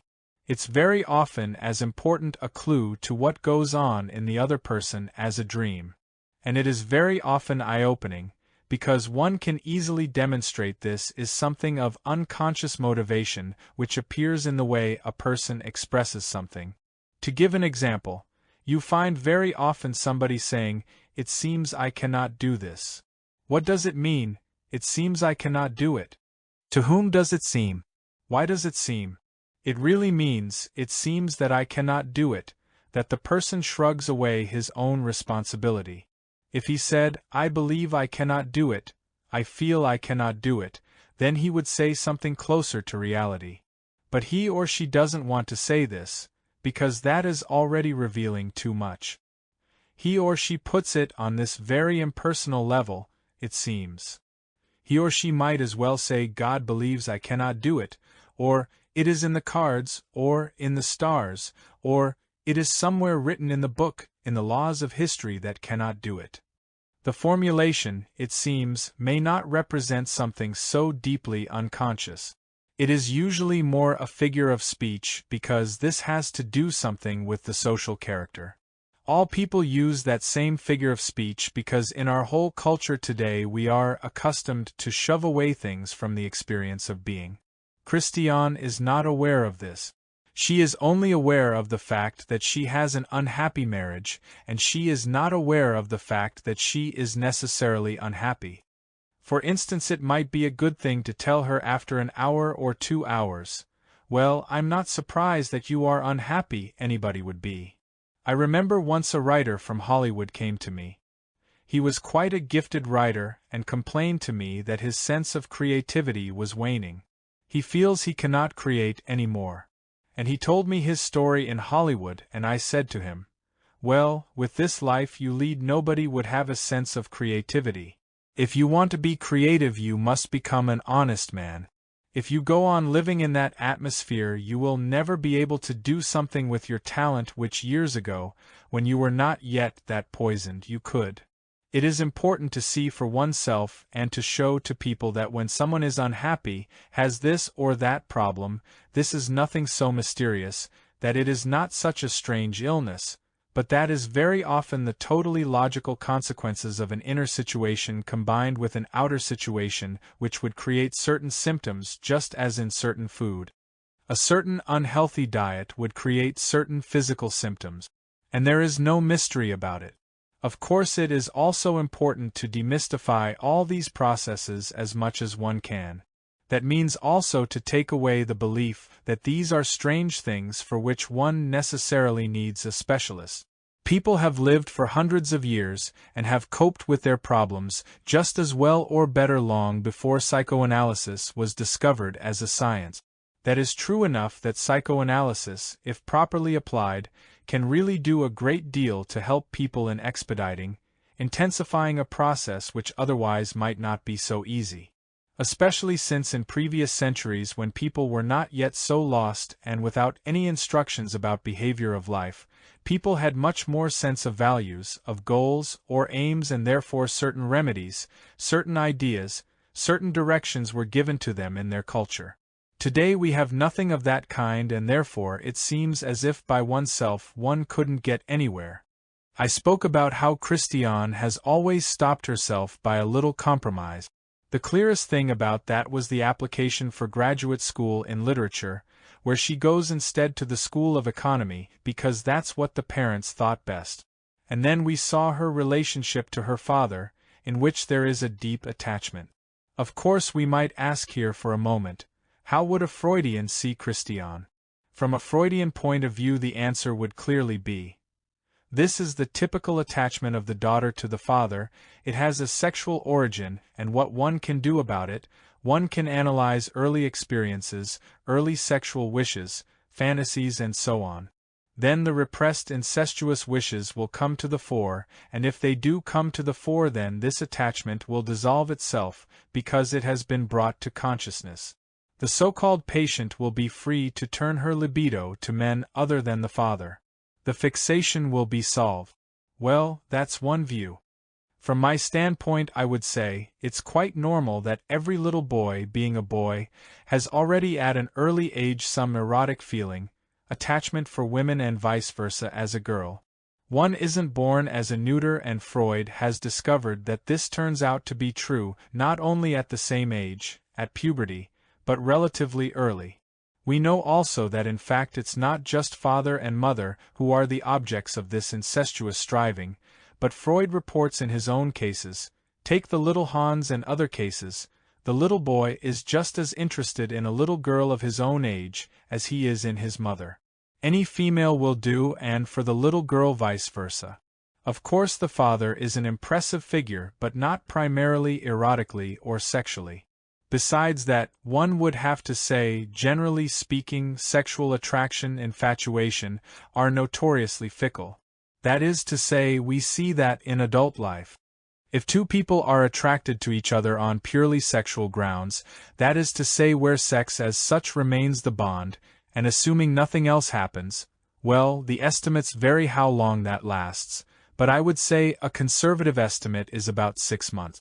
It may be a little longer or much shorter. From a standpoint of deep, lasting bonds to another person, that's another thing. Sex is the least lasting thing, the least binding thing. I should like to make one exception just to express myself most correctly, with the exception of very peculiar perversions. If two people find each other, let us say, in extreme sadism and extreme masochism, and their perversions fit each other so completely that they could rarely find another person with the same peculiar tastes, then such sexual bonds in themselves start often for a long time. But this is not the rule. So the whole idea that this early sexual attraction to a father or a mother should last until one is 15 is rather against all evidence about the effect of sexual bonds per se. What does have a tremendous influence is the affective bond. Here mother gives shelter, protection, admiration, is, if you like, the earth, the nature, where one belongs, where one has a home, who never leaves one, who loves one unconditionally. The father is for the little girl the admirable man who has other functions than the mother. He is kind, he teaches her things, and so on. I would say it is not to be expected that our knowledge about early sexual attractions will contribute much to the understanding of this. By that I do not mean to say that one should not explore them, because one might always find that there is something special that is repressed. Let us say the father may have tried to seduce the little girl or the mother in her own way the little boy. These seductions are not so rare. They are different actually according to social class. The number of cases in which, let us say, peasants sleep with their daughters when they are more or less old enough, is relatively large. In the higher classes this is usually not done. The men find, if you like, the image of a young girl in women who can be bought for this purpose, and they find sufficient and subtle ways to seduce the daughter to bind her effectively to him without any overt, or too overt, sexual element. I don't mean to say one should eliminate the question of early sexual attachment, but one shouldn't expect it. There is a great problem if we find out what sexual trauma there is, or what particular things from childhood with regard to sex will appear. Then we will really know the secret. The secret is very simple. Christiane, like anyone else, needs affection, needs protection, needs somebody to teach her, someone to direct her, who orients her, who praises her, who has a feeling of warmth towards her. The father is the given person for that, especially when the mother is as cold and narcissistic as this Christiane's mother is. There is nobody else in this family by whom she could get some sense of a personal tie or of any kind of personal concern. The father is too abstracted to give much, but apparently he has some, and so Christiane, who grows up in fear of the mother and in the fear that if she doesn't do the right thing then the father will cease to love her, this girl lives under a constant blackmail. The only thing she has, namely this father's love, will disappear if she doesn't behave. But she has so far been so blackmailed, so frightened, so intimidated, so far from thinking that she could do something with her own life, so little adventurous, that she is still willing to lie down and not to assert herself and not to live her own life, and to find somebody whom she could love. Uwe she was in love with before he would be possibly the one whom she seems to be in love with at the moment, when psychotherapy started, although one cannot really at this point of this argument know how serious that is. But simply by contrast to the husband, Uwe is a lovable man. So far this constellation is, there's nothing extraordinary about it. We can see here, in the first 3 hours, she has not caught on too well to the analytic procedure. She has been defensive, she has made this little step of separating from the husband so that she can prove to herself that she doesn't need anything more, and here's where Uwe came in. The first dream says she was wearing at the wedding a tailored dress. It was the dream that she shouldn't be married really, that her wedding shouldn't have taken place. The fact that in the dream her function was to be the maid of honor, I wouldn't make too much of it, because of the following understanding. In each dream there is a scene like in a plot. I mean each dream is a short play of which the dreamer is the director, the actor and the author. One can only see a dream as a play which is arranged by the dreamer. He could have dreamt anything else, but each play has its own logic. Once I invent this plot, the plot itself has its own logic. Very often it is not necessary or not even particularly fruitful to discuss every detail inasmuch as the detail is part of the plot. Christiane has chosen to disguise her wedding by the situation of being the maid of honor. Well, that is one of the things in which one disguises the wedding, that's the social pattern, and we must not forget in the dream the censor operates. Even in her dream she is very little free and so she censors that out. In fact, to say something in general, I think each dream has a maximal interpretation and an optimal interpretation, by which I mean you can interpret a dream maximally, that is to say you take every piece, every little thing and want to know what does it mean. I am much more in favor of the optimal interpretation, that is to say, to interpret the most important message of the dream. Once one has got that, to say there are many other little details, but if I look for all these details at the same time, I am losing often what is the impact of the central message of the dream. Because a dream is a message, you might say, of the dreamer to himself, and sometimes a message also to the analyst, and sometimes to another person to whom one may tell the dream.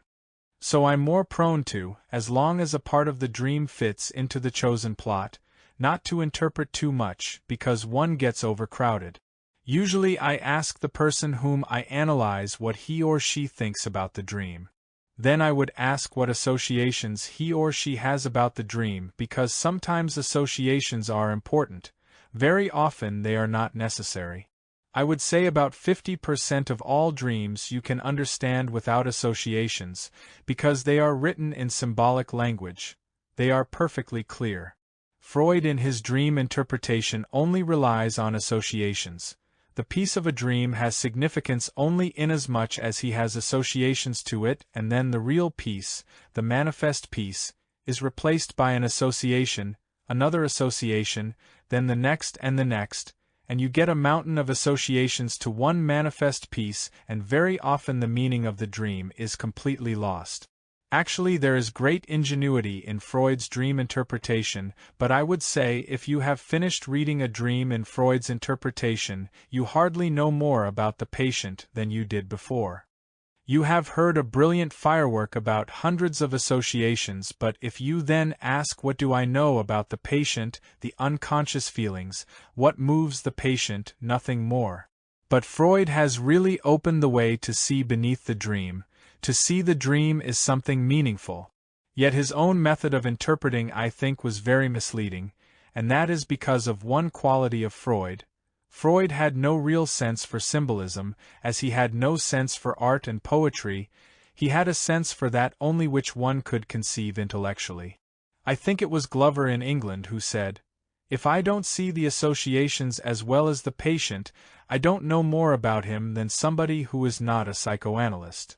Any direct impression from what comes over from another person by the voice, the gesture, the face, the body attitude, but then also by the subtlety of the nuances in which he expresses himself, is lost. In fact, somebody who is not as insensitive to the life of the patient as Freud was would not have invented a method to sit behind him and not to see him, denying himself the most important source for understanding another person. Naturally, if you don't see the face, you miss a great deal of what is essential for the knowledge of the other person. The second month of therapy and the second dream. Reporter. After the third week she had decided to leave the marriage and to separate from her husband. There was then a period of a few weeks when he had a great deal of difficulty in coming to terms with this, but once the decision was made and he decided to move out, he first made an attempt to find an apartment in the same building. Christiane actively protested. Thus he moved out to a hotel not far away. In that particular period of time she cried in nearly every session. She would come in with a sort of brave but thin smile, and then quickly break into tears. During that time she would telephone me during the day and night at least 1 or 2 times a day. She said she was absolutely frightened to leave, but she said, "It is urgent that I do." She was absolutely terrified of being alone. We discussed this. It was queer that never in her life had she really been alone. She was with her family till the 9th grade, then in a highly structured private school, in a structured college setting, in a structured postgraduate setting, and then she got married. She had never lived alone. This would be the first time she ever ventured forth on her own 2 feet. During this time, the second month of therapy, she spoke largely of her family. She said in her family group behavior was absolutely required, no one was permitted to show anger, sadness was not allowed. One always had to put forth a good face no matter how one felt. Even when she had her piano lessons, which she did for years, from around the age of 10 to 14, her mother would lock her in her room each day to practice. It was simply part of the procedure to go in and you're locked in, and the patient never questioned it. Nor was she aware during this time of having ever experienced any anger at her mother. She simply took this for granted. Also, when she told this, she felt no anger. When I said, "You say this in a remarkably calm way," she answered, "Why, that's just how it was." Her father was held up to her as a god, but was sentimental and more understanding than Mother. Mother never had anything personal to do with her. However, on many a Saturday afternoon Father would read children's stories. I don't recall which stories, but when she was 5, 6, 7, 8, he would take an hour on Saturday afternoon when he was at home, and read stories to her and to her friends, so there'd be 4, 5, 6 girls to whom he would read. And apparently he did this with a certain gusto. In the 3rd month of therapy her boyfriend Uwe came to visit. He came from Dusseldorf to Frankfurt while her husband was out of the house. Uwe and Christian slept together. They did this several times. It was very stimulating, very exciting. She still did not have an orgasm, but she was so happy to be with somebody because she'd been so frightened of being alone. Uwe told her that he was still committed to his wife, and he doesn't see how they could really get married. This he told her after he'd slept with her. The intercourse reduced her anxiety level, because she was from time to time on the verge of panic, very frightened. There were some extra sessions during that time and many phone calls. During this time she got quite dismayed. She expressed frequent despair that things will not improve. She had left her husband, but nothing really changed. She still felt very lonely and felt nothing basically would ever change. I spoke about her fear of being alone and abandoned and discussed with her the type of fear of being abandoned, as if she was still a child completely dependent on her parent. Although I am quibbling here with words which I don't mean to say, but just this, as if, is of course not correct because she is still a child, dependent on her parents. She is a 3-year-old child. She is that. The fact that she has a biological age of 28, and that she might make a jump from 3 to 29, if I would be radical I would say, in a minute, that's something else. But at this point she is a child. That has a certain importance because as long as I say to somebody, you act as if you were a child, this is a kind of friendly censor, don't be so childish. If I say, you are a child of 3 years of age, this is a much more shocking remark because it is much more near to the truth and it's not such a conventional thing. The conventional thing is, you are as if you were a child. But this, as if, is only a half-truth. She is a child, and that is a shocking fact to which she must wake up, and therefore anything that tends to make this, play this down, by the as if, diminishes the significance of the statement you make. That of course has to do in general with the style of talking to the person one analyzes, about which I wanted to talk in general, because it's a very complex problem. It is of course, you might say, much more daring to say to a 20-year-old person, you are a child of 3, because it sounds like a great insult to say that. But in fact the patient knows that that is so, and it depends entirely how it is said. It could be said in a critical way and then it may be devastating. But once the patient has realized that the therapist is not out to criticize her but to help her, then the same statement might be extremely helpful by its shocking nature, because the other person has known that for a long time, but not being fully aware of it. She is greatly relieved that the analyst sees that too, and takes it for granted, while she has had this as one of her most terrible secrets, this feeling I am still a little child, although she did not phrase it in these terms. The purpose is not only to convey to the patient that while she felt as a child of 3, she at the same time was carrying over the experience of 3-year-oldness to the present time when her life is not dependent for survival on her parents. This is a very good rationale, but you have to speak as closely to the reality that this person is feeling as possible, that is to say, closer to the feelings of fear on a deeper level. In the deeper level of fear no, as if, exists, because to add ifs is already a rational category. Christian knows she feels that she is a child, and she is frightened and doesn't dare to be aware of it. Reporter: at this time Christian had another dream which she broke down and brought in. Dream 2. It was a few days before my wedding and several close girlfriends were houseguests. We decided to go swimming at a pool nearby, but it was an anxious time. Some girls wanted to go and others wanted to sit around the house. I put on my bathing suit, but I didn't know what suit I had put on. One of the girls commented that it was an old-fashioned suit and it was also old in age. It was yellow and it covered mostly my whole body. It's the kind of bathing suit my mother wears. I looked for my bikini in my closet but I couldn't find it. Everyone was in a hurry so I had to leave without the bikini and I wore the old suit. The pool was great and everyone was happy. I anticipated the wedding and was exhilarated. Suddenly the dream shifted to a sickbed where Martha, my old housekeeper, the one who brought her up, was very sick and dying. She had a bad disease where all her insides were coming out. It was very upsetting, but my mother did not seem to mind and took the entire experience in a matter-of-fact way. It was very upsetting to me, as I realized my mother didn't care about Martha. My reaction to the dream was something to do about her recognition that her mother, while giving lip service to being interested in people and in Christian, really didn't have that kind of interest, that she was very absorbed in her own affairs. Something of that sort. Christian herself again had no thought for associations about the dream. From this impression doesn't take care of the first part of the dream. In the first part she really feels before everything, she is her mother, or we might say she feels she's forced to be her mother. Here the paradox appears. While she is going to marry, which means to be a woman in her own right, with her own life, the dream tells her, symbolized in the dresses, that she has to be like mother, or she has to be mother, she has to obey her, she is bound. She is forced, so to speak, to wear the mother's uniform.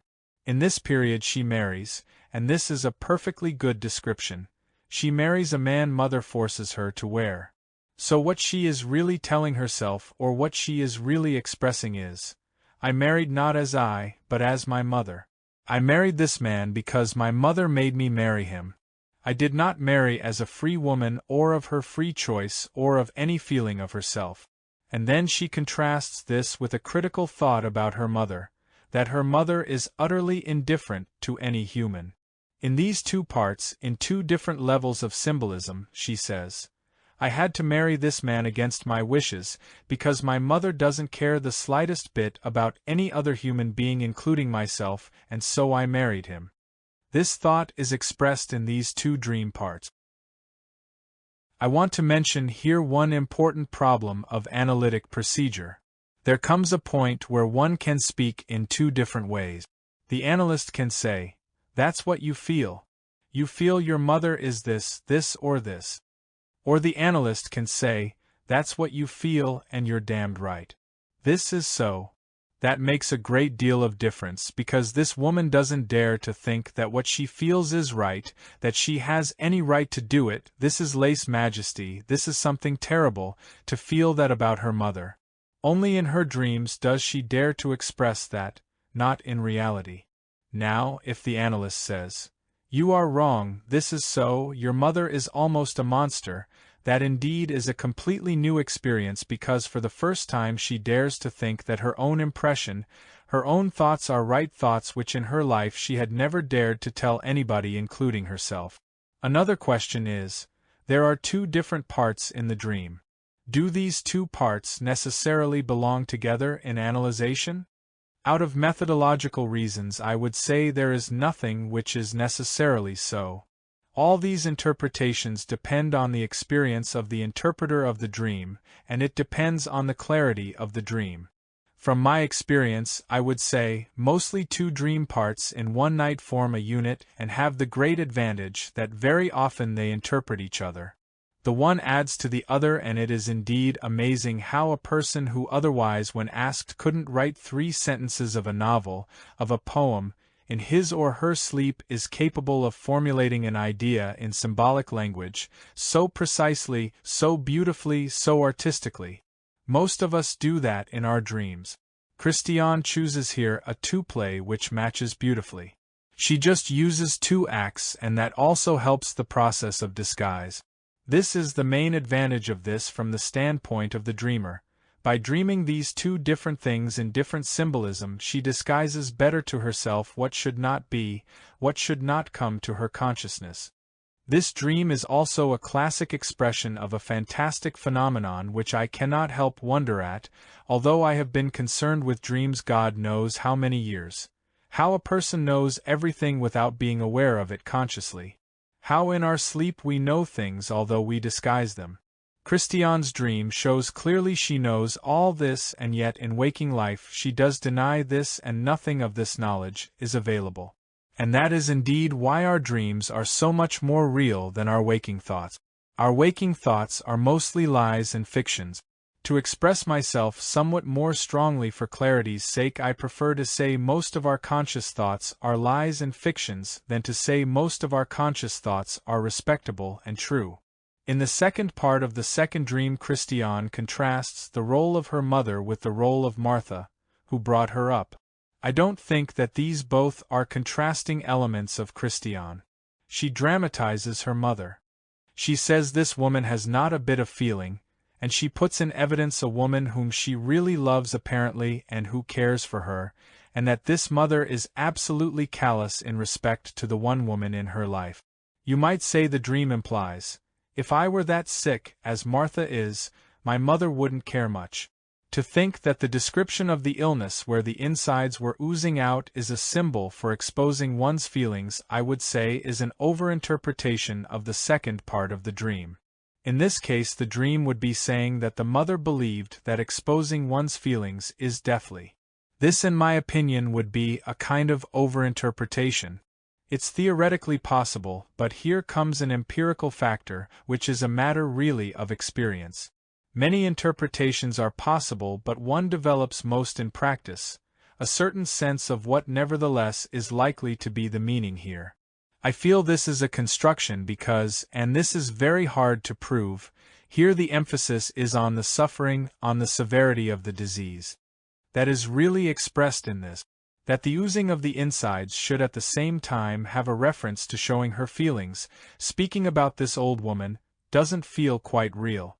But theoretically it's a perfectly possible interpretation. Here comes a great question, in general dream interpretation, of where to stick so closely to the material. The dream is so rich in what it describes as an expression of human feelings, that my preference is to stick so closely to what one can see immediately without theoretic construction and forget about that which one could construct because it wouldn't add anything either. We already know that she is afraid of that. The following months, and the third dream. Reporter. During this time a number of subtle changes did take place. First of all, she began speaking about aspects of her life other than her family. She'd been troubled about her work situation, particularly the man that she worked for was sometimes a very authoritarian person who structured her situation rather a lot, and she felt often very confined by this situation. After some discussion about this, she decided she was able to speak to the boss higher up and discuss a transfer, a promotion. She also felt she had been underpaid and was capable of doing more interesting work. With some trepidation she was able to do this, and within a very short time was promoted to a different division. Christiane was now out of personnel and into an executive management job where she would be in charge of some 40 to 50 people. At this time she was so pleased about this that she called up her family and she briefed her mother, who naturally raised questions about the advisability of going into this different kind of work. Her father, however, said, "Well, this is excellent. You are moving from a staff position to a line position, which is very good in your training in business." And with that she accepted this promotion and was very pleased to do so, and she really enjoyed the work. At the same time she gave up this brief relationship with Uva, as she felt that it was not going to lead anywhere, and why get caught up in it, although she knew that she would be in a position of great anxiety. This was something too that we did discuss. However, no sooner did she leave the situation with Uva, or a few weeks later, she became involved with Peter, who was the father's big executive. During this period of time though, prior to Peter, she did begin to think more in analytic idiom, was very interested in discussing situations and began to have some insights and interpretations of her own and became quite motivated. Peter had kept in contact with her on his frequent flights from Hamburg to Frankfurt. After she had broken up with Uva, he had asked her before to go out to dinner. She finally accepted. She was a little concerned to accept because she knew she was very vulnerable and desperately wanted company. She did feel and was in touch with a great deal of anxiety about being alone. For a few weeks she was busy every night going to one friend's house after another. That bored her, and then she began to take up the guitar. With Peter she then had an affair, and she would see him about once a week. Within a month or so she and Peter fell very much in love with each other. They considered themselves to be in love. Peter is married and has 3 children. He is one of 4 vice presidents in her father's organization.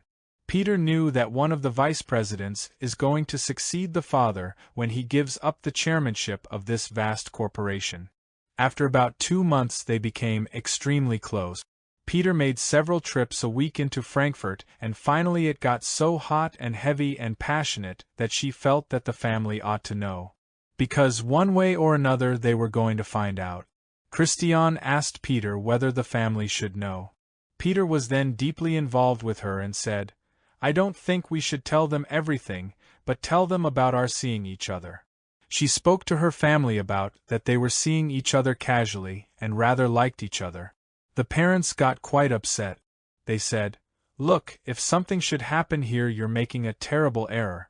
He's married, he's got a family, he's got a future, and he's certainly not for you." After that conversation Christian had the following dream. Dream 5. I was on a beach. There were no people around and I was very happy to be in a quiet, sunny place. I felt no tension, a complete escape. Then suddenly some authority figure, she doesn't know whether it was a man or a woman, told me that I had to organize an event that same afternoon. I didn't know what kind of event, but I had to get off the beach and to get going. I don't know why I agreed. I met some friends, 2 childhood girlfriends. They said, "Don't worry, you can do it and we'll be there. It'll be okay." I didn't think they took it seriously enough. Then we were in a parish hall, in the church hall of my hometown. I was looking at the stage in the parish hall. Next the scene changed. I was in the yard at our home. There were lots of trucks around and a circus tent, and lots of musical instruments gathered about. I thought it was to be a play that I was to organize, as I had in high school. But instead I was to perform, and I didn't know what to perform. I was very anxious. Someone said, "You are to dance here, on this red merry-go-round." There was a red merry-go-round with royal blue elephants with red seats all around, much room. At first I was glad to dance, but not with such constraint. Reporter, I said to her that here she had a sense of freedom of doing something on her own, but nevertheless her parental influence carries over and she feels obligated to perform and to go on with the parental dictates. She does not feel free to follow through. Christian was still very frightened. She was absolutely frightened to continue with Peter, because she felt that this would be the end of everything. She would be guilty for Peter's lack of getting a promotion, maybe he'd be fired, and certainly she would incur the extreme wrath of her parents. She said when they get angry there is just no way to deal with them because they convey to her that she is not just bad but she is a disappointment to them. She says, "I always have to live in such a way as to make my mother's life feasible." Whenever she expressed happiness, her mother seemed to be unhappy.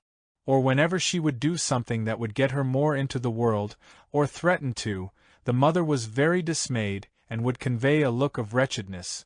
"Look what you're doing." From, I just want to discuss the meaning of this whole story a little bit more. What goes on here? First of all, one has certain questions. What does Peter think? Has he a secret scheme? Eventually he will get a divorce, marry that girl and thereby become president? That's not so far-fetched. It's rather a game with high stakes, because in the meantime in the process he might be thrown out. But otherwise, why would Peter risk losing his job, and why would Peter be so naive to think that eventually these people will not notice anything when the girl tells them that he is seeing her frequently? There is a funny thing, the naivety of these parents. Just because they care so little, they are so naive. If the daughter suddenly comes and says she sees Peter often, Well, I guess anyone with half-normal intelligence would say, obviously they are starting an affair, otherwise why would she come and tell this? That's a cover story that she sees him often. But these people take that very seriously and only threaten her with what would happen if she did. I want to point out one thing here, that very often what one would call naivete or a strange kind of ignorance is simply the result of caring too little. For these people, the whole life of their daughter, and what she does and what affairs she has, is really not that important, so they don't try enough to see what that really means, but are satisfied with some stupid cover story and leave it at that. Such parents are very easily deceived, and their having her for 20 years meant simply nothing. Because in this 20 years obviously she did not experience enough which would make her feel that there she was really at home, and that gave her a deep sense of I don't know what, of at least being at home. These people then are so surprised when children suddenly do something unexpected because it's so in their minds that the children live for their sake and don't want to disappoint them, that they don't think of the possibility that their children are alive and might do something which they want to do, even if it sounds crazy or whatever, if it's something extreme they do, and so they don't notice anything. The same holds true very often in marriages.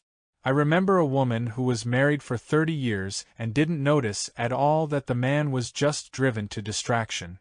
If one sees instances of what one would call naivete, or lack of judgment, it's always very important not to talk about the lack of judgment but to ask oneself, are they not simply too disinterested to know better?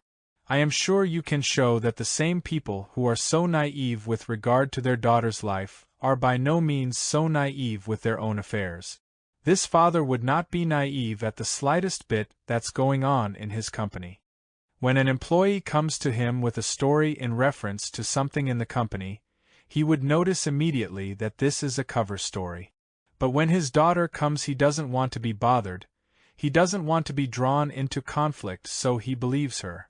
That the woman is driven to despair and anxiety is very clear, because what is all this? Peter told her only he was contemplating to leave his children and his wife. As long as he only contemplates, it's just so much talk. If a man doesn't say, I shall, if you marry me, get a divorce immediately, it's not worth listening to it. And the trouble is that some women, and it's usually the women who are in that position, are so infatuated or don't see the man subjectively, who are so romantic that they don't see the reality, and really believe the man says he's going to contemplate it as if that means anything. It takes really some experience in living to become what I would say is normally, healthily cynical. I would recommend to everybody to become healthily cynical.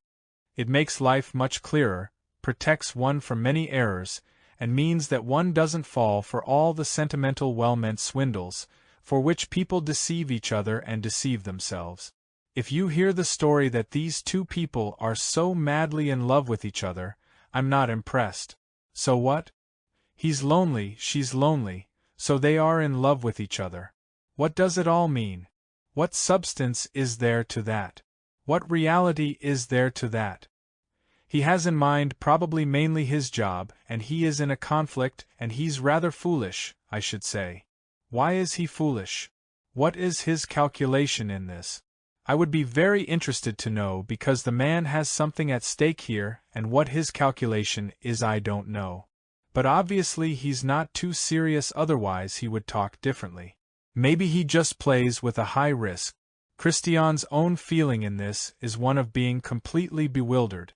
Again I would say, of course you're bewildered and anxious, because you're in an impossible situation. You are frightened of your parents. So far this man has given no indication that he really loves you in more than just a sense of going to bed with you and being very attracted to you at the moment. What basis is that for a relationship? How serious is it? You are 28. If she were 17 or 18 one might say alright. So she experiments and maybe there's no great harm in that, but it's a little late. Although these are really muddy situations, I wouldn't even recommend them for the 17 or 18-year-old. The situation with this man is a muddy situation. It's basically dishonest. Why get oneself in a situation which is so basically dishonest? It's not necessary and it doesn't help anyone. It just leads to great disappointment and to the kind of cynicism which one shouldn't have. I think cynicism should be an accompaniment of great faith, but cynicism without faith is just discouragement, is just self-destructive. The question would be to know what does the girl, I say the girl, to say the child, would be the most proper expression here. What does the woman really say about that? Reporter: she says that for the first time in her life she is now having orgasms. He claims it is the finest relationship he's had, the most powerful and sensuous. I said to her that she is still frightened about being on her own. As soon as she could she tried to take up with Uwe again. When that didn't work out again she was so frightened she latched on to Peter. And that she's still struggling without knowing what she's going to do, but it's mostly concerned with these different kinds of security operations to tie up with people who are going to give her that kind of security where she won't be drifting or on her own. One should, however, not take the fact too lightly. That she has an orgasm with this man is also not to be completely ignored. Whatever the reasons are, maybe this man is less inhibitive, a better lover and has a different kind of temperament, she is freer. It's strange that in this case, which is most complicated from the standpoint of the parental situation, she really plays with fire. There she is less inhibited, can let herself go more than in situations which were actually less difficult. Especially with her husband it would be completely safe, but he gives no chance so we can forget about that. But also with Uwe. Thus I would say this is a symptom which I would take as an indication that she has still made no progress in essential things. Respectively, this is at least something which is worthwhile to be inquired. Is there actually in relationship to her parents any change, basically, in these 4 months? Reporter: yes, there is a slight change in that she has become a little more skeptical about what they're like and about what their interest is in her. Her father he calls her once or twice a week. Usually he is off to one of the branches every now and then and travels quite a bit. Returning to Frankfurt he calls her up or he may see her for dinner every 2 or 3 weeks. She feels that he really is very kind of superficial. She sees him in a less godlike way, and begins to express a slight hostility towards her mother, in the sense of seeing the mother more clearly as someone who has subordinated her by putting the mother's own interests first. So there is a slight change in her view of the family, though in terms of her apprehension and fear, that still remains unchanged. She's still terribly frightened for some reason that they are simply going to abandon her. We might say on the other hand she still is having a life of her own, that is to say, being a 3-year-old without a life of her own, she is naturally afraid that the people who give some meaning to her life when she is at home could abandon her. Still she feels frightened to death of being left by her parents, and we might say this is the result also of her not knowing anything about how to live, how to be a person. She goes to her job, that's a pretty routine thing, and then she flounders. She goes to her analysis. That must be to her one place where she has a little home, and then she sleeps with that man, and that gives her a little feeling of being at home. But by and large this woman is completely without a sense that she is a person on her own, that she could do something, that she could live. She just flounders around completely. Naturally you might say it goes both ways. One can argue, because she is so bound to her parents she cannot think of her own life, that would be the usual analytic version. I think, however, you must say also it goes the other way around just as much or more, because she doesn't know anything about living. She does not feel anything she can do with her life, she is completely blind to what life could mean. She has to remain frightened as long as she has no vision. I don't mean a theoretical vision, I mean some feeling that here is life, it's her own, and that in this life she can do something, express something, be herself. Here we come to a great problem. Is analysis enough? Or is it not necessary that somebody who explores himself or herself also learns how to live? That is to say, some idea of what one does with one's life. This woman is like a traveler in a desert without a map. She looks out for somebody who might come and show her out of the desert because she is frightened of dying from thirst. That is literally so, that is not a metaphor. She needs a map, and the map is not only to see that she is dependent in all this, but the map is also to see now where could she go. What is this thing, life? Who is she? What could she do? And with this I don't mean in practical terms of a job. Still, we haven't asked what interest she has? Reporter, she has a great deal of interest in music. She loves music of all kinds, but she doesn't play an instrument. However, at this time she felt she wanted to give some expression to music. She has always liked the guitar and began taking guitar lessons, not so much popular guitar but to learn guitar as an instrument, perhaps with a classical or opera guitar. From, when she says she has very much interest in music, let's forget about the guitar for a moment. What does she really mean? How is that evidenced? Reporter, it is evidenced in the fact that she does go to the opera and can get tickets to the Frankfurt Opera. I think it is not really out of status feeling or things to do. She genuinely enjoys opera. And she knows something about opera, the stories, the composers. Although this is not something I know much about, nevertheless I felt from the remarks she made she is more than a pure amateur. From, I must say that data doesn't impress me at all. Whether one goes to the opera in itself is the expression of a great interest in music, seems to me questionable, especially in Frankfurt where it's definitely a status thing. That's not very convincing to me. When somebody tells me he is very much interested in music, my next question is, please tell me one piece that you like best? It's an obvious question because only then can I have any idea what this means, and if the answer is, well, I like everything, then I know. This statement about interest in music is just a cliché. Besides that, we know how many people go to listen to music and go to museums. I'm sure quite a few are really interested, but you know today, everybody tries to kill time in the most decent way, if he belongs to certain educated classes. So you go and look at modern, or not modern, art or to concerts, but this essentially isn't an expression of great interest in art, it's a conventional thing. So somebody will have to be more convincing than saying she goes to the opera. She thinks that music is important to her, but I'm very skeptical in general towards these statements. What does it mean that she is taking guitar lessons?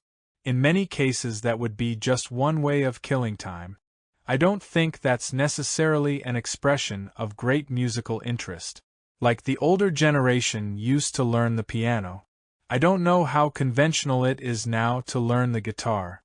Reporter, I didn't feel it's the way she was involved in it, but I thought in the context of where she is in her life that when she wants to get to play the guitar, even if it's a trivial interest, it's a desire to express some of her emotional reactions, just as her going back to horseback riding, which she would do several mornings a week and at weekends.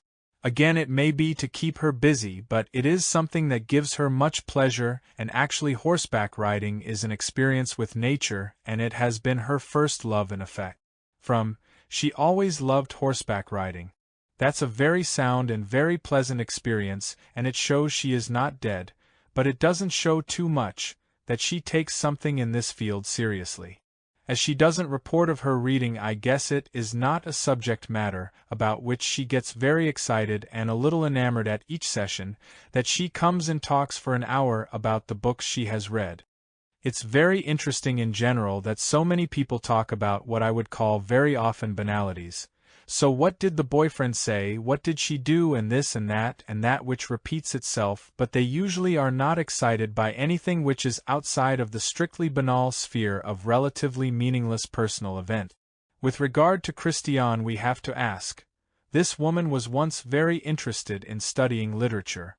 The parents did a good job. Now she seems not to be terribly interested in that anymore. So the one thing where she had a real interest apparently has been lost. She leads a life which is really in a way barbaric. By this I mean it has no content beyond that which concerns a narrow circle of her job and her relation to her parents, with a few feeble attempts to branch out which gets her into great trouble. The question is, what can one do about that, and what can analysis do about that, or should it? As long as she is so poor in terms of experiences which are fruitful and interesting in life, how can she build up a life which is not utterly boring? How can she leave this dependency on her parents? That is, I would think, a very important topic to be brought in, and in my opinion, in general analysis, too little attention is paid to it, because it doesn't seem to be a problem, or too little of a problem. If in the wealth of culture we live in, and the wealth of possibilities with books and experience in science, and everything, a person lives as if all that did not exist, as if there was an empty world in which nothing is important, nothing is really interesting except purely small personal events. The fourth dream, and some general consideration about this therapy. Reporter: the next dream marks the low point of our work together. It took place about a month later. What happened in the meantime was as follows. Discussing with Peter their greater involvement, they were now seeing each other about 3 times a week. Peter was traveling to Frankfurt much more than necessary, and he could justify. Finally they decided they would tell the parent. Peter at this point did begin to feel that he did love Christiane. He definitely said that it was not only a commonplace, but he told her very seriously that maybe they could work out a life together, but he would only do so if he felt that he could also manage his career. He felt that that was very important, and he didn't want to feel that he would give it up for her. Christiane said she didn't want him to give it up for her. But Christiane felt that perhaps with her father, who had said he would stand by her no matter what, possibly under the circumstances they might go along with it.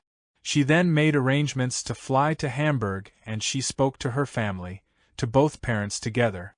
The parents reacted with extreme dismay. In fact, they acted very angrily. They thought, "How could you do this?" From, if I may say this between, that was particularly a mistake of hers. She should have talked to her father separately first. In the presence of the mother this was already a losing battle. Reporter: then her father the next day spoke with Peter, and Peter said to the father, as both people reported to Christiane later, spoke very directly. Peter said, "I love Christiane and I would like to marry her. My marriage has not been a very good one." Thus he declared his intentions. The parents had a consultation, and the next day, it was a Sunday, they met with Peter and with Christiane, and they said, "Look, we simply cannot go along with this. The organization would be scandalized, it would absolutely jeopardize your future, you couldn't possibly get ahead, and I don't know that it would be comfortable given the social situation in which we all live, that you could stay here." The parents declared themselves jointly, totally against this match. The father said to Peter, as a matter of fact, he will be fired unless he agrees to the following compromise. The compromise was that they not speak to each other for 1 year. If at the end of that 1 year of not speaking with each other, they would still feel strongly, they could readdress their petition, as it were, to the family. For Christiane this was no laughing matter. After she came back to Frankfurt, it was the Sunday night, I saw her the Monday morning. She had had the following dream that night. It was for her the most serious dream she'd ever had. Dream 4. I am in a room which is a meeting room. I am up on stage with about 12 other men and women. Someone is running the meeting like a trial by vote. We 12 have been accused of some disloyalty, nothing definite. We indeed are accused, and our punishment is death, to be handled by injections from a doctor. My parents are at the meeting, and Lisa, that's the daughter, is with them. Henry, a kind of old friend that she has known on and off, he knows the family and is friendly to her, is not in the room but sitting in a nearby room that's like a press room, right next to the meeting hall. The hall is old, wooden and crude. It reminds her in some way of a church. We are going to die. The order that we will be killed has been determined, and I am one of the last.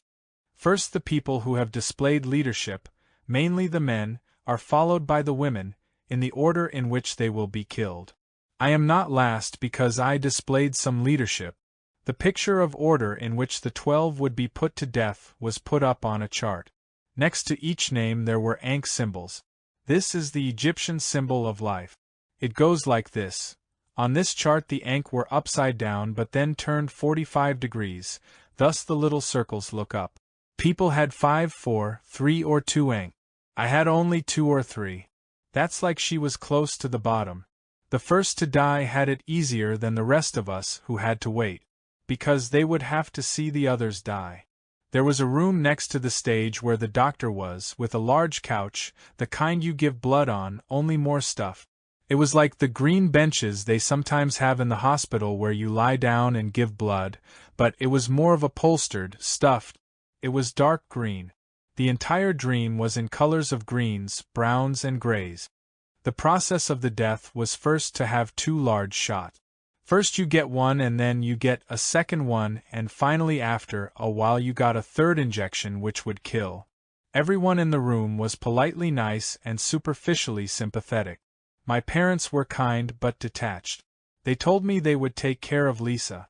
I would leave the room from time to see my friend Henry, but he was cold, not very sympathetic, and he kept saying, "I told you so, that this would happen." He admonished me in a detached way. I wanted his love and closeness so much, but he wouldn't give. I had the 2 shots and then I took Lisa for a last walk. We went up and down a sidewalk which is near my office, a dark, dirty street.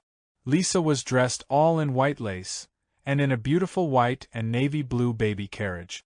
I felt tremendous dread and fear, deep pain, but it wasn't strange that I never cried. I came back and looked in the mirror, and I looked very chalky and pale and sort of dead. There were cries and whispers from the surround. People stood and talked, and finally my turn came again, and as the doctor injected me for the 3rd time, I woke up. When we spoke about the dream, her anxiety was enormous. By this treatment of her family she felt condemned to die. Her parents were of no help to her in any way. They go along with the sentence and do nothing. She feels the doctor is not helping her but hurting her, and felt no choice but to go along with the punishment that her parents and the facts had meted out.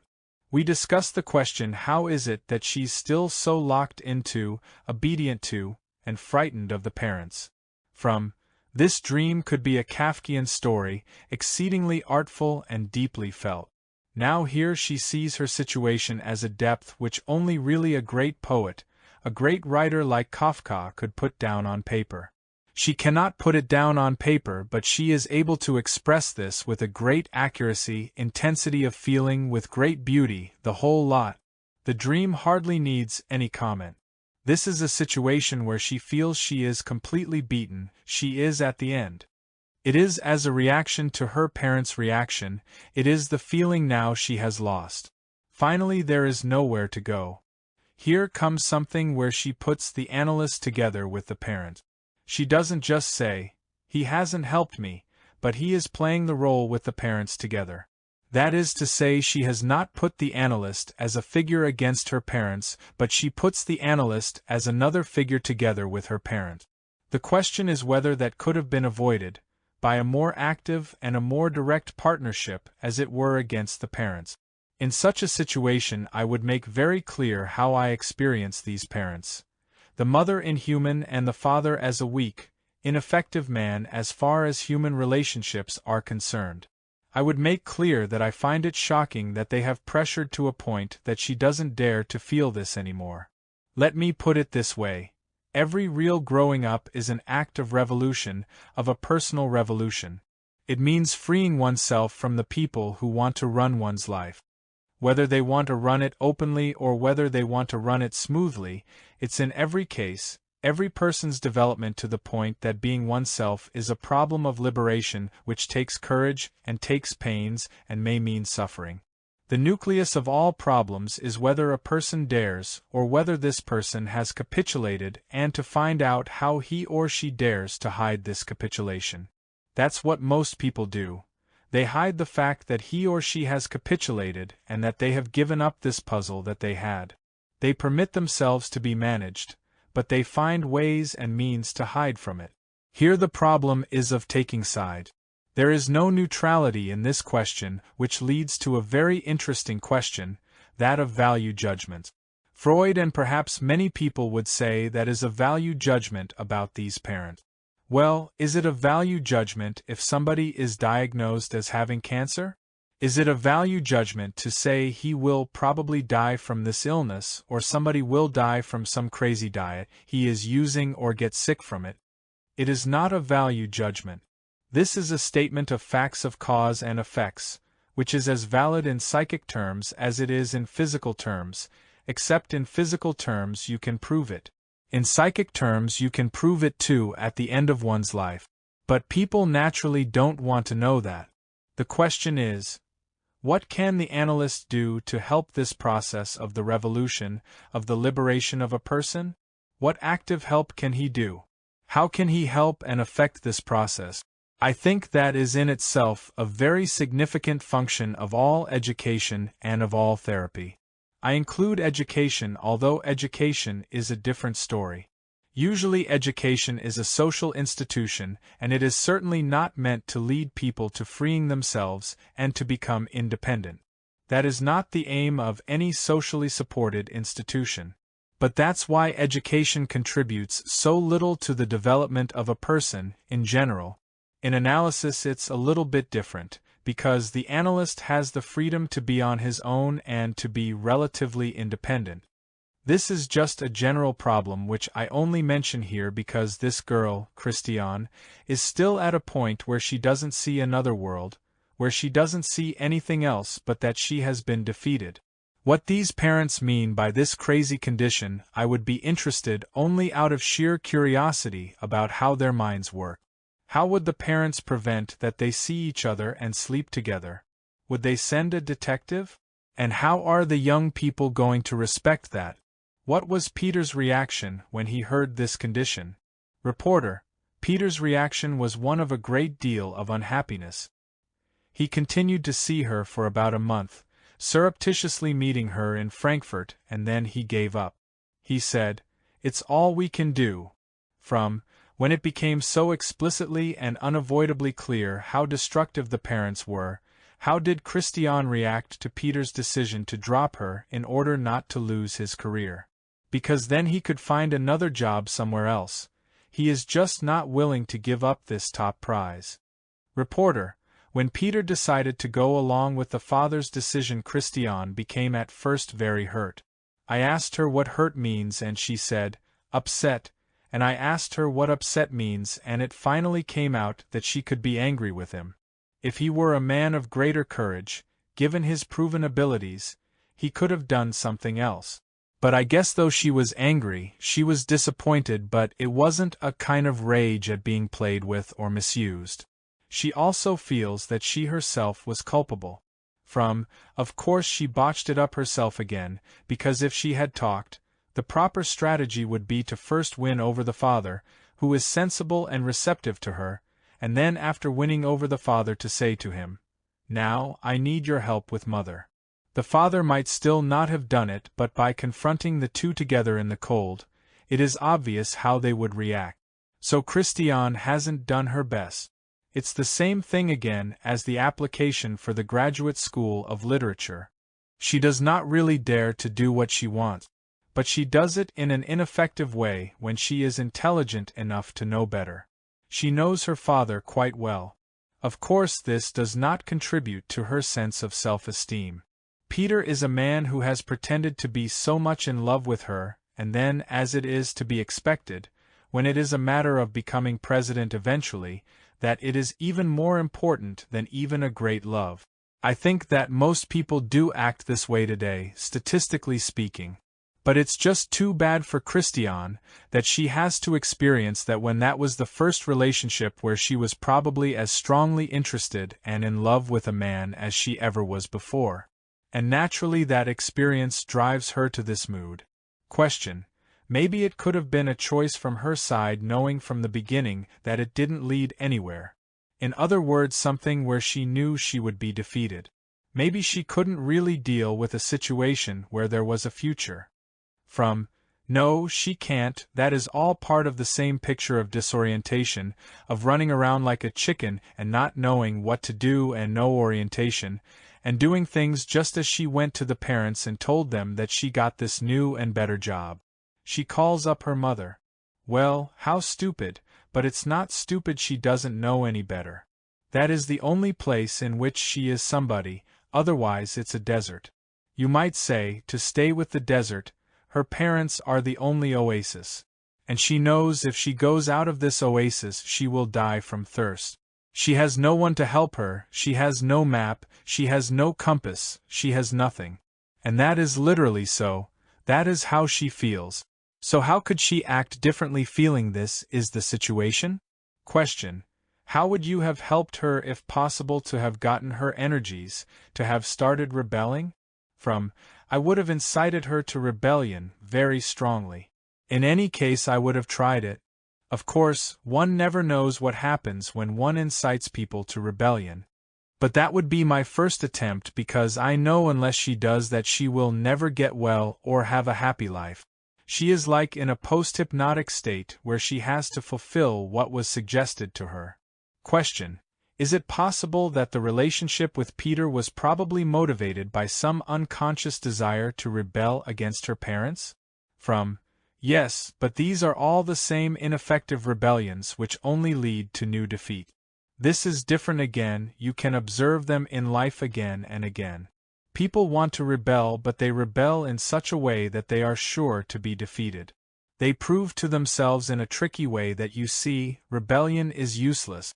A son, for example, makes a big scene to his father, and shouts at him and accuses him and plays crazy. The next day he comes back and apologizes, and he has to apologize because he behaved so childishly and so irrationally. If he had told his father in clear words what he really thinks but to the point, then he would have won a victory. Because then the father would have been embarrassed. So the father is again in a superior position. That happens all the time. Therefore I would have questioned Christiane earlier in therapy very clearly that this was another form of ineffectual rebellion before she became so involved with Peter. I might have talked about the possible strategy of this man and would have brought up that it is expected to end this way, because basically this is a man for whom career, and not just career, not to make a living, but top career, top success is more important than being as much in love as he ever would be. I make these comments simply because I want to use the occasion of a case to express my own idea about therapy. If I look back at my own therapy then I'm usually ashamed about the way I have analyzed people 5 years earlier because I have made this mistake and that mistake. It is a terribly complex process, and I know very well that naturally from short notes one does not give half the story because many things are necessarily very lacking. So what I said is not mainly a reaction to the presented case but using this text for remarks of my thinking in analysis about analytic therapy. I didn't really speak too much to the material, I just used the material for my own purposes of expressing certain ideas. More I didn't intend. 10. Specified methods to cure modern character neuroses. For modern character neuroses, it is typical that people suffer on themselves. To cure these modern neuroses, additional steps beyond classic psychoanalysis are necessary. The last chapter is focused on these methods. Changing one's own action. First of all, I believe it is necessary to change one's action and not only to analyze and to be aware of oneself. If one is only aware of oneself without at the same time making steps which are the consequences of this new awareness, then all awareness remains ineffective. One can analyze oneself and know everything for so many years, but it will not be effective if it remains sterile, if at the same time one does not accompany it by changes in one's practice of life. These changes may be small, but one cannot proceed in this way, as you find it in some leftist philosophers who say, "When the revolution comes then we will have better men." Marcuse says this, but before the revolution any attempt to become a better man is only reactionary. That is of course plain nonsense in my opinion, because after the revolution comes and nobody has changed, the revolution will just repeat all the misery of what has happened before.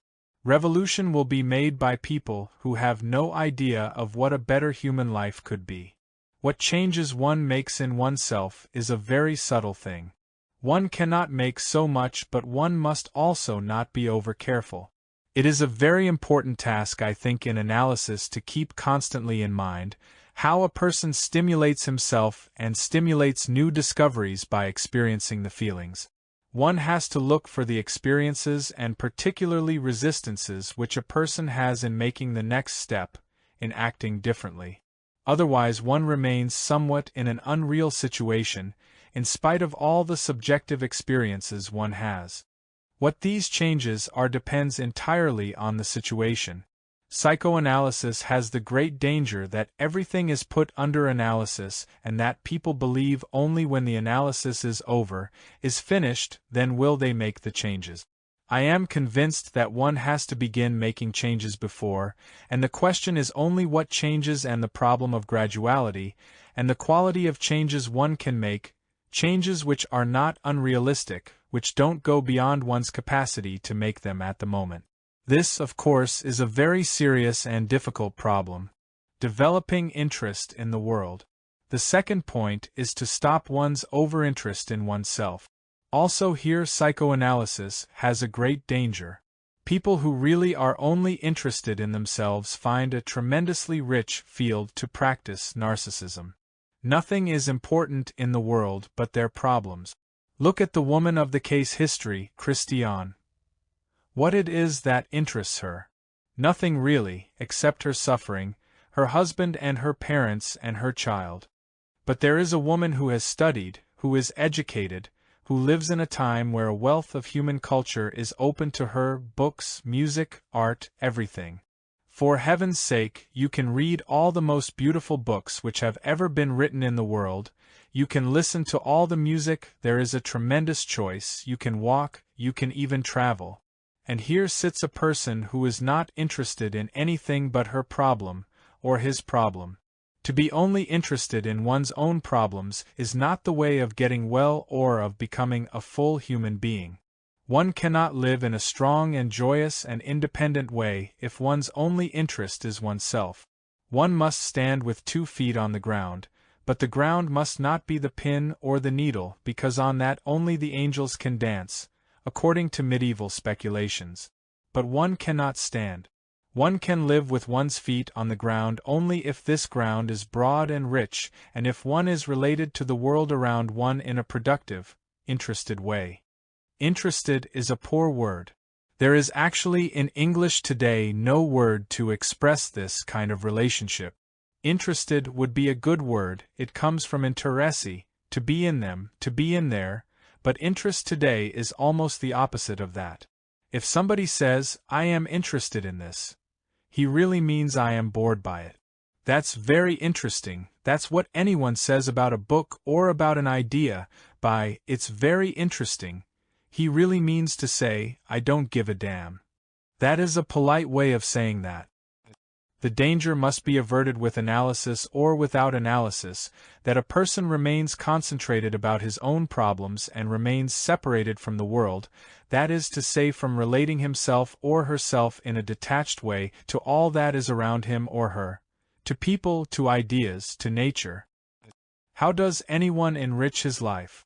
All the misery which is experienced by many people lies to a large extent in the fact not that they are so sick but they are separated from everything that's interesting in life, that's exhilarating in life, that is beautiful in life.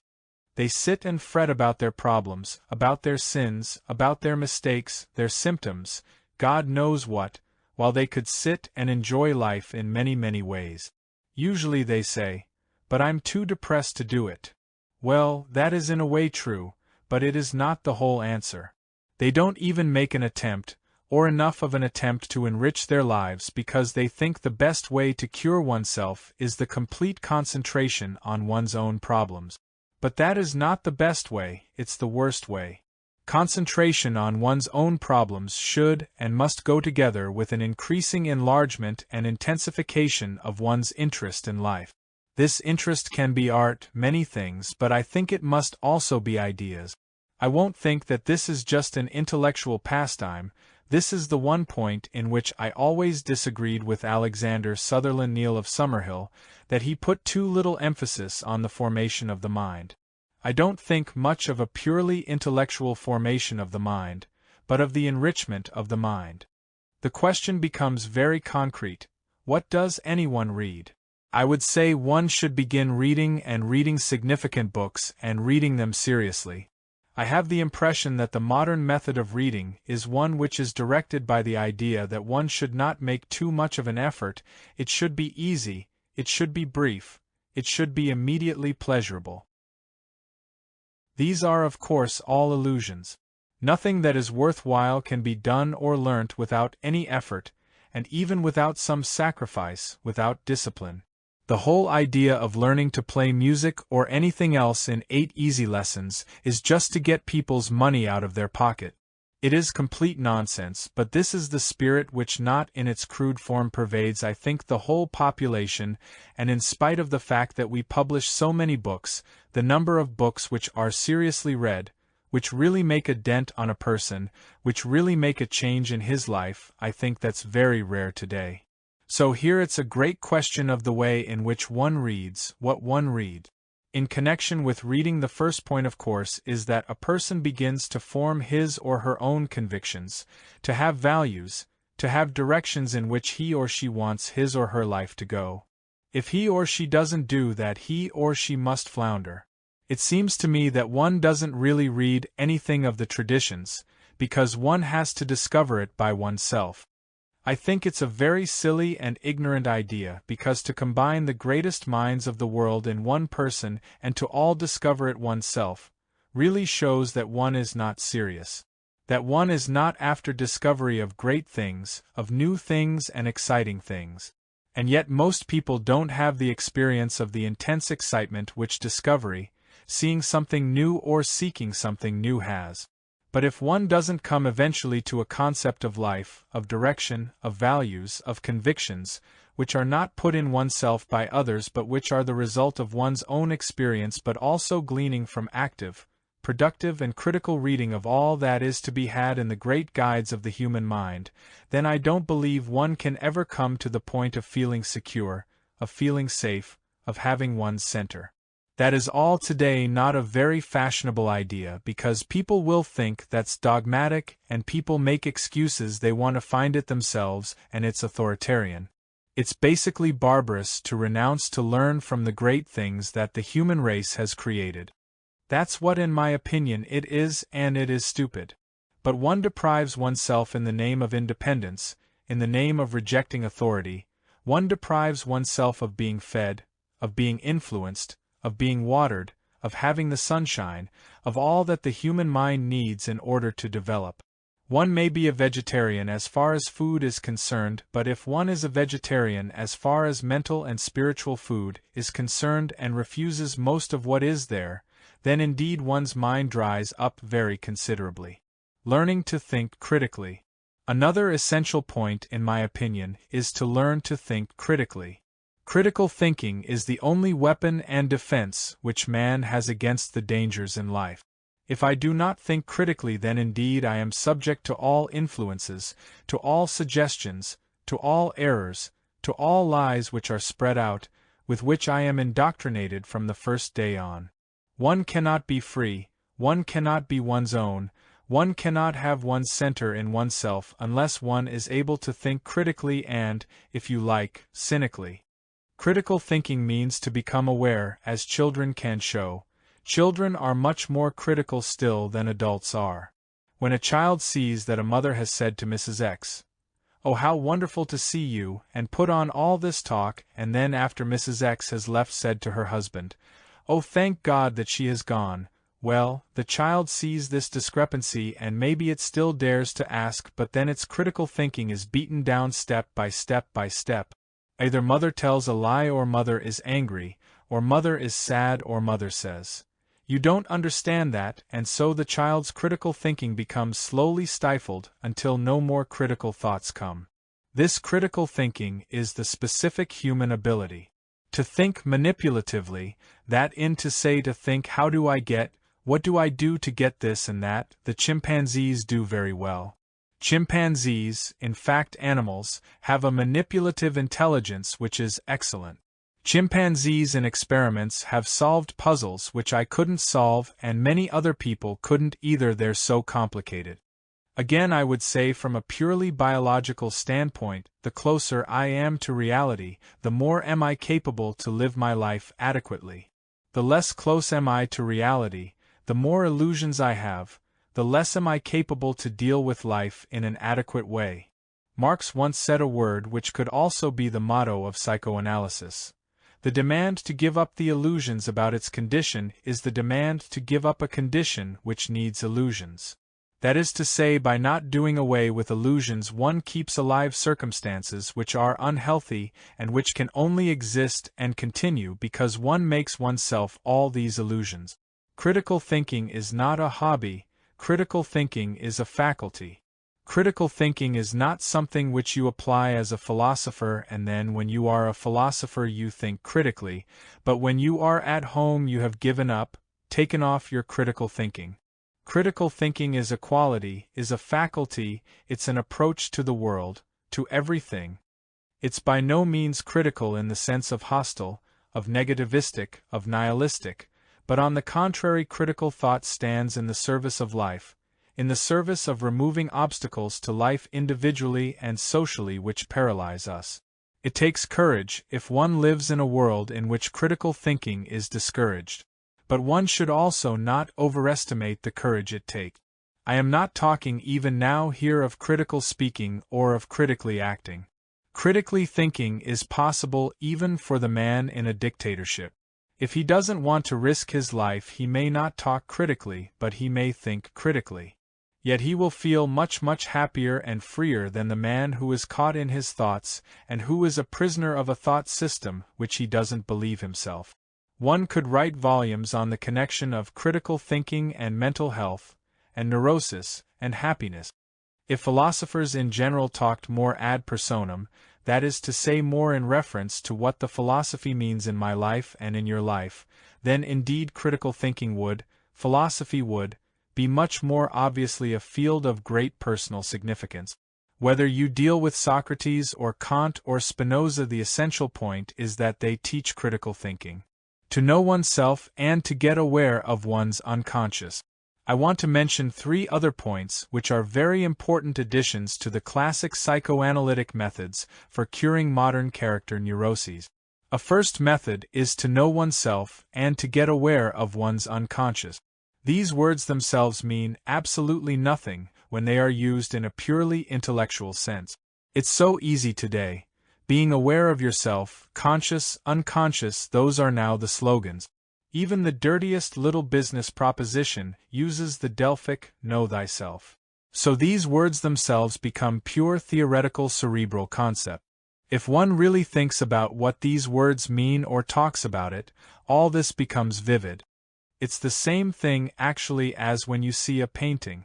If you look at a painting of Rembrandt, I mention him because he's one of my favorite painters, you can see that same painting 100 times and it's always new, it's always fresh, it brings you to life and you bring the painting to life for yourself.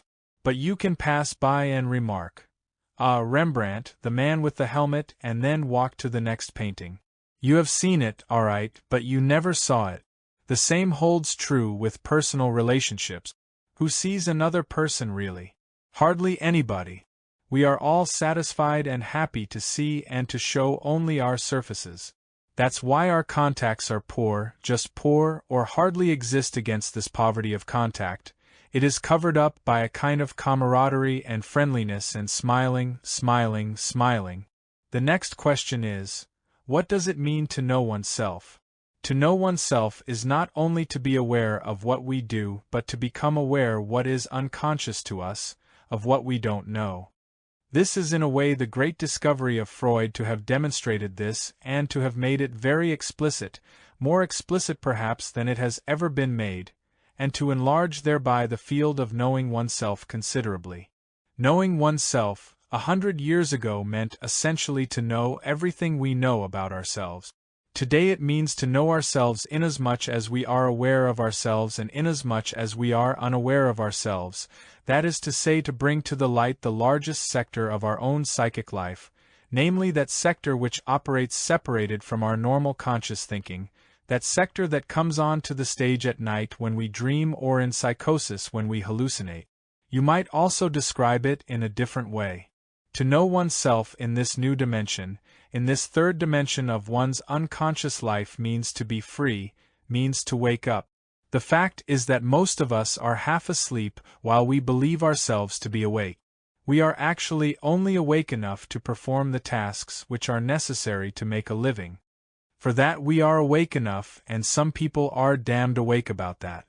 But for the task of being ourself, for the task that transcends that animal function of feeling ourselves, for the task which goes beyond being a feeding machine and a love machine, for this task we need other insight, rather than the one which we have enough of in the state of the half-awakeness. If you consider that the Buddha means the awakened one, then you have a symbolic expression of what I am trying to say. The person who is truly aware of him or herself, who penetrates through the surface to the roots of his existence, he or she is awakened. It is peculiar, looking at the life of most people, how half asleep they are. Nobody knows from nothing, nobody knows what he wants to do, what the consequences are. People, inasmuch as they deal with problems of their human existence, are ignorant. When they deal with business, they know very well. Then they know how one gets ahead, how one manipulates other people and oneself. But when it comes to the question of living, they are half awake or less than half awake. I should like to transmit the impression on being awakened which I have on the basis of my own experience, and which I should like the interested to have about oneself or about other people. It takes time to be aware of this state of half-awakeness, when people believe themselves to be so wide awake. In fact, the paradox is that we are more awake when we are asleep, to ourselves, than we are when we are awake. When we are asleep or when we are crazy, at least in certain stages of craziness, then indeed we are terribly aware of ourselves as subjects, as feeling persons, as people, only that this awareness remains separate from the external life. It exists only as long as it is dark, or biologically speaking, as long as the organism is freed from the function of manipulating the world, defending itself or going about seeking food. But as soon as we wake up we go to sleep. Then we lose all insight, all awakeness for the more subtle processes of our feeling, of our knowledge, and we are asleep to all, and that's the way we live. Is it a wonder that people make so little sense of their lives? That people are so unhappy in the midst of plenty? That people who have everything that would be necessary to make out of life the very best life can give, flounder, are unhappy, dissatisfied, disappointed, and at the end of life have often a very bitter and sad feeling that they have lived and yet they have never been alive. That they were awake but they never woke up. That is what it means to be aware of oneself. To become aware of his unconscious one doesn't need to be analyzed.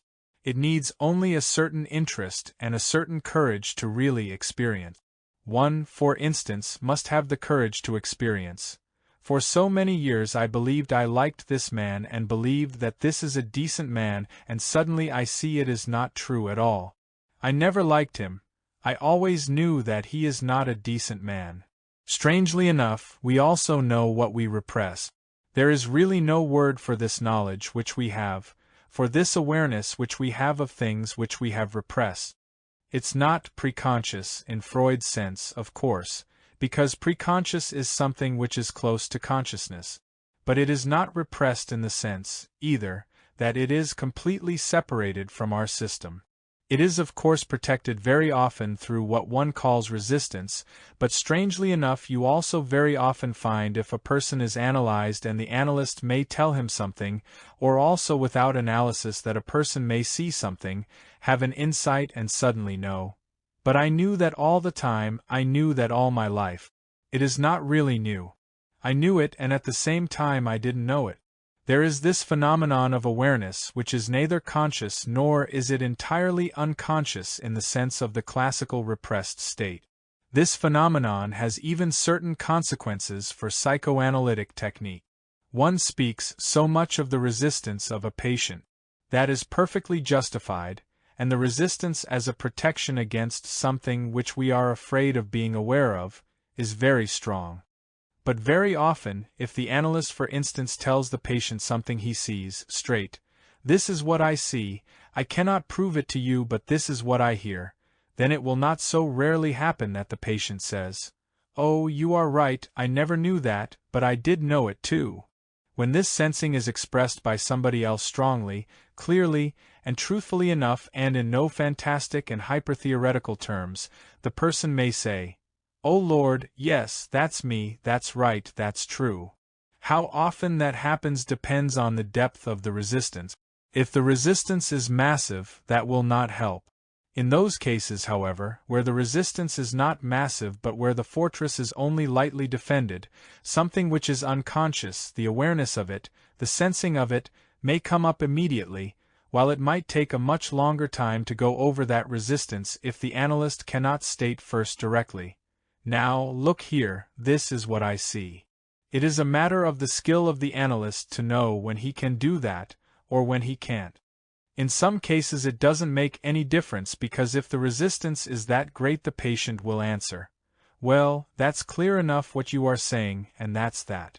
In some cases it can be dangerous because in spite of the fact that patient says, "No, that's all nonsense," here, in his unconscious there is something which reacts to it which does not simply react like, "This is nonsense," and the next day or an hour later this person has a severe depression because he could not stand this sudden truth. Now, if this whole thing is so repressed, why does B react that way? Something in him has heard it. It is too convenient for us personally always to think, "If I am not aware of it, it's repressed, and if it's repressed, maybe I have to go to a psychoanalyst for a year, and if I can't do that or don't want to do it, leave it alone." But it's not that simple. If I really train myself to be sensitive to it, I might discover something about which, without even the help of an analyst, I find out one day, "Oh, that isn't quite as I think." The sensitivity necessary to get aware of the own unconscious is known to us. If we for instance drive a car, we are terribly sensitive to noise of the car without thinking about it. We notice the finest noise, the slightest difference. We can think of something entirely different, be completely concentrated on the view in front of us, but if there is the slightest change in the noise level or in the quality of the tone, we are immediately aware of it. Becoming aware of one's body. Another method for curing modern character neuroses is the awareness of one's body. By that I mean something which is sometimes called sensitivity. I refer to the bodily awareness which most people do not have because they feel the body only when they have a pain. But we don't feel our body when we have no pain. Very few people do. To become aware of one's body, not only of one's breathing, but of one's whole body, one's posture, when one is cramped. This is a very important addition to become aware of one's mind. I do recommend it to anybody as a very important adjunct to the analysis of one's mind which goes on in analysis. The awareness of one's body and the reconstruction of one's bodily experience and a greater awareness by arriving at a much greater harmony and uncramping of the body is of great importance. I have taken for years the Elsa Ginla method, and now for quite a few years learning the Tai Chi, which is a very exacting and very relaxing Chinese set of movements, and I have greatly benefited from it. In certain instances certain types of massage, as George Grodek and Wilhelm Reich had found them, can have a very good effect. If a person really learns how to free himself from the inside, he will know that also in his bodily posture. One sees the difference between a repressed inwardly cramped person and the person after he has loosened up, has lost a great deal of his repressions. One can watch it in his bodily posture, in his gestures, even though he has not particularly trained himself in the method of body sensitivity. It's not only that the body, the awareness has an effect on one's inner decramping, on one's inner confidence, but it works both ways. To the same extent one gets freer inwardly, one will also be freer physically in one's body. It is very important not to forget that body relaxation alone is not enough.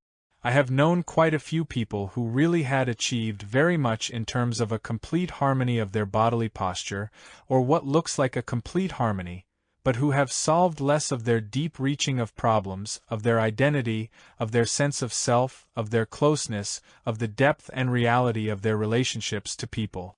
So I would still give the primary importance to the experience of oneself in the analytic sense, and this is greatly helped by any method which at the same time does this with the body, leads to greater harmony and relaxing of the body. I can measure my inner state of mind by observing my posture.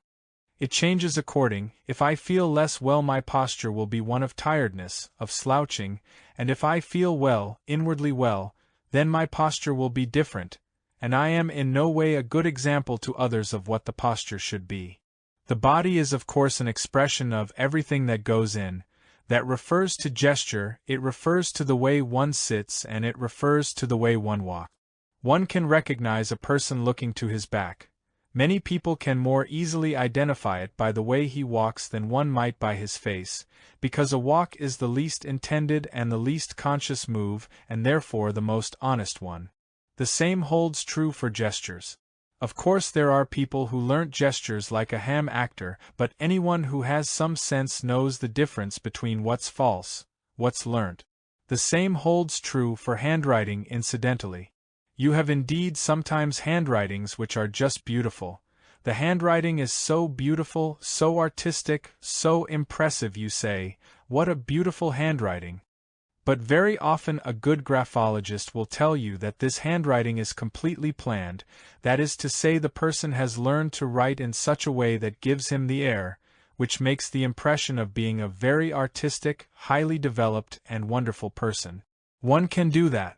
And it's not even necessarily that one does that intentionally, that one has a plan to do it. But one catches on to the trick. A good graphologist notices the difference between what is directed in that kind of handwriting and what is genuine. Sometimes you can see it without being a graphologist, that people who write in a specific way that they usually think is beautiful, but when they are in a hurry, they suddenly write something and you see, for heaven's sake, that's an entirely different handwriting, because at that moment they don't have time to paint their calligraphy. Every bodily expression, even the most subtle one, is an immediate expression of our souls. Dr. Rothschild, one of the most gifted psychiatrists, living as psychoanalyst now in Jerusalem, could give you when he was much younger an analysis of the character of a person by looking at the soles of his shoes. He could reconstruct very intuitively from the way the soles are worn to the way you walk, and he didn't even have to observe the person walking. From the way his soles were worn he could see how the person walked, and from there he could deduct who the person was. Independently from being gifted in this way, we all should develop a sense of understanding the meaning of a gesture, the meaning of a posture, the meaning of a walk. Then one can go to a more difficult problem, the meaning of the whole body, the physical beat of a person, in terms of who this person is. It is not only that our functional things are expressive of our inner life, but also that to an extent the way we are built is also symbolic of something we are. But that is a very difficult problem.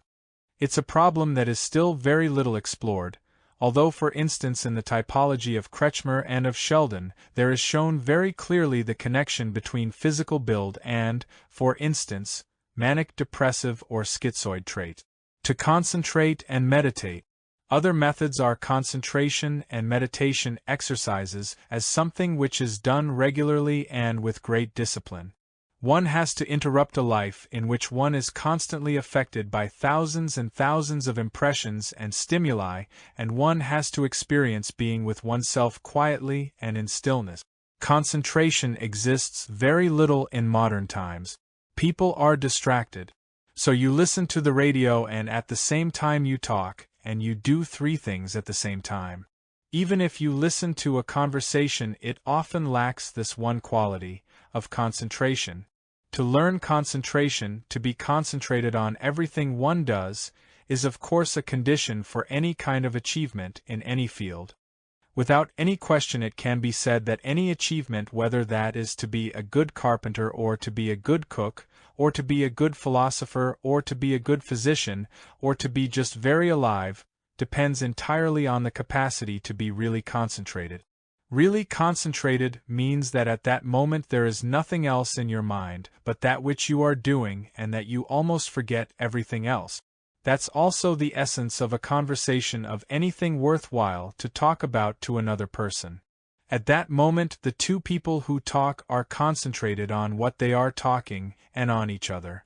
Nature has in a way given an example, because the sexual act is impossible without the minimum of concentration. If people thought of other things and of the stock market, they just wouldn't succeed in sexual intercourse, because it's by the nature of the thing that there is a certain amount of concentration even to function. But that is only, so to speak, a hint nature has given us. But most people don't take that hint. In their relationships, they are not concentrated. Take for instance a simple thing. The American habit of not inviting one person or two persons, but inviting at least 4 or 6. They do so because they are afraid of being alone with 2 others, of the closeness or of the possible concentration that would require.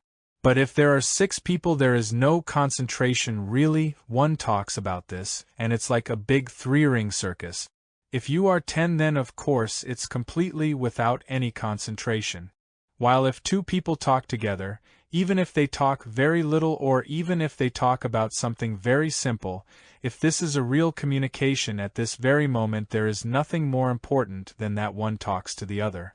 To the degree to which that is not there, nothing really happens. To start with concentration exercises, the simplest thing is just to sit and to close the eyes and to try not to think of anything but just to feel your own breathing. Once you think about your breathing, you don't feel it. That is to say, your body is not aware of your breathing. Once you begin to think, you are not aware of your breathing anymore, because then you think about your breathing. That holds true for practically all experiences. Once you think about them, you stop experiencing. To give a simple example to illustrate the difference between thinking and experiencing, a dancer remembers a dance movement, he doesn't remember it in his head. A dancer's body remembers it, her memory is in her body. Of course the memory is still up in the brain, but it is not that she thinks what comes next. In fact, in a complicated dance, if she would start to think what comes next, she is lost. Her or his body is aware of movement and has an excellent memory. The same thing holds true for a musical score. You don't think what comes, you hear it. Your memory is here, but it's not in the thought. It's obvious really what it means to experience, but as often people forget the most obvious thing. When you try to sit and not to think of anything, then you will find that's rather difficult, very difficult. You will find that many things come to your mind. You think of books, of everything. That means you are not concentrating because you are attracted or distracted by many things. You can then see what thoughts come to your mind and what's really on your mind. That's a nice piece of self-analysis. Then you think of your job, or this and that, and what you are doing. You will find that those things come in your mind which are important for you in some way, not directly often, but indirectly. You must really analyze whatever comes to your mind. It's a matter of practice to learn to be concentrated. You sit and you, let us say, look at these flowers. You sit there for 5 minutes, 10 minutes, and you do nothing but look at these flowers. When thoughts come, you don't get excited and discouraged and say, "Oh Lord, I can't do it," but you say, "All right, naturally they come." When you have done that for a week, 4 weeks, 4 years, then you will have learned to concentrate. To learn the practice of concentration, I would like to recommend to you a book which I think is very useful. The heart of Buddhist meditation is about Buddhist awareness, Buddhist meditation, and is written by a Nyanaponika Mahathra, whom I know quite well. He is a Buddhist monk who is by origin German. He lives in Sri Lanka and is a very learned man, combining Buddhism with German scholarly tradition. He has translated many texts from Pali and Sanskrit. Nyanaponika is also a very interesting person who has achieved a great deal in his own life. He is very alive, extremely stimulating, and there is never a moment which could he in the remotest sense be called dead. His The Heart of Buddhist Meditation is an excellent description on hand of the Buddhist texts, of what is Buddhist meditation centered around. Mindfulness. Mindfulness means awareness. I am fully aware at every moment of my body, including my posture, anything that goes on in my body, and I am fully aware of my thoughts, of what I think. I am fully concentrated, is precisely this full awareness. To discover one's own narcissism. Freud's discovery of the concept of narcissism has been one of his greatest discoveries, although Freud, by explaining the concept in terms of his own frame of reference of libido theory, has narrowed it down. According to Freud, one has to speak of primary narcissism, where all the libido is still within the ego and later in the ID, then the narcissism is sent out to object. If the narcissism is then taken back again to the ego or the ID, you speak of secondary narcissism. This view of Freud is a very mechanistic concept, as the whole libido theory is. If one liberates the concept of narcissism like some other concepts of Freud from the libido concept, and uses libido as Jung in fact has done in a much broader sense of psychic energy, then it will turn out that the concept of narcissism is about one of the most important concepts Freud ever discovered. According to my understanding, the narcissistic person is a person for whom reality is only that which goes on subjectively. His own thoughts, his own feelings and so on are real, they represent reality. Therefore the little infant is extremely narcissistic because originally there is not yet a reality outside. The psychotic patient is extremely narcissistic because his only reality is constituted by his own inner experiences. And most of us are more or less narcissistic, that is to say more or less drawn to take for real only that which is within ourselves, and not that which refers to another person. I think for the understanding of man, that is to say for the understanding of ourselves, the understanding of narcissism is one of the most important things, and it has not found the attention really, even in orthodox analysis. I must describe here a little bit more clearly what this narcissism is in terms of our experience. Let us say you have written a journal paper, or you are just writing it and you read your first draft of 2 pages. You think that's wonderful, it's crazy. You show it to your friend and you are deeply hurt when the friend doesn't think this is the greatest thing of the century. You read it the next day again and you think, what, this doesn't make any sense, it's nothing, it's badly organized, not clear. The explanation is it's plainly because while you were writing you were in a narcissistic mood. A narcissistic mood means here that everything that pertains to me, my thought, my feelings, my body, my interests, all that is real, and the rest of the world which is not related to me is not real, has no color, is gray, has no weight. I measure with 2 completely different measurements. That which is mine, returns to me, is my opinion, that is written in big letters, that's color, that's alive. I feel because I say that makes it true, I don't have to have the proof. I am enamored of myself, that means to say with my work, with my thoughts. But what is outside, that doesn't make any impression that I hardly feel.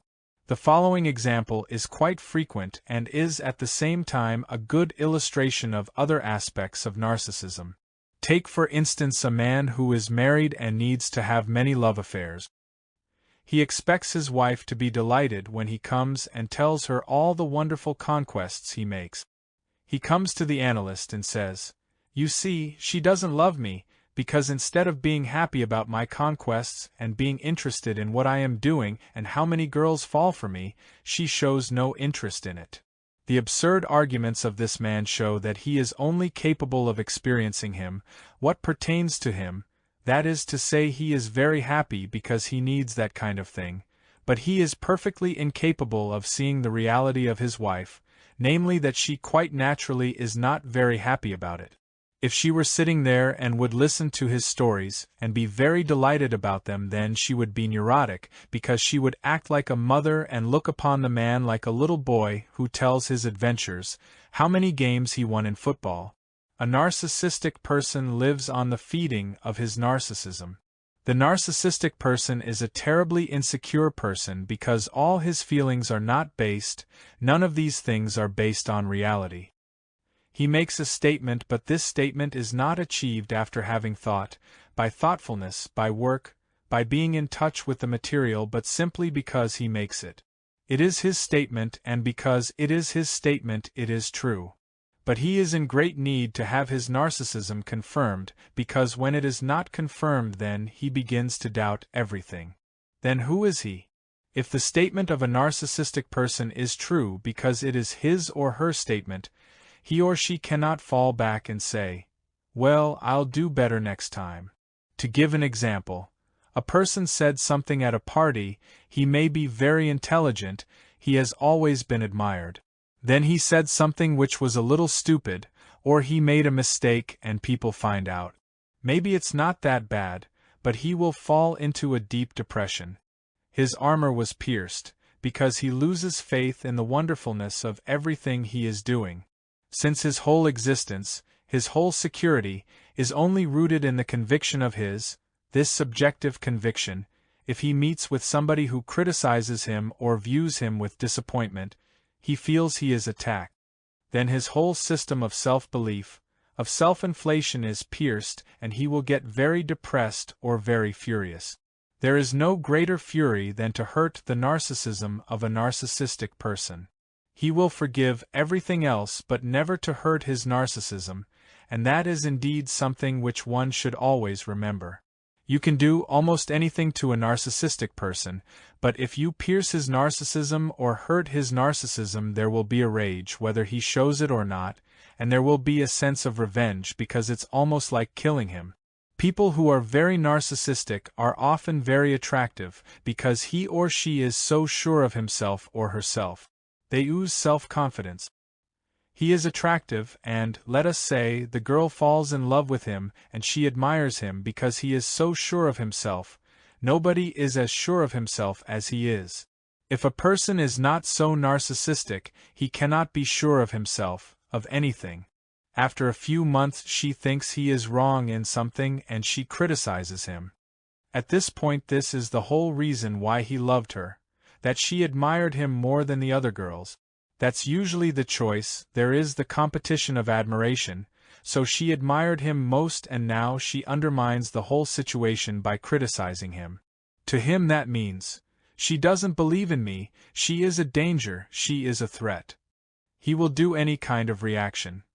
He can either be so nasty that she doesn't dare to do it again, or he can leave her and the usual complaint is that she doesn't understand him. His complaint that he or she doesn't understand the other is standard complaint, especially for narcissists because they think they're not understood. Narcissistic people can also live a folie à deux. I remember a case of a mother and her daughter who were both convinced, and said so, they were the only people who were clean, decent, and knew how to cook in the whole country. Anybody will say that's crazy, because this completely uncritical belief in their greatness and infallibility is a manifestation of sheer narcissism.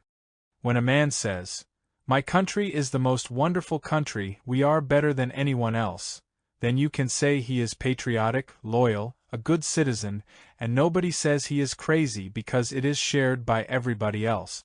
Everybody else likes to feel that too, and people of another country like to feel that about their country. When the two get together there is a tremendous hate, because each other has to preserve the collective narcissism in which he shares with others in the wonderful feeling of his greatness. The collective narcissism is the narcissism of the poor man. The rich man, the powerful man, has enough reality to back up his narcissism by his money, by his power, by those elements of reality which give him the feeling of his power. The poor man, and I don't just mean the poor man but the average man, what does he has? He is employed somewhere, he has nothing to say, he is afraid of his competitors, his whole life is a rat race, so whom can he impress? His little boy and his dog perhaps, but the boy grows older too and his wife has also learned to take care of herself. But when he can participate in collective narcissism, when he can feel as a member of this nation, I am the greatest, I am more wonderful than anybody else. So he can indulge in this narcissistic experience, but since it is extended to the group, there is consensus between all members of this group. In fact, it unites these people and strengthens them when they can commonly express their faith in their extraordinary qualities. That is what they call nationalism, that is at the bottom of most wars. A tremendous amount of collective narcissism one can find in family narcissism. There is a secret narcissism of families. Think of all these families where the mother comes from a little higher life, a step up the social ladder, and will feel forever that her family is better than that of the husband or vice versa, and the child already from the beginning hears how wonderful the Cohens or the Smiths are and how lacking the other side is. And then it's their class, because the family carries with it at the same time a tremendous class narcissism. You don't just marry somebody from another class, rationalized by people from the same background who understand each other better. But the proof is that they don't, because the same background affords lack of initiative, lack of pleasure, makes them doubly unhappy. The degree of narcissism of people nevertheless varies a great deal. You find extremely narcissistic people short of being crazy, short of being insane. The psychotic person is very withdrawn because he has been so badly hurt by the world, he has been so anxious to renew contact that he withdraws. But he is also much more sensitive towards men than a non-psychotic narcissistic person is, who often is very insensitive because he is not capable of seeing, of knowing, of considering what goes on in another person. The very narcissistic person is so certain because he is not concerned with how things are. He can speak with a certainty because all his certainty depends on the fact that what he thinks, and if that's what he thinks, it is true. To give an example for a paranoid phenomenon, let us say a person thinks of another one who is his enemy or he dislikes him. This may be perfectly true. He may be even sometimes a little afraid the man may do him some harm. What is the paranoid person's reaction? He is convinced the man is planning to murder him, and this conviction is unshakable because he has converted his subjective experience of feeling the other's hostility that to him it is a fact. That is a fact, and therefore he believes in the fact because his subjective feelings of the other's hostility, which to him is as good as a fact, and reality does not enter into that picture. The same holds true with a delusion. When a person sees, let us say, his mother has become a lion. This is often a topic of dreams of men.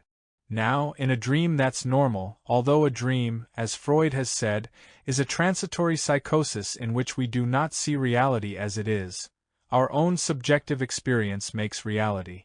But when a person says, full of fright and terror, "My mother is a lion, she'll eat me," and he sees the lion enter and he says, "There is a lion coming," and thinks that is real, then we say he is crazy, he is insane.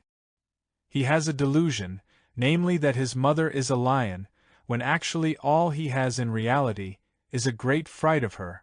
But because his subjective fright is the same as reality, because his feelings make reality, then he can say he can see in her that she is a lion, and his whole sensory apparatus and what we call his sense of reality has completely disappeared.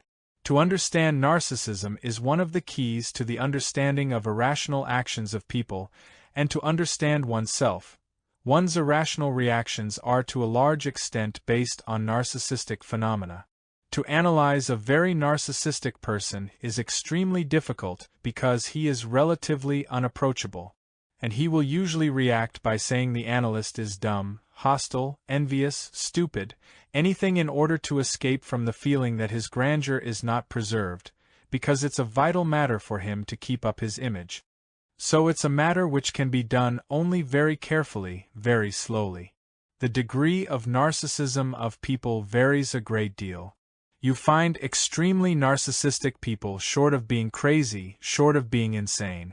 And yet you find among those who are not insane, aside from the extremely narcissistic people, people whose narcissism is not much less than that, and each one can by self-observation, by comparison, and by observation of others, find out about his narcissism. It's impossible to talk about narcissism theoretically without having experienced in oneself one's narcissism, or having clearly seen it in another person, but in a way so that one can really see it and not just label it. Without that experience it just doesn't make sense to talk about it because one talks about the other side of the moon. Narcissism is a crucial problem of human development. You could summarize all teachings, whether it's Buddhist, prophetic Jewish, Christian, or you can take then a humanist statement. You can say essentially what all of them are saying to overcome your narcissism.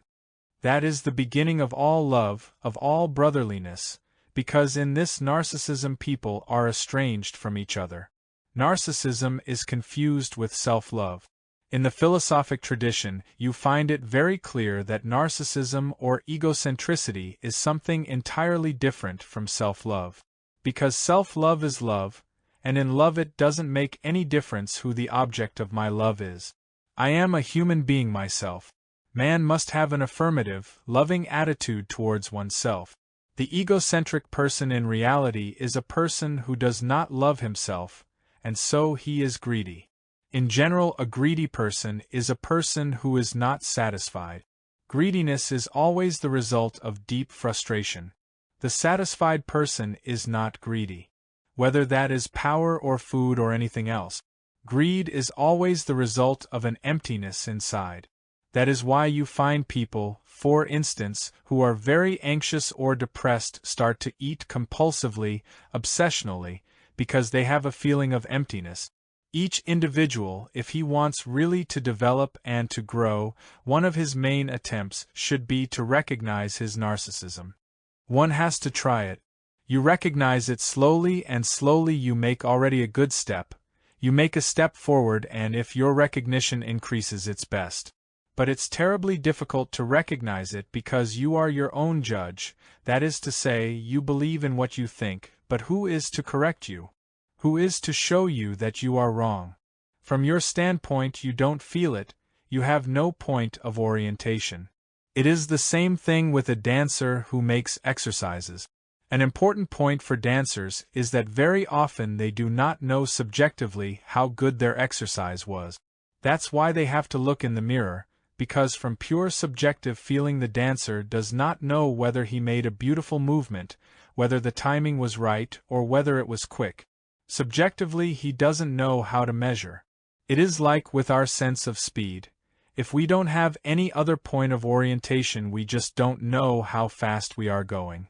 Now in narcissism another person can be the point of orientation, to tell him or her something and he or she says, "Now look here, that's sheer nonsense," and you believe that only because you had this idea or because it's your interest. People usually don't do that, but an analyst can do that provided he has sufficient experience of his own narcissism. It's a life work to overcome one's narcissism. You might say if someone overcomes it completely, he is what the Christians call a saint, and what the Buddhists would call an enlightened man. Or that Eckhart calls a just man. But it doesn't matter so much how far anybody goes, what matters is in what direction he is going. Analyzing oneself. Finally, I would like to mention self-analysis. Analysis is successfully ended when a person begins to analyze himself every day for the rest of his life. In this sense, self-analysis is the constant active awareness of oneself throughout one's life, to be aware, to increase the awareness of oneself, of one's unconscious motivations, of everything which is significant in one's mind, of one's aims, of one's contradictions, discrepancies. I can only say personally that I analyze myself every morning, combined with concentration and meditation exercises, for an hour and a half, and I wouldn't want to live without it. I consider this one of the most important things I am doing. But it cannot be done without great seriousness and without giving it the importance which it has. Self-analysis cannot be done as a hobby once in a while or when one is in the mood. All the things which one does when one is in the mood are no good really. Nobody becomes a good pianist when he practices scales when he is in the mood. One is never in the mood to practice scales, and most musicians are never in the mood to practice scales. They do it because they have to. They know they will never play Bach if they don't practice scales. And there are many things in life, if one really wants to take life seriously, which one has to do not because they are in themselves pleasureful, but because they are necessary for other things. I don't mean to apply this to self-analysis and concentration and meditation. This is not practicing scales. On the contrary, This is an exceedingly pleasurable activity in a deeper sense of the word. It's a very satisfactory activity. It has to be learned, it has to be practiced, and if one hasn't been analyzed, it is more difficult. I believe it can be done also if one hasn't been analyzed.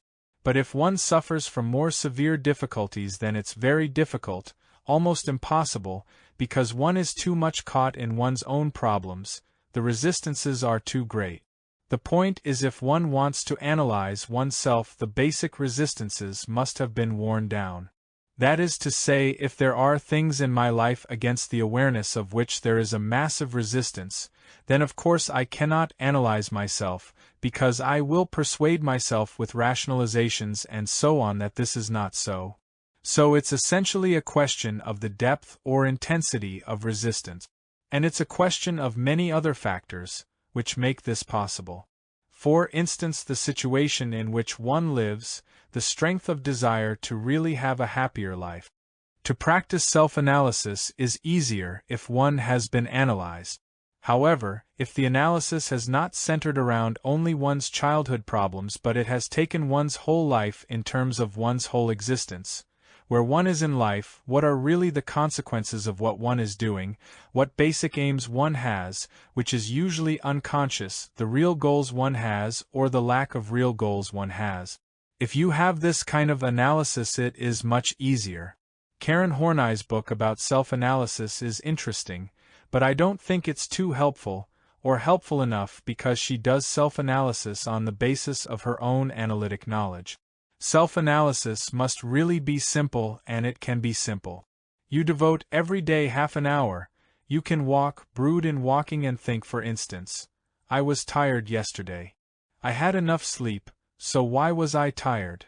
And then you might discover, I was really anxious. Then you might go on and ask yourself, why was I anxious? And you might find that you really were angry. Or you have a headache and you might ask yourself, with a headache you might always ask yourself, at whom am I angry? And the headache usually disappears if you find out. A few headaches don't because they have organic reasons.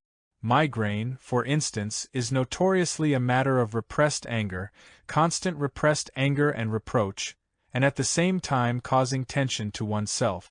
Many psychosomatic illnesses have that function. To analyze yourself, you shouldn't try to ask yourself general questions like, what happened in my childhood? Things will occur to you once you begin to ask yourself simple questions, trying to find out what you really feel. For instance, you met a person, and you might ask yourself, what did I really feel? Consciously you would say you like that person, but you may have in the back of your mind a little doubt, and self-analysis means you take your time, are relaxed, and begin to feel. This is also not a matter of thinking but to experiment with your feelings. What do I really feel? And you might find out that you dislike this person very much, or that you are afraid of this person, or that you didn't give a damn, that you were nice and smiled and liked him because this person is supposed to be important or impressed you by his title or something, or because he is the brother of your mother or something, whatever the reasons are.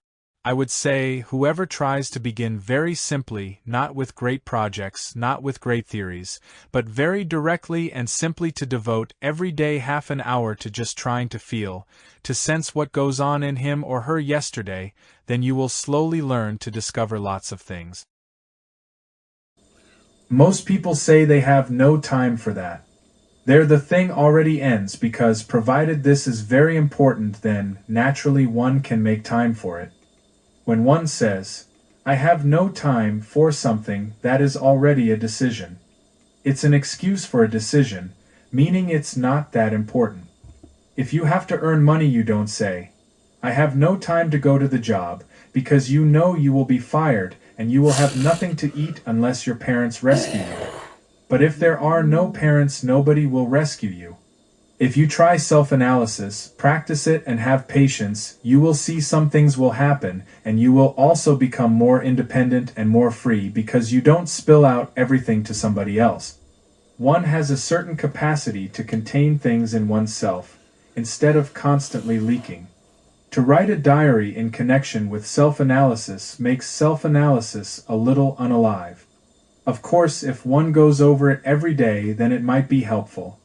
I think a good thing is to write down one's dreams and to see really what they are. There should be psychoanalysts who make it a practice of just being dream interpreters rather than to treat people analytically. A person should be able to write down his or her dreams for a period, and I would greatly recommend to analysts make it a practice that such a person can come once every 4 weeks with his or her dreams and ask the analyst to help in interpreting these dreams. This the analyst could offer after 2 or 3 initial hours, so that the analyst knows who he is talking about and what their situation is, but then to have the role simply as a dream interpreter. I think that would be a very good method, because many people who do not need more intensive help could be helped there very greatly in their own self-development by analyzing their own dreams. There's a great advantage also that the person does not become dependent on the analyst, but he or she remains all by himself or herself. 11. Psychoanalytic technique, or the art of listening. While technique refers to the application of the rules of an art to its object, its meaning has undergone a subtle but important change. The technical has been applied to the rules referring to the mechanical, to that which is not alive, while the proper word for dealing with that which is alive is art. For this reason the concept psychoanalytic technique suffers from a defect because it seems to refer to a non-alive object and hence not applicable to man. We are on safe ground to say that psychoanalysis is a process of understanding man's mind, particularly that part which is not conscious. It is an art like the understanding of poetry. Like all art, it has its own rules and norms. 1. The basic rule for practicing this art is the complete concentration of the listener. 2. Nothing of importance must be on his mind. He must be optimally free from anxiety as well as from greed. 3. He must possess a freely working imagination which is sufficiently concrete to be expressed in words. 4. He must be endowed with a capacity for empathy with another person and strong enough to feel the experience of the other as if it were his own. 5. The condition for such empathy is a crucial facet of the capacity for love. To understand another means to love him, not in the erotic sense but in the sense of reaching out to him and of overcoming the fear of losing oneself. 6. Understanding and loving are inseparable. If they are separate, it is a cerebral process and the door to essential understanding remains closed. The goal of the therapeutic process is to understand the unconscious, repressed, affects and thoughts and to make aware and to understand their roots and functions. The basic rule is to instruct the patient to say everything as far as he can and that he should mention if he leaves out something. There is a special emphasis that for the patient there is no moral obligation of any kind, not even to say the truth. The analyst should eventually notice if the patient lies, because if he doesn't he lacks competence. The analyst should answer all questions about himself which are on public record and which the patient has a right to know, such as age, training, social origin. In others the patient would have to show why he has a legitimate interest or whether he wants to reverse the situation and analyze the psychoanalyst, because of resistance, for instance. The therapeutic relationship shall not be characterized by an atmosphere of polite conversation and of small talk, but by directness. No lie must be expressed by the psychoanalyst. The analyst must not try to please, nor impress, but rest within himself or herself. That means he or she must have worked on himself or herself.